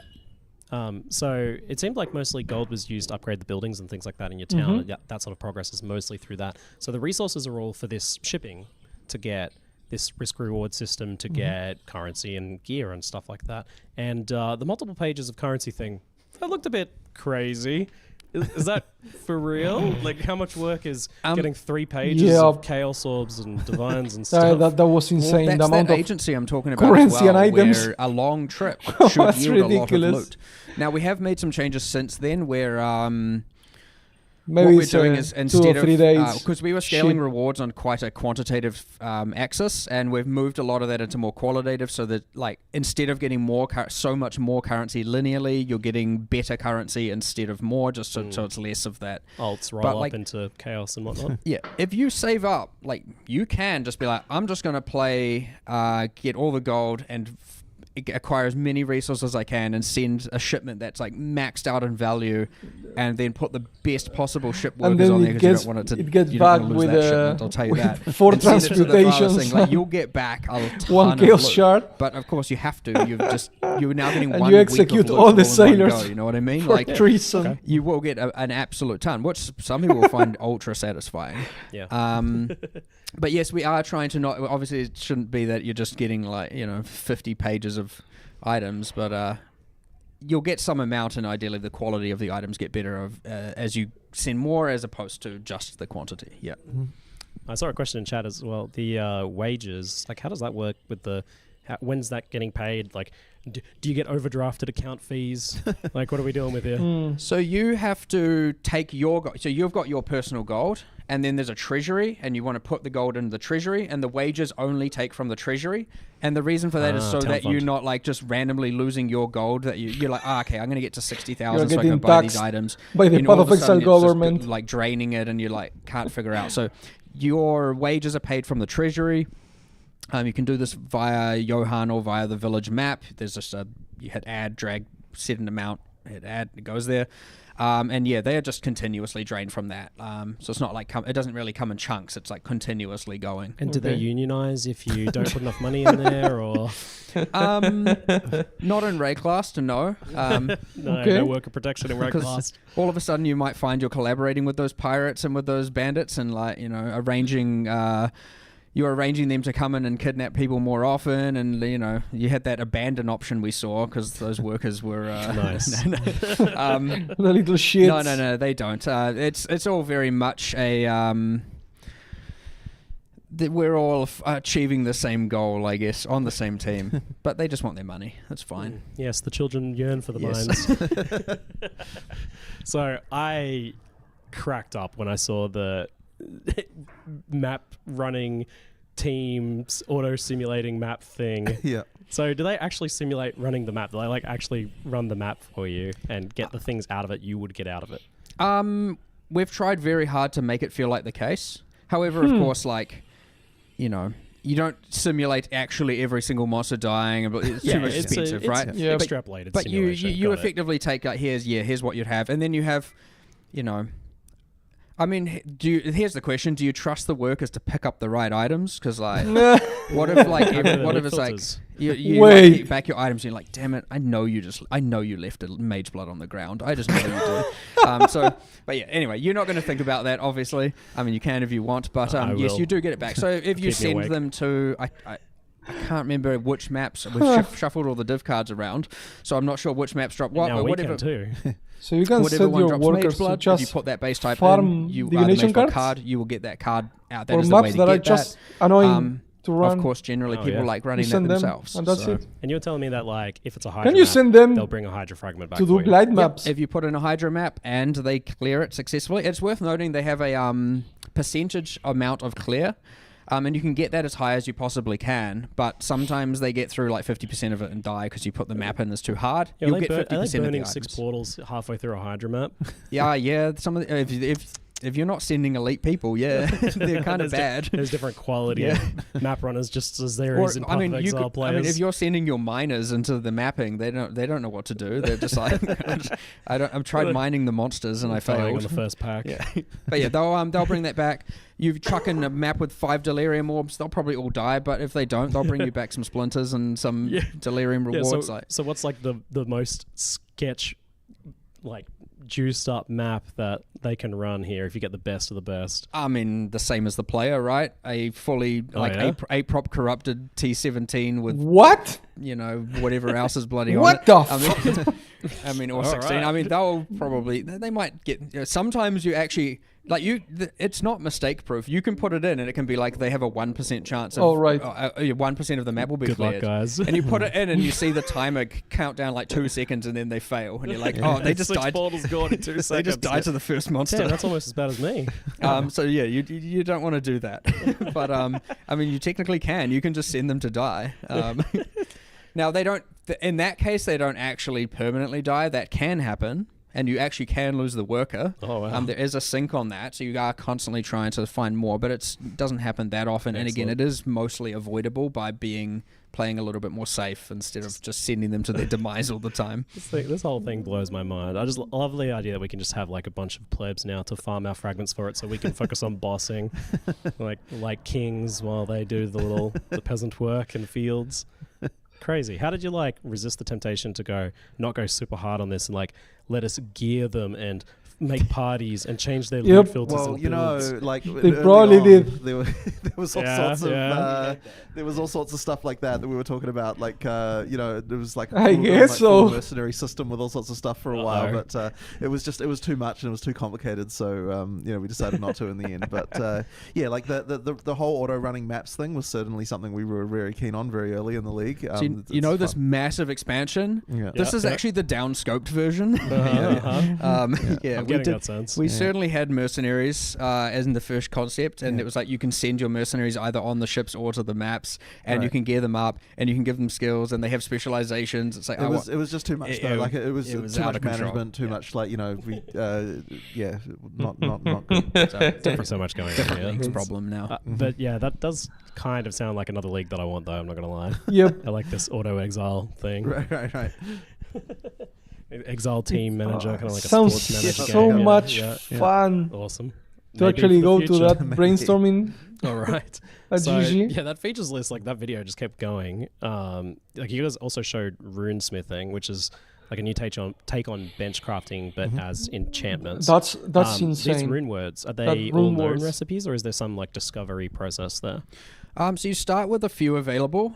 So there are different runes, different names. So there's like a sun rune, life rune, power rune. There's all these different names, and you start, I believe, with all the ones that require only sun runes, and then once you get a life rune, you can take it to Danig, and he's like, oh, now I can learn all of the things that require life rune, and then he's so doing on. the hard work. So I mean, he's nice. the Kalgurans are the ones who know how to do it.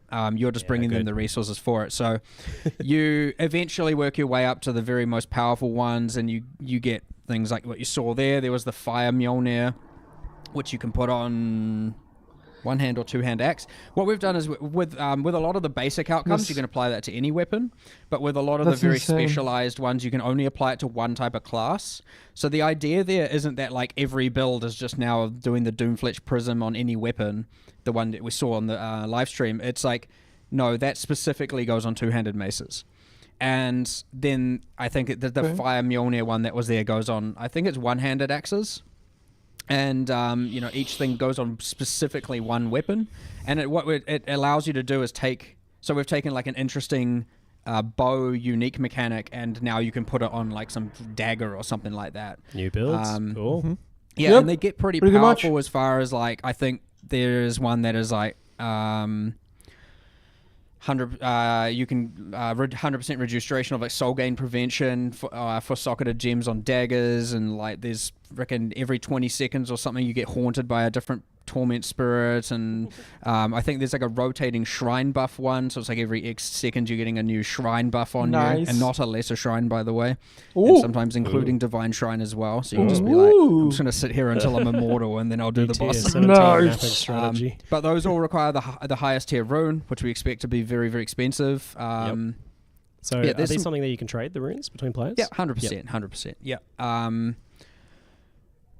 Yes, they all come, primarily all come from shipping, which you can do pretty early in the game, but I suspect late game. And then they are considered a like additional bonus from shipping, where it's like if you trade to the Kalgurans, they'll send you that back, and the more you send them, the more runes they'll send you, because they're like, thanks for doing business with us. Yeah, do you know what they're sending you back when you send them a shipment, or is it kind of just like... No, we've intentionally been quite vague with that, just so people can figure it out. Now, there's some determinism, and then some that's just influenced. So like I can say, for example, generally crops are giving you back currency, and there's some general influence, but we want people to figure that out and experiment and make up their mind as to what they think is the best combinations to send to different people are certain resources, try things out rewards the back first first 2 weeks. And there are bonuses on the port, so like you I think in the numbers there it's set 100, so at any given time it's like they'll pay double for wheat or I'll pay. And then once you fill that order, cool.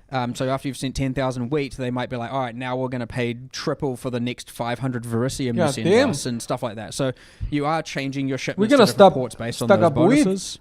And then, like, for example, the item for disenchanting, just a random slight pivot here, but the item you get from disenchanting, the thaumaturgic dust, that is a multiplier on your shipment value. So whatever you send, you then send a dust. So if you send some amount of dust, it'll just double your shipment value.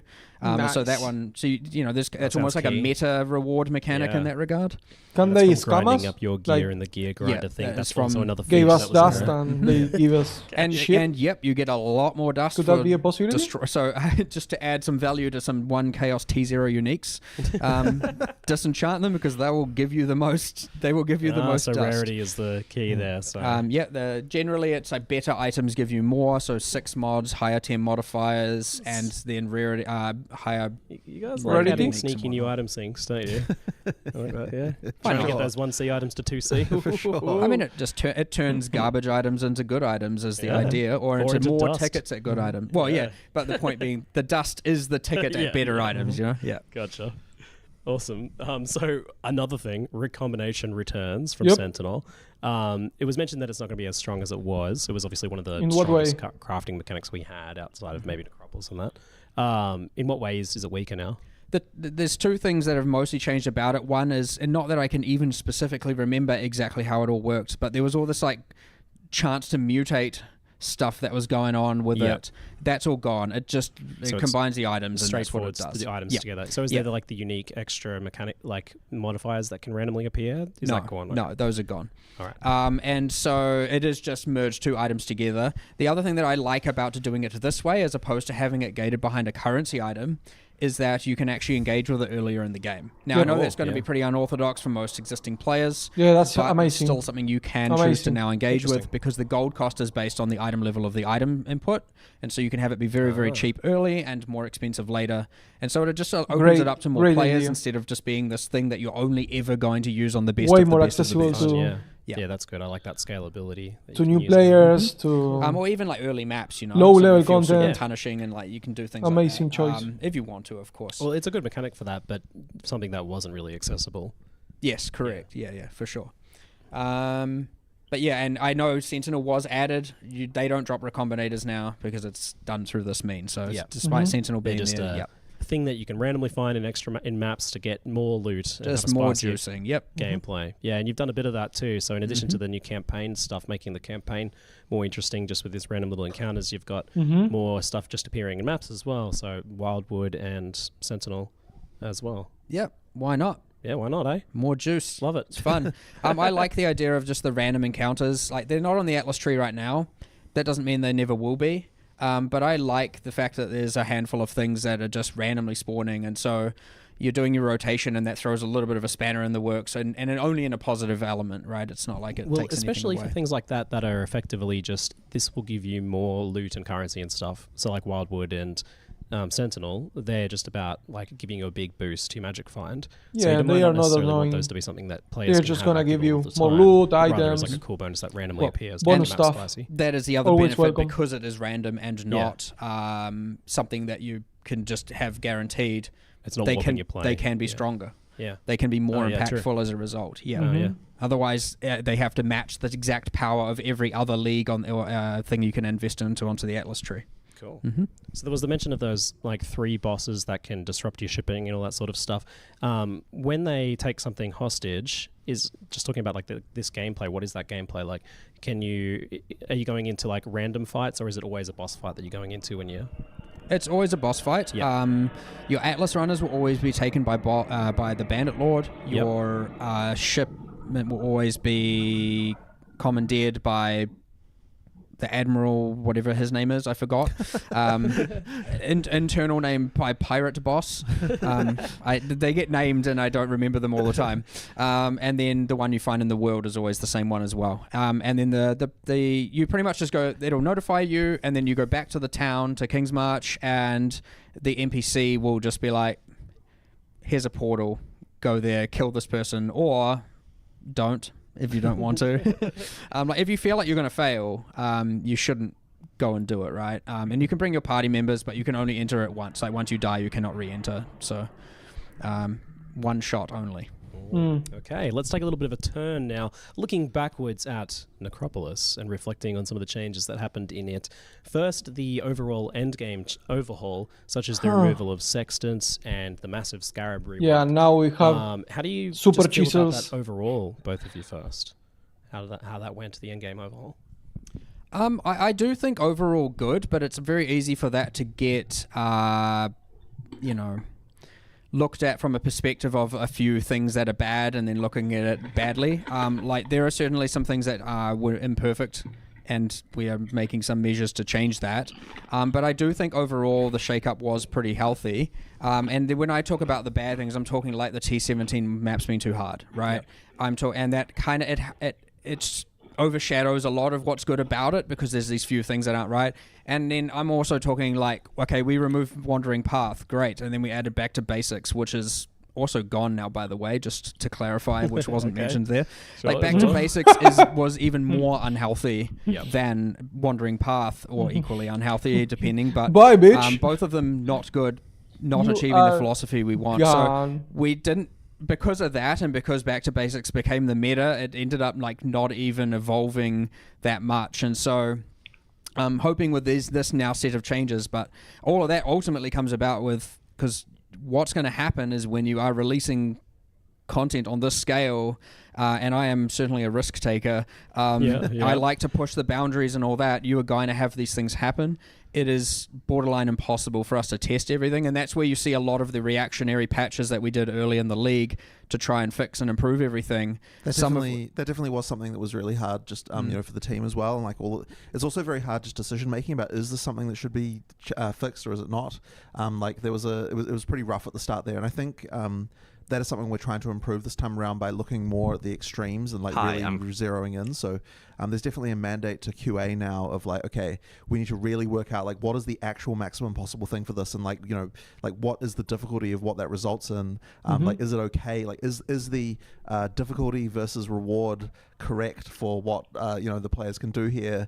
This kind of thing, and it's something obviously that we should have been like thinking more about before, and like it's something that we're really making sure this time we'll try and do better. But it's tough because like even thinking about what the most extreme case is can be really hard. Like so many things took us by surprise in terms of like particular combinations of things. Like there's so much many stuff ways in to Path of combine Exile stuff that and, is like, impossible so to much content in predict. the past as It's well. That, impossible. like it's like it's hard to find. Like the fact that there were people finding new ways to abuse stuff even weeks after the it came out just sort of shows you that like there's just there's always it was something kind of to nuts. find. Yeah, you guys Always. asked me an interesting question yesterday when I first came in. It was like, how does 150 uniques from a single boss sound to you? I'm like, that sounds crazy. What are you talking about? So I guess we'll talk about some of the things that were happening that people weren't aware of. So there's there was a Reddit thread, and so I can't remember how far into the league, that was pretty much like, what the heck has happened to the prices of T0 uniques? Yep. And you had like Defiance of Destiny at like 4C. It was like actual craziness. And upon looking at this, and oh no, none of this was anyone abusing or exploiting anything. Not a bug or anything, In fact, I think, did we tell you the value of how many unique items were dropping in some of these? I told him. I was going to ask you to guess, but we were getting over 100,000 unique items in some instances, and I'm not even talking in a map. In a single map.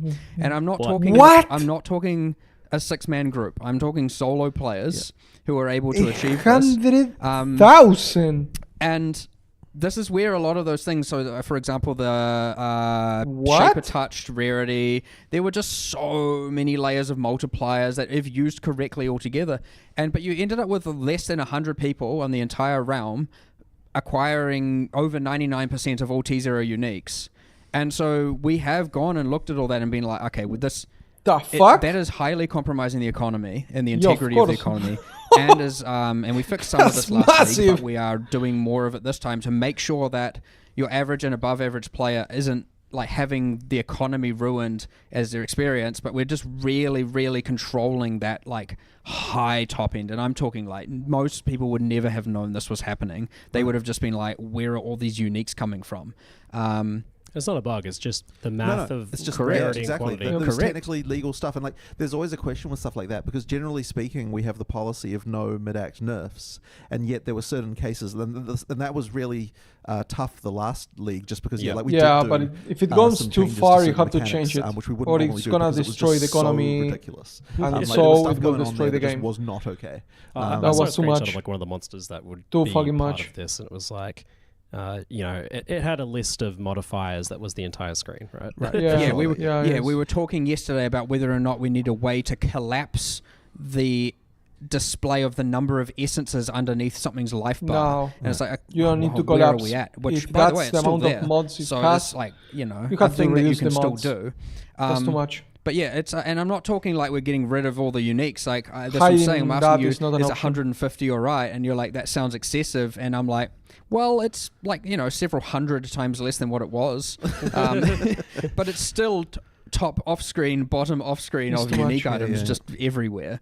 And that's just like a single monster. You get the whole rares in the area. So we want it to be extreme. Like, don't get me wrong, but it shouldn't be that the entire economy is ruined by 100 people who aren't, or a few people even who aren't even abusing anything or exploiting anything or doing anything illegitimate. Like, and the problem is, that's where we got into that state where it was like, all right, do we have to nerf X, A, B, C, and D as we kind of discovering and figuring out these strategies? And it's like, let alone the fact that this stuff absolutely rams the performance of the instances, right? Like, I don't know if people saw it when those meat sacks were dying and you'd get like 6-second lag spikes while it's generating the unique items. And so anyway, a lot of it's much more controlled now. We've actually assessed exactly where all that was coming from. We've taken a lot of caution to not nerf the average above average even further than that. A normal player should not see any change. Yeah. I mean, Okay. I loved how gloves off it's feeling with your ridiculous changes to the end game here. Like, it feels like you've really opened up over this past couple of leagues to 100% change stuff pretty wildly. Again, I go back to that. Go back to that philosophy of like, if we can do stuff to make things better, we do it. And it's just the unfortunate reality is that, and I'm ultimately the one pushing most people to do this for PoE 1, and the unfortunate reality is it comes with risks, and as a result, failures, of which are 100% on me, like without question. And that's why, again, like straight after the patches, it's like full hands on deck trying to make sure everything is as good as possible. And then we get into a little bit of that difficulty of thinking some people want the game to stay as it is, regardless of the state, and a lot of people want it to keep changing. And we get into this kind of like, which side of this fence do we fall on? And we have to really evaluate each change and do it. But look, ideally, the changes wouldn't be necessary. But when you're changing this much, doing patches this massive, this quickly, some of it is inevitable. I would hate to, I personally, and you could convince me, you could tell me I'm wrong about this, you might be able to convince me. I would prefer that we do everything possible with the time allocated, as opposed to like, play it safe, do something, a small patch and give it there, and sure, it's safe, less will go wrong, but at the end of the day, there's way less to do, way less fun, way less changes, less to learn and evolve with, and it just feels like, I suspect at the end of the day it'll be way more boring, even though it might be more safe. So again, it's possible that I'm gone too far one direction, and we have pulled back a little bit here on some of that safety. But like, I never want to get to the point where we're releasing something flat and stale just because it's safe. I want to always be making sure that we're doing everything to make things as fun and exciting and the best as possible for everyone, including myself when I play the game. Well, these updates Don't are ever leave way us, more energetic. It's I think it's refreshing. I think for a lot of us who've been playing for 10 years at this point. Right. It's pretty cool stuff. So on the tier 17 maps, they were intended to be like a gateway to Uber bosses, but they ended up being harder and more restrictive than that actual content. And we had Uber boss viable builds, really struggling with that actual content. So it was too much. How are you kind of changing things with that, or are you happy with it? They were the ultimate numerical change to T17 monsters is that they have it's approximately 55% less life, so they have less than half the life they had before and 30% less damage, which seems extreme. And I will just note that was like actually not intended. Yeah, I had an interesting story about that. Yeah, it's kind of unfortunate that two different designers did the life change to T17 without realizing the other person had already done it. That's so funny. So that was kind of like an unintended side effect. But it's like when you come down to, oh, so why the hell are these monsters so damn tough? And then we're like, oh crap, there were two people who made this change independent of each other. We have counted that on the bosses to some degree, so they are, not There's just like no an absolute fucking joke way. now. But yeah, There's just the no monsters themselves, fucking which way. it did compound with back to basics and the mod scaling. Like the thing, fucking morons. Once you have like 450% increased area of effect on the monsters, it's that's like, hilarious. Okay, this is I like love getting it. a little, on the bosses, I should say, it's like this is getting a little bit out of hand. Like, how can I dodge this mechanic that is larger than the arena? You could argue they're signing themselves up for it, but then it's like you want that for the rest of the map, which then means the bosses are pretty much like impossible. Strong word to use because everything's always possible with enough. I love the honesty. Ruckus going on, but anyway, it wasn't right. Like these things weren't right. So hopefully, with back to basics removed and the changes to T17s, implicitly it should be more approachable to more players. Less you have to play like a subset of 10, 12 builds in order to achieve them. Like it should be way more open. Obviously, with all the melee builds as well. That should be a hell of a lot more viable this time. So I would expect a lot more players to, be enjoying those as opposed to, because again, we're solving the item quantity thing where it's like we want to open up more builds and make you feel less like you have to play certain things. So then T17s being that hard resulted in the exact same thing. These are not intentional things. When you get to Uber Pinnacle, it's all right for the number of builds to reduce drastically because it's like you want to be a boss killer at that point, or that's fine. But when we're just talking about like the top tier of maps, it's not okay to have it be so constrained there. So just mistakes were made, honestly, and they hopefully are now fixed. Yeah. So perfect. The main design of the modifiers on these maps is these build bricking modifiers, ones that are just basically not doable for certain builds or thereabouts. Why is this the method that you went with for these modifiers? I personally just think it is important that you actually are investing in rolling your map and finding the maps that you can do, or choosing how you can overcome the modifiers. And I know that's probably not a popular opinion. I very much understand that a lot of people are just like, I can go, and that's all I want to do. But I think especially with the upper tier like that and the extra layer of rewards that they're giving, I think you should have to invest more currency into it and more thought into it, or be like, oh, this is a real good map. It's got like some specific but reward you're not modifiers gonna you start want, a new but build there's this one bad just thing to I'm going to have run to deal with, one and then you map actually with do a commit to dealing with it. dangerous mod. It again, hopefully You can sell adds them up. more ebbs and flows to the That's it. process, as opposed to it again just being like out go and run, and that can be quite where some people like that, and that's okay. You can still obviously do that with I like that. 16s. I do But, like these things having an impact on your build. It's just okay not that to they want us either to one, it should be actually avoidable, use our or brains not to the extent once in it a was while. before. And again, investing into them, rolling them, like it's certainly not something I'd want to stray away from. I actually consider it a success when you have to re-roll your maps. Again, probably a controversial take, but I think it is a much better thing getting an actual... Like, it feels more like an actual game mechanic as opposed to like, well, at the point it's just Alk and go, and Alks are worth so little. Why you just drop them rare, and like, why are you even engaging with the currency on maps system? Why have mods if the mods don't matter? Do you take like some consideration to how many I like chaos, that. for example, you expect someone to They all drop put into a rare. map to produce mods that No are more Alk and go. on average viable for their build? That I like that. We do, yes. So I mean, what? Not in the context of a build here, but like, for example, we were like, okay, if we want to make T17s able to be easier, like, should we reduce it back to 4 to 6 modifiers? Yep. But then you just, the argument, the reason why we never did that just this league is because, well, now it's even more chaos you have to invest to get 6 modifiers, because the right answer is probably to run 6 modifiers because it gives the best rewards. And so it's like, well, that's just going to massively increase the amount of chaos orbiting someone has to do on those maps. So let's not do it that way. Let's find a different way to do it. So we're definitely considering how many you're having to. From a like hyper build specific, it's like, if I'm playing this exact specific build, how many chaos on average do I need to avoid it?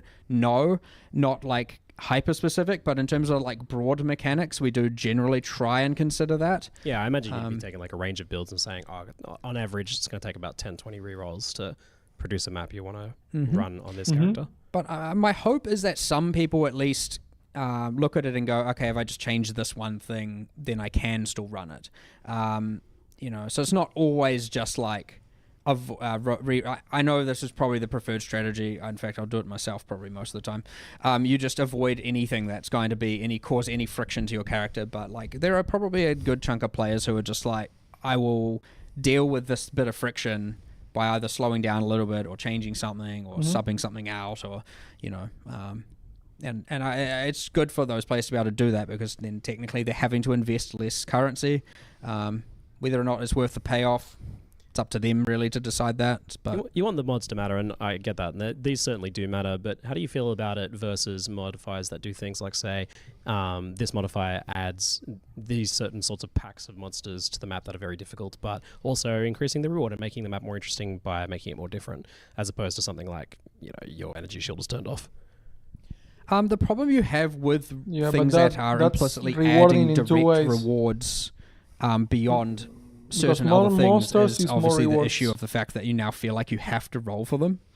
And you saw this with the Shaper is a maze. With the Shaper Touch modifier earlier this league before it was changed, all of a sudden and now all of a sudden you're spending more currency on the maps than you were avoiding the builds, because now you're not only having to get a specific rewarding outcome, you're having to dodge the build things as well.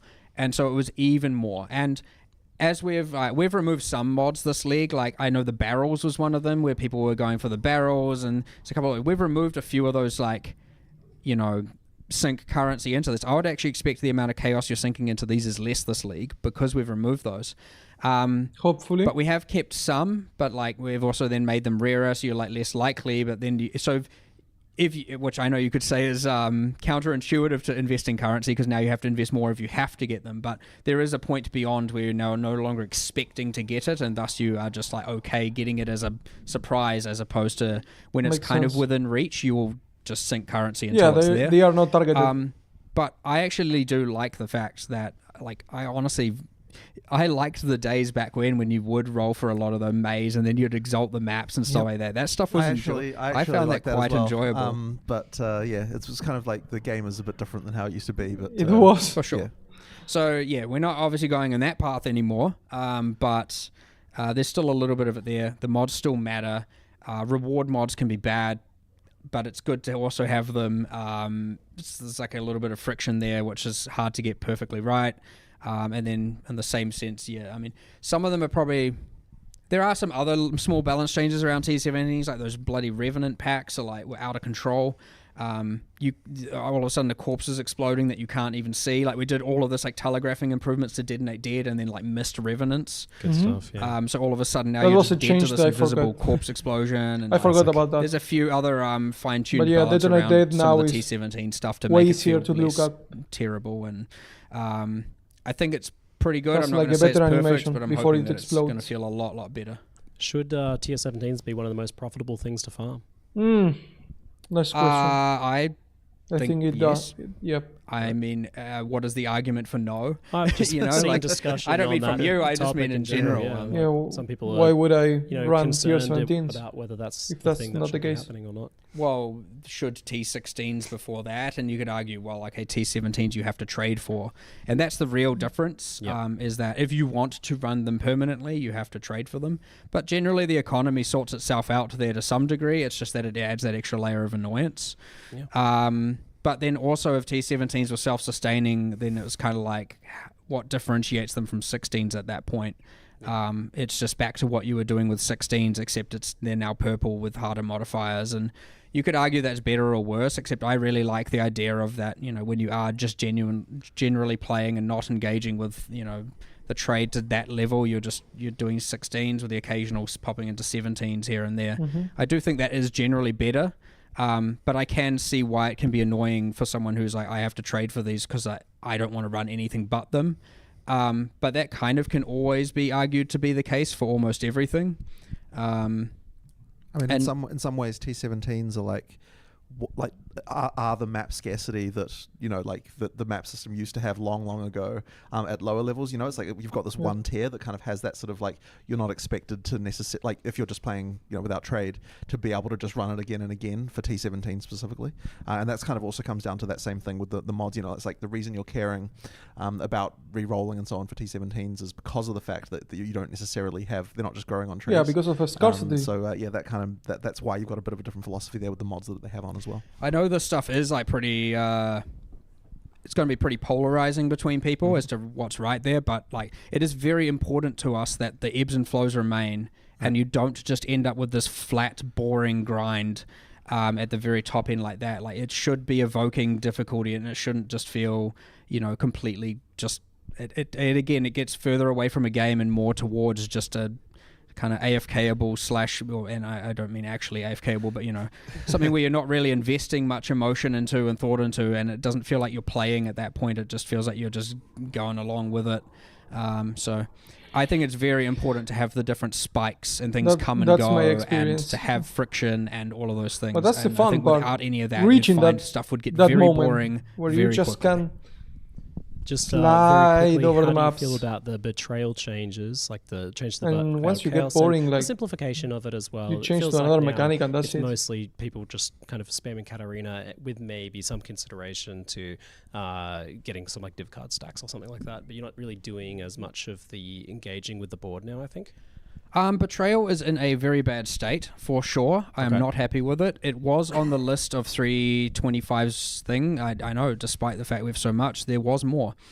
We didn't get round to doing it. It's currently slated for 326. I'm very much hoping we can do it then. The main thing I want to divorce is... so I actually just want there to be... there is one safe house, and that... and so all four connect to one thing. Sorry, how do I explain this? It's like, effectively, Katarina isn't tied to... the safe house. Like, you can do your safe house and that will give you a ticket to Katarina, and so you just have one safe house that has the whole board on it and you earn intelligence for it, and the people still have their reward association, and then doing that gives you a itemized version of Katarina you can run separately. But the main thing is you're not linking the board to Katarina's, because there's always been this friction of do I min-max my Katarina outputs, or do I doesn't make sense. do my interesting board layout? And Yeah, you're just at there's- the point where it's like, there's a lot of screw people all that just I want to as sell much Katarina. mastermind intelligence as They don't possible. wanna run it. So I'm not going to interact with anything on the board really, except for whatever might min-max that. And so, yeah, I want to divorce those two things so that you don't have that conflict, because we have never been able to get that balance, and I don't even know if that's possible. You're always either going to want to like never run Katarina because it destroys your board state, or you'll always run Katarina because the Veiled Orb.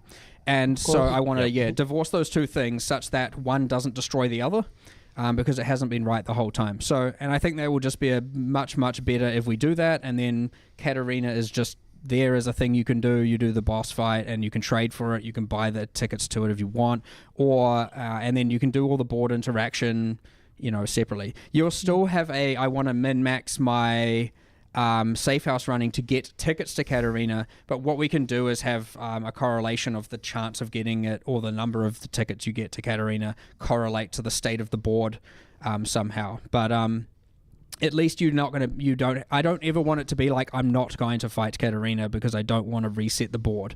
I don't think those two frictions should ever occur. It hasn't been right, honestly, since we released it, to be honest. All right, So. let's let him cook, hey? Let's let him cook. So we should talk just a little bit about Necropolis itself. I know you were pretty excited for the mechanic. I was too, because I love a good, thick crafting league. And it certainly ended up very powerful, but ultimately the crafting mechanic not that popular, I think, due to the friction of engaging with it, the corpses, managing all of that. But how do you feel about Necropolis in Horrible hindsight now? experience. Yeah, definitely that part is, well, we kind of knew going in that it was more on the complicated side, for sure. Some things just kind of, it's not necessarily a problem for something to be a little bit more complicated like that, but it probably went a little bit too far. That being said, it was pretty damn powerful, especially after our changes we made very early into the league. in terms of getting like full T1 modded items. Probably I was too a little much. bit too far, to be honest. But yeah, that being said, understood. It was a bit too computer sciencey, I Bring like back to call Harvest. it, in terms of like Bring lots back of Legacy figuring Harvest. out, you know, what to do, and kind of uncertainty to the point where it overwhelmed a lot of people. And that's where you see, you know, even recombinating and runesmithing coming back way more simple, straightforward. Some things are just very clean cut. Some things are a little bit more complicated, and different users appeal to both. Would I have changed it now knowing that? I mean, I would have had the balance initially go out correct at the start, but I would say there's still a place for things like for it. You know, the update was certainly very solid for it, making it a lot lot better. Simplified a bunch of stuff down with it as well. I'd probably have gone a bit further with the simplification if I'd had to redo it with some of it. Some of those like meta mods and some of the more crazy things are a little bit, you know. For me though, it wasn't about so much how much complicated it was, and it was more about the like just getting so many corpses. Trading. The amount of corpses was insane. Full tabs, yes, squad fewer, tabs, full more of fucking impactful corpses. ones would have been a lot better. Yeah, you Too end up much. getting a lot. I don't. That's partly due to the Atlas tree passives, which was a mistake. Straight up, goodbye, they're gone. Yeah. If it was to redo, Experiment, done. 100% experiment. They're no longer there. Everyone saw that as an Atlas tree tax. Yeah. Yep, it was. You could have argued making them way weaker would have mitigated that. Whatever. Why? The original intention of it was like, okay, we want these keystones because it allows people to change behavior. And I think if we are to see that again, we would have that. We'd have introduce ways for people to change the behavior, but not invest into the increases and more corpses and all of that, because not in quantity, but in felt mechanics. mandatory. And it often will when you have the league in every single area. And so, yeah, that was a pretty big contributor towards this problem. This interview is going on forever. Where gold allows you to turn like so many user changes, experience friction into gameplay friction. It was the opposite, where it was. I'm gonna start. I want so bad to stop this and with a ton of check the video again. Just focus on the changes. 40 times per craft. There's so much stuff I want to talk about. We obviously made a lot of changes to but that this is gonna as take, well. This is taking forever in the league, but still, it was like, you know, I remember Ziz messaged me at one point and it's just like, oh my god, the amount of quad tabs I need to hold all these corpses, and I'm just like feeling real sad about it. It's not like, you know, that was the intention by any means. So yeah, I didn't quite hit the mark for sure. Just lessons learned. Lessons learned for sure. Yeah. All right. Cool. The All Flames had a bit more mixed positive and negative. Like, it was definitely a very cool added layer of map customization, but it was not optional, and that was definitely the concern we had going into it. And it also added just that extra layer of work that you have to do before you can start playing, which, you know, PoE has a fair bit of. And for sure. And again, we again with the too much the friction league being for like, every you know, single something map. you do have to generally engage with Extra before work. doing areas. It's again that kind of X factor that makes User a league experience. different and makes it feel different. But at the end of the day, probably was a little bit too much annoyance to have to do this thing every single area. But it's certainly we like to try these things out here and there. Some people probably thoroughly enjoyed engaging with that stuff, of course. And I mean, end of the day, leagues are never going to really be for everyone. They're always going to have some amount of people who aren't really into it. But look, we tried something new. We always do like to try something new when it comes to these leagues, and a lot of people did enjoy various elements of it. It was a bad decision, but a decision that needed to be made. Like, we don't do it again, That's perfectly right? Like, fine. that's part of it, and this is a lesson learned every single we league, know. right? There are always elements of leagues that don't work. There are elements we learn from. There are elements we don't repeat, and then we take often what we can do is take the stuff that is good, that is fun, and find a way to integrate it into the game later. And now the core game experience is overall better as a result of us, like, you know, learning from all the stuff. Yeah. Keep the experiments going. Keep going wild with it. We're going to go rapid fire now so people can get their 30,000 patch notes, their record-setting patch notes very soon here. So we had finally the much-awaited massive melee changes. What was the big thing that led to you guys pulling the trigger on this issue? I mean, melee stuff. Ultimately, the community. People wanted it. What was like the key change that you kind of needed, maybe to get figured out?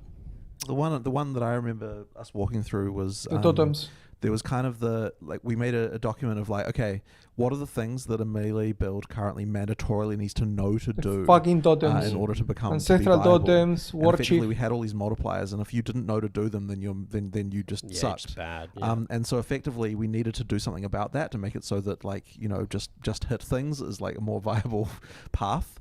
I think that's just really looking at that, and so that hence why you have the removal of melee totems and so on. Honestly, even I was kind of shocked that Mark was like, let's just straight up remove them. I know we talked for a little bit about like maybe there's some way to make it so that you don't, the builds that use them aren't the same as melee builds or something. No, but in the end it was remove just like, it. you know what, Perfect we'll decision. We'll go clean slate, and we'll They try to make sure bring- let's just get rid of any of these. They didn't barriers, bring anything to the table. I think It that was just probably the right annoyance. choice. I just want you to hit things with your weapon, or monsters, or the ground. If you wanted to with play your totems, weapon, you will go with and the things build. die, and you're not having Four don't totems. get me wrong. I want there to be secondary axes of skills that are often skill involved. You do have to use them. I don't just want it to be that you have 1 6-link and every single other gem slot is empty. Like it should be that there are these other axes, but I also want you to be able to choose whether or not which ones you use, which ones you invest into the tree. Whereas a lot of what was happening before is something is often either too powerful that you feel like you have to use it, and all of a sudden now every single build is using this exact same thing, and every single build feels so similar. Whereas really the way that should ideally work is something is much weaker initially, and you have to invest into the passive tree and stuff like that to make it good enough. But it means that different characters will have different secondary specializations, and you'll find a lot of these, like something like tinctures, something like retaliation skills, they're going to be quite polarizing. People are going to love them or hate them, and that's okay. That's good. And it means that you get these differences in builds where you are actually speccing into and using these secondary things. But the one other main thing is I really want it to be less unique item-driven mandatory things, right? I don't want uniques to suck, don't get me wrong. I just want it to be that it's like, in order to do X, Y, and Z, I must be using this, and now I'm considered viable by the game's standards, like build checklist thing that we... Yeah, it's gone a little bit too far. And so we're bringing a lot of these mechanics to the forefront on the passive tree, because that is one way place. And of course, by having more... Like, considering when you got this league, you're going to have runesmithing. You've got the obviously quality changes applies to unique. You've got the new modifiers on rare items. You've got we haven't buffed the life on every unique. We've buffed it on Kelms. That's it, right? So all uniques proportionally just got worse to rare items, quite intentionally, so that rare item, and it's not it's not just hiding behind all these things you got to learn and wiki and do all of that. So it should be that you can get further without having to have extreme specialized knowledge, especially with melee this time round. And on top of that, like bringing a lot of these hidden mechanics that were like hard to figure out way more to the foreground, so they're just more obvious and you can figure them out. And also just, yes, hit things and they die, and not feel so like, okay, I'm hitting things and they're not dying, but now I do this thing and combine this and this and this and this and this, and now things get hit and die.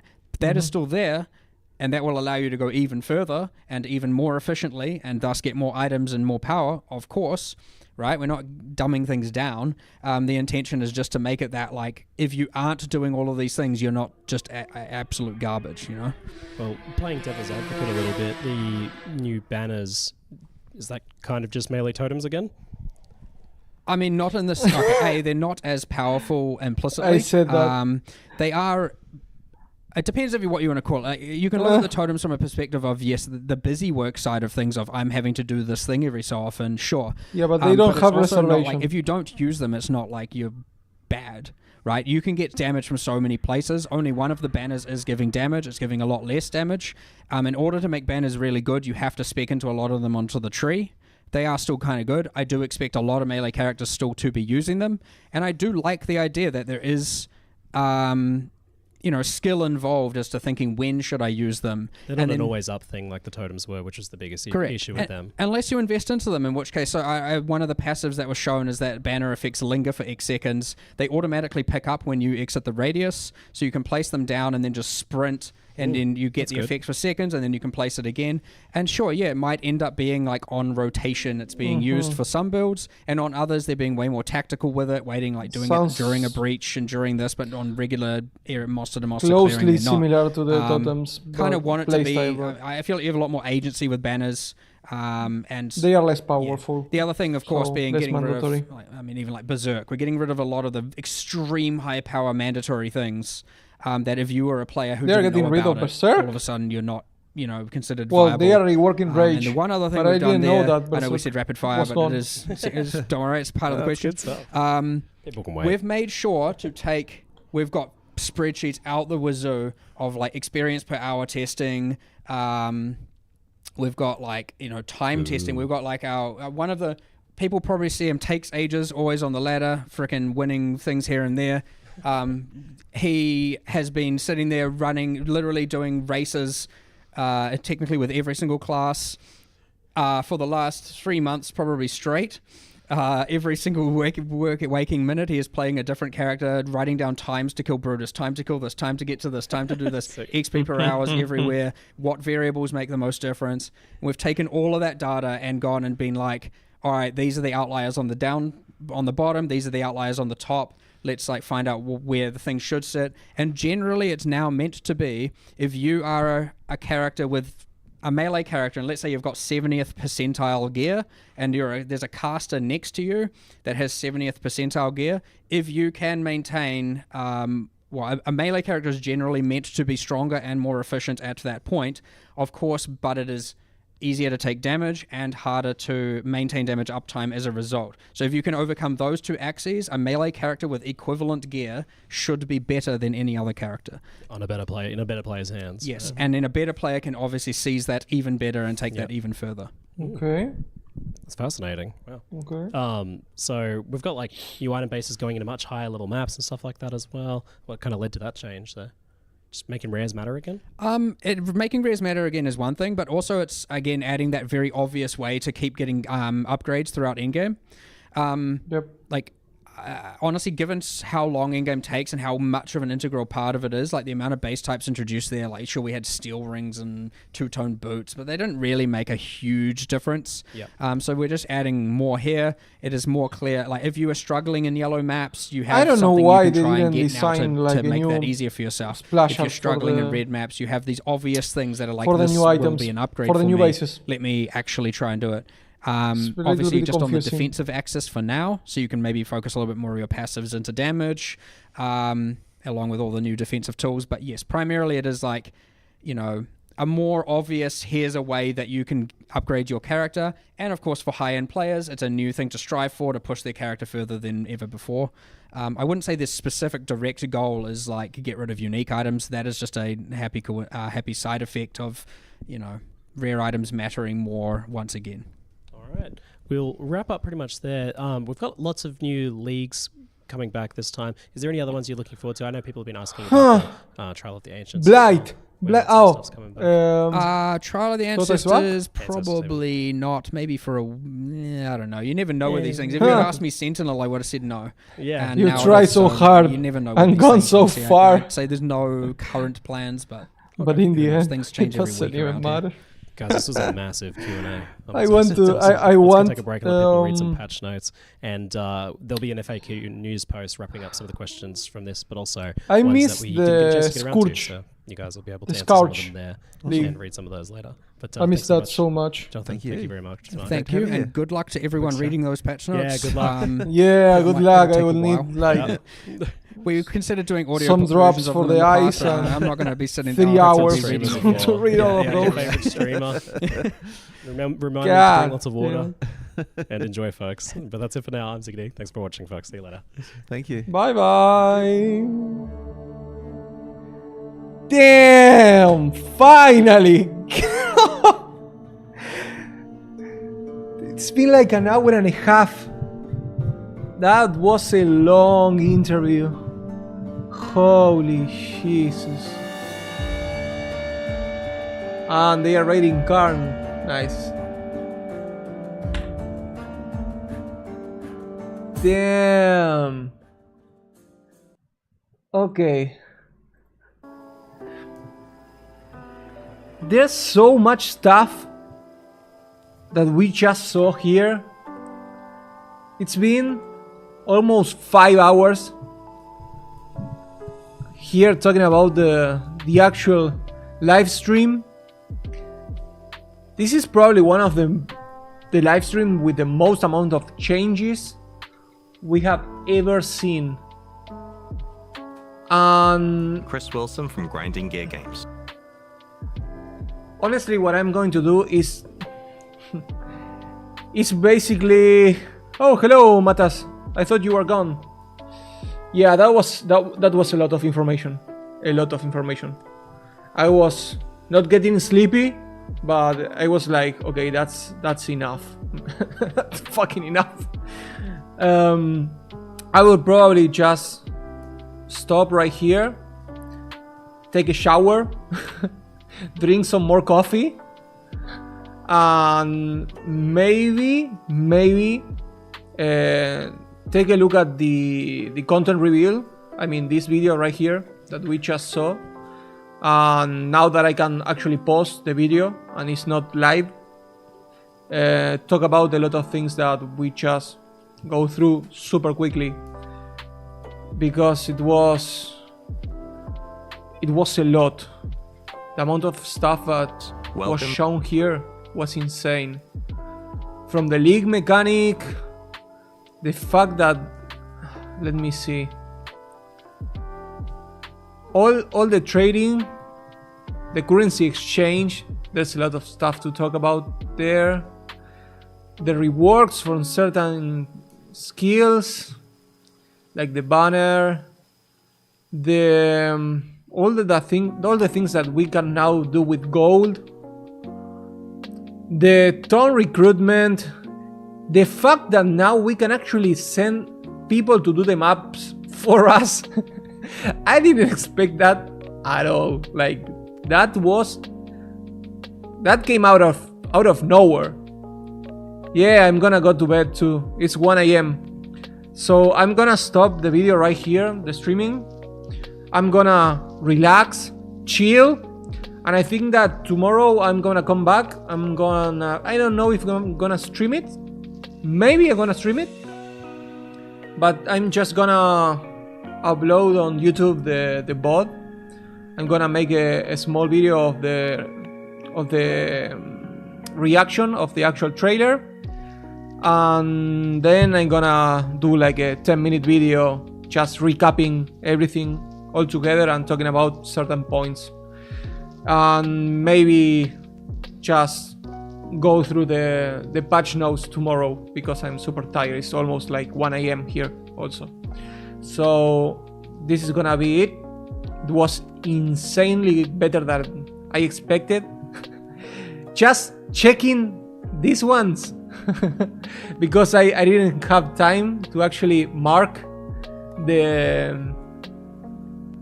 bingo card, because I didn't want to stop the video. But there's a lot of stuff that we got right. Too much, I think. Like, ripped T17s, they were not ripped, but they were changed a lot. Like, they told us that they are gonna have like 50% less health and 35% less damage. So I think we can cross this. Gladiator buff, we can cross that. Currency trading. Change it to expedition, that wasn't coming. Change it to totems, that was coming. They are gone, basically. Chieftain and ancestral totems. Recombinators are back. Not Catan was surprisingly. This one we got wrong, and I'm happy for it, because I wanted that. 80% nerf, 20% buffs. We have to actually see the patch notes before I can cross this one. Melee more. Okay, that actually happened. Incredible. Resummoning minion, that was me on drugs. It was impossible. Changing to unique maps doesn't happen. City builder, we actually got that. Ritual buff, we actually got that.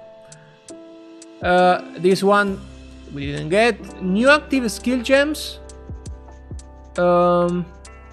Did we got any new skill gems?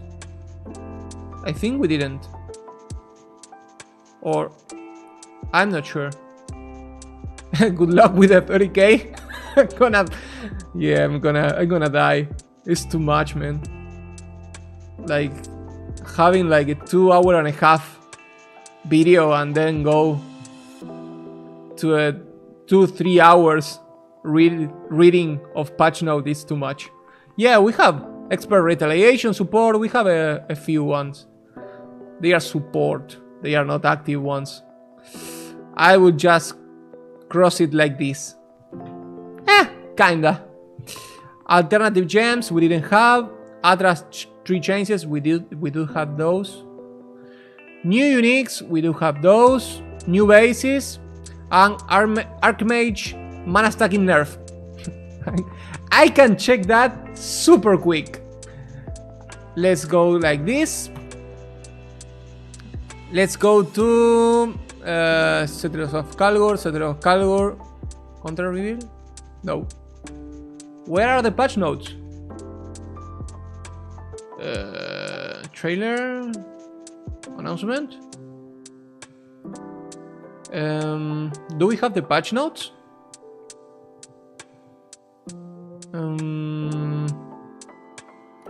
There we go. Here are the patch notes. Holy fucking Jesus Christ.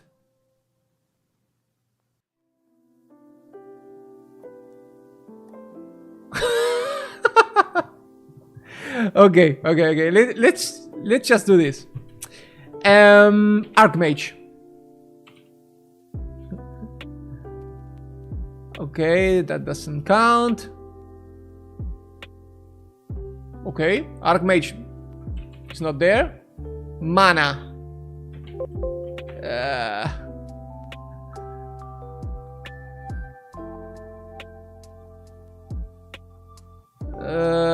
I'm not gonna search for 175 times that mana was being written here. No fucking way. Let's see. Cyclone. Oh! Wait, what? Cyclone no longer has a physical tag. Okay, I'm gonna do the patch notes tomorrow because I think they are pretty interesting. This one is interesting. So, I'm gonna leave you here, guys. Thank you, Matas, for staying. Thank you to Epis for staying too. And Bruno for actually coming here also. I'm gonna actually go and create a Discord channel. And probably on the next video or so I'm gonna be sharing with you the channel name, so you can just join there, so we can talk on League Launch, other videos, whatever questions you have. And that's pretty much it. I'm going to go to sleep and see you on the next one. Take care, guys. Un abrazo.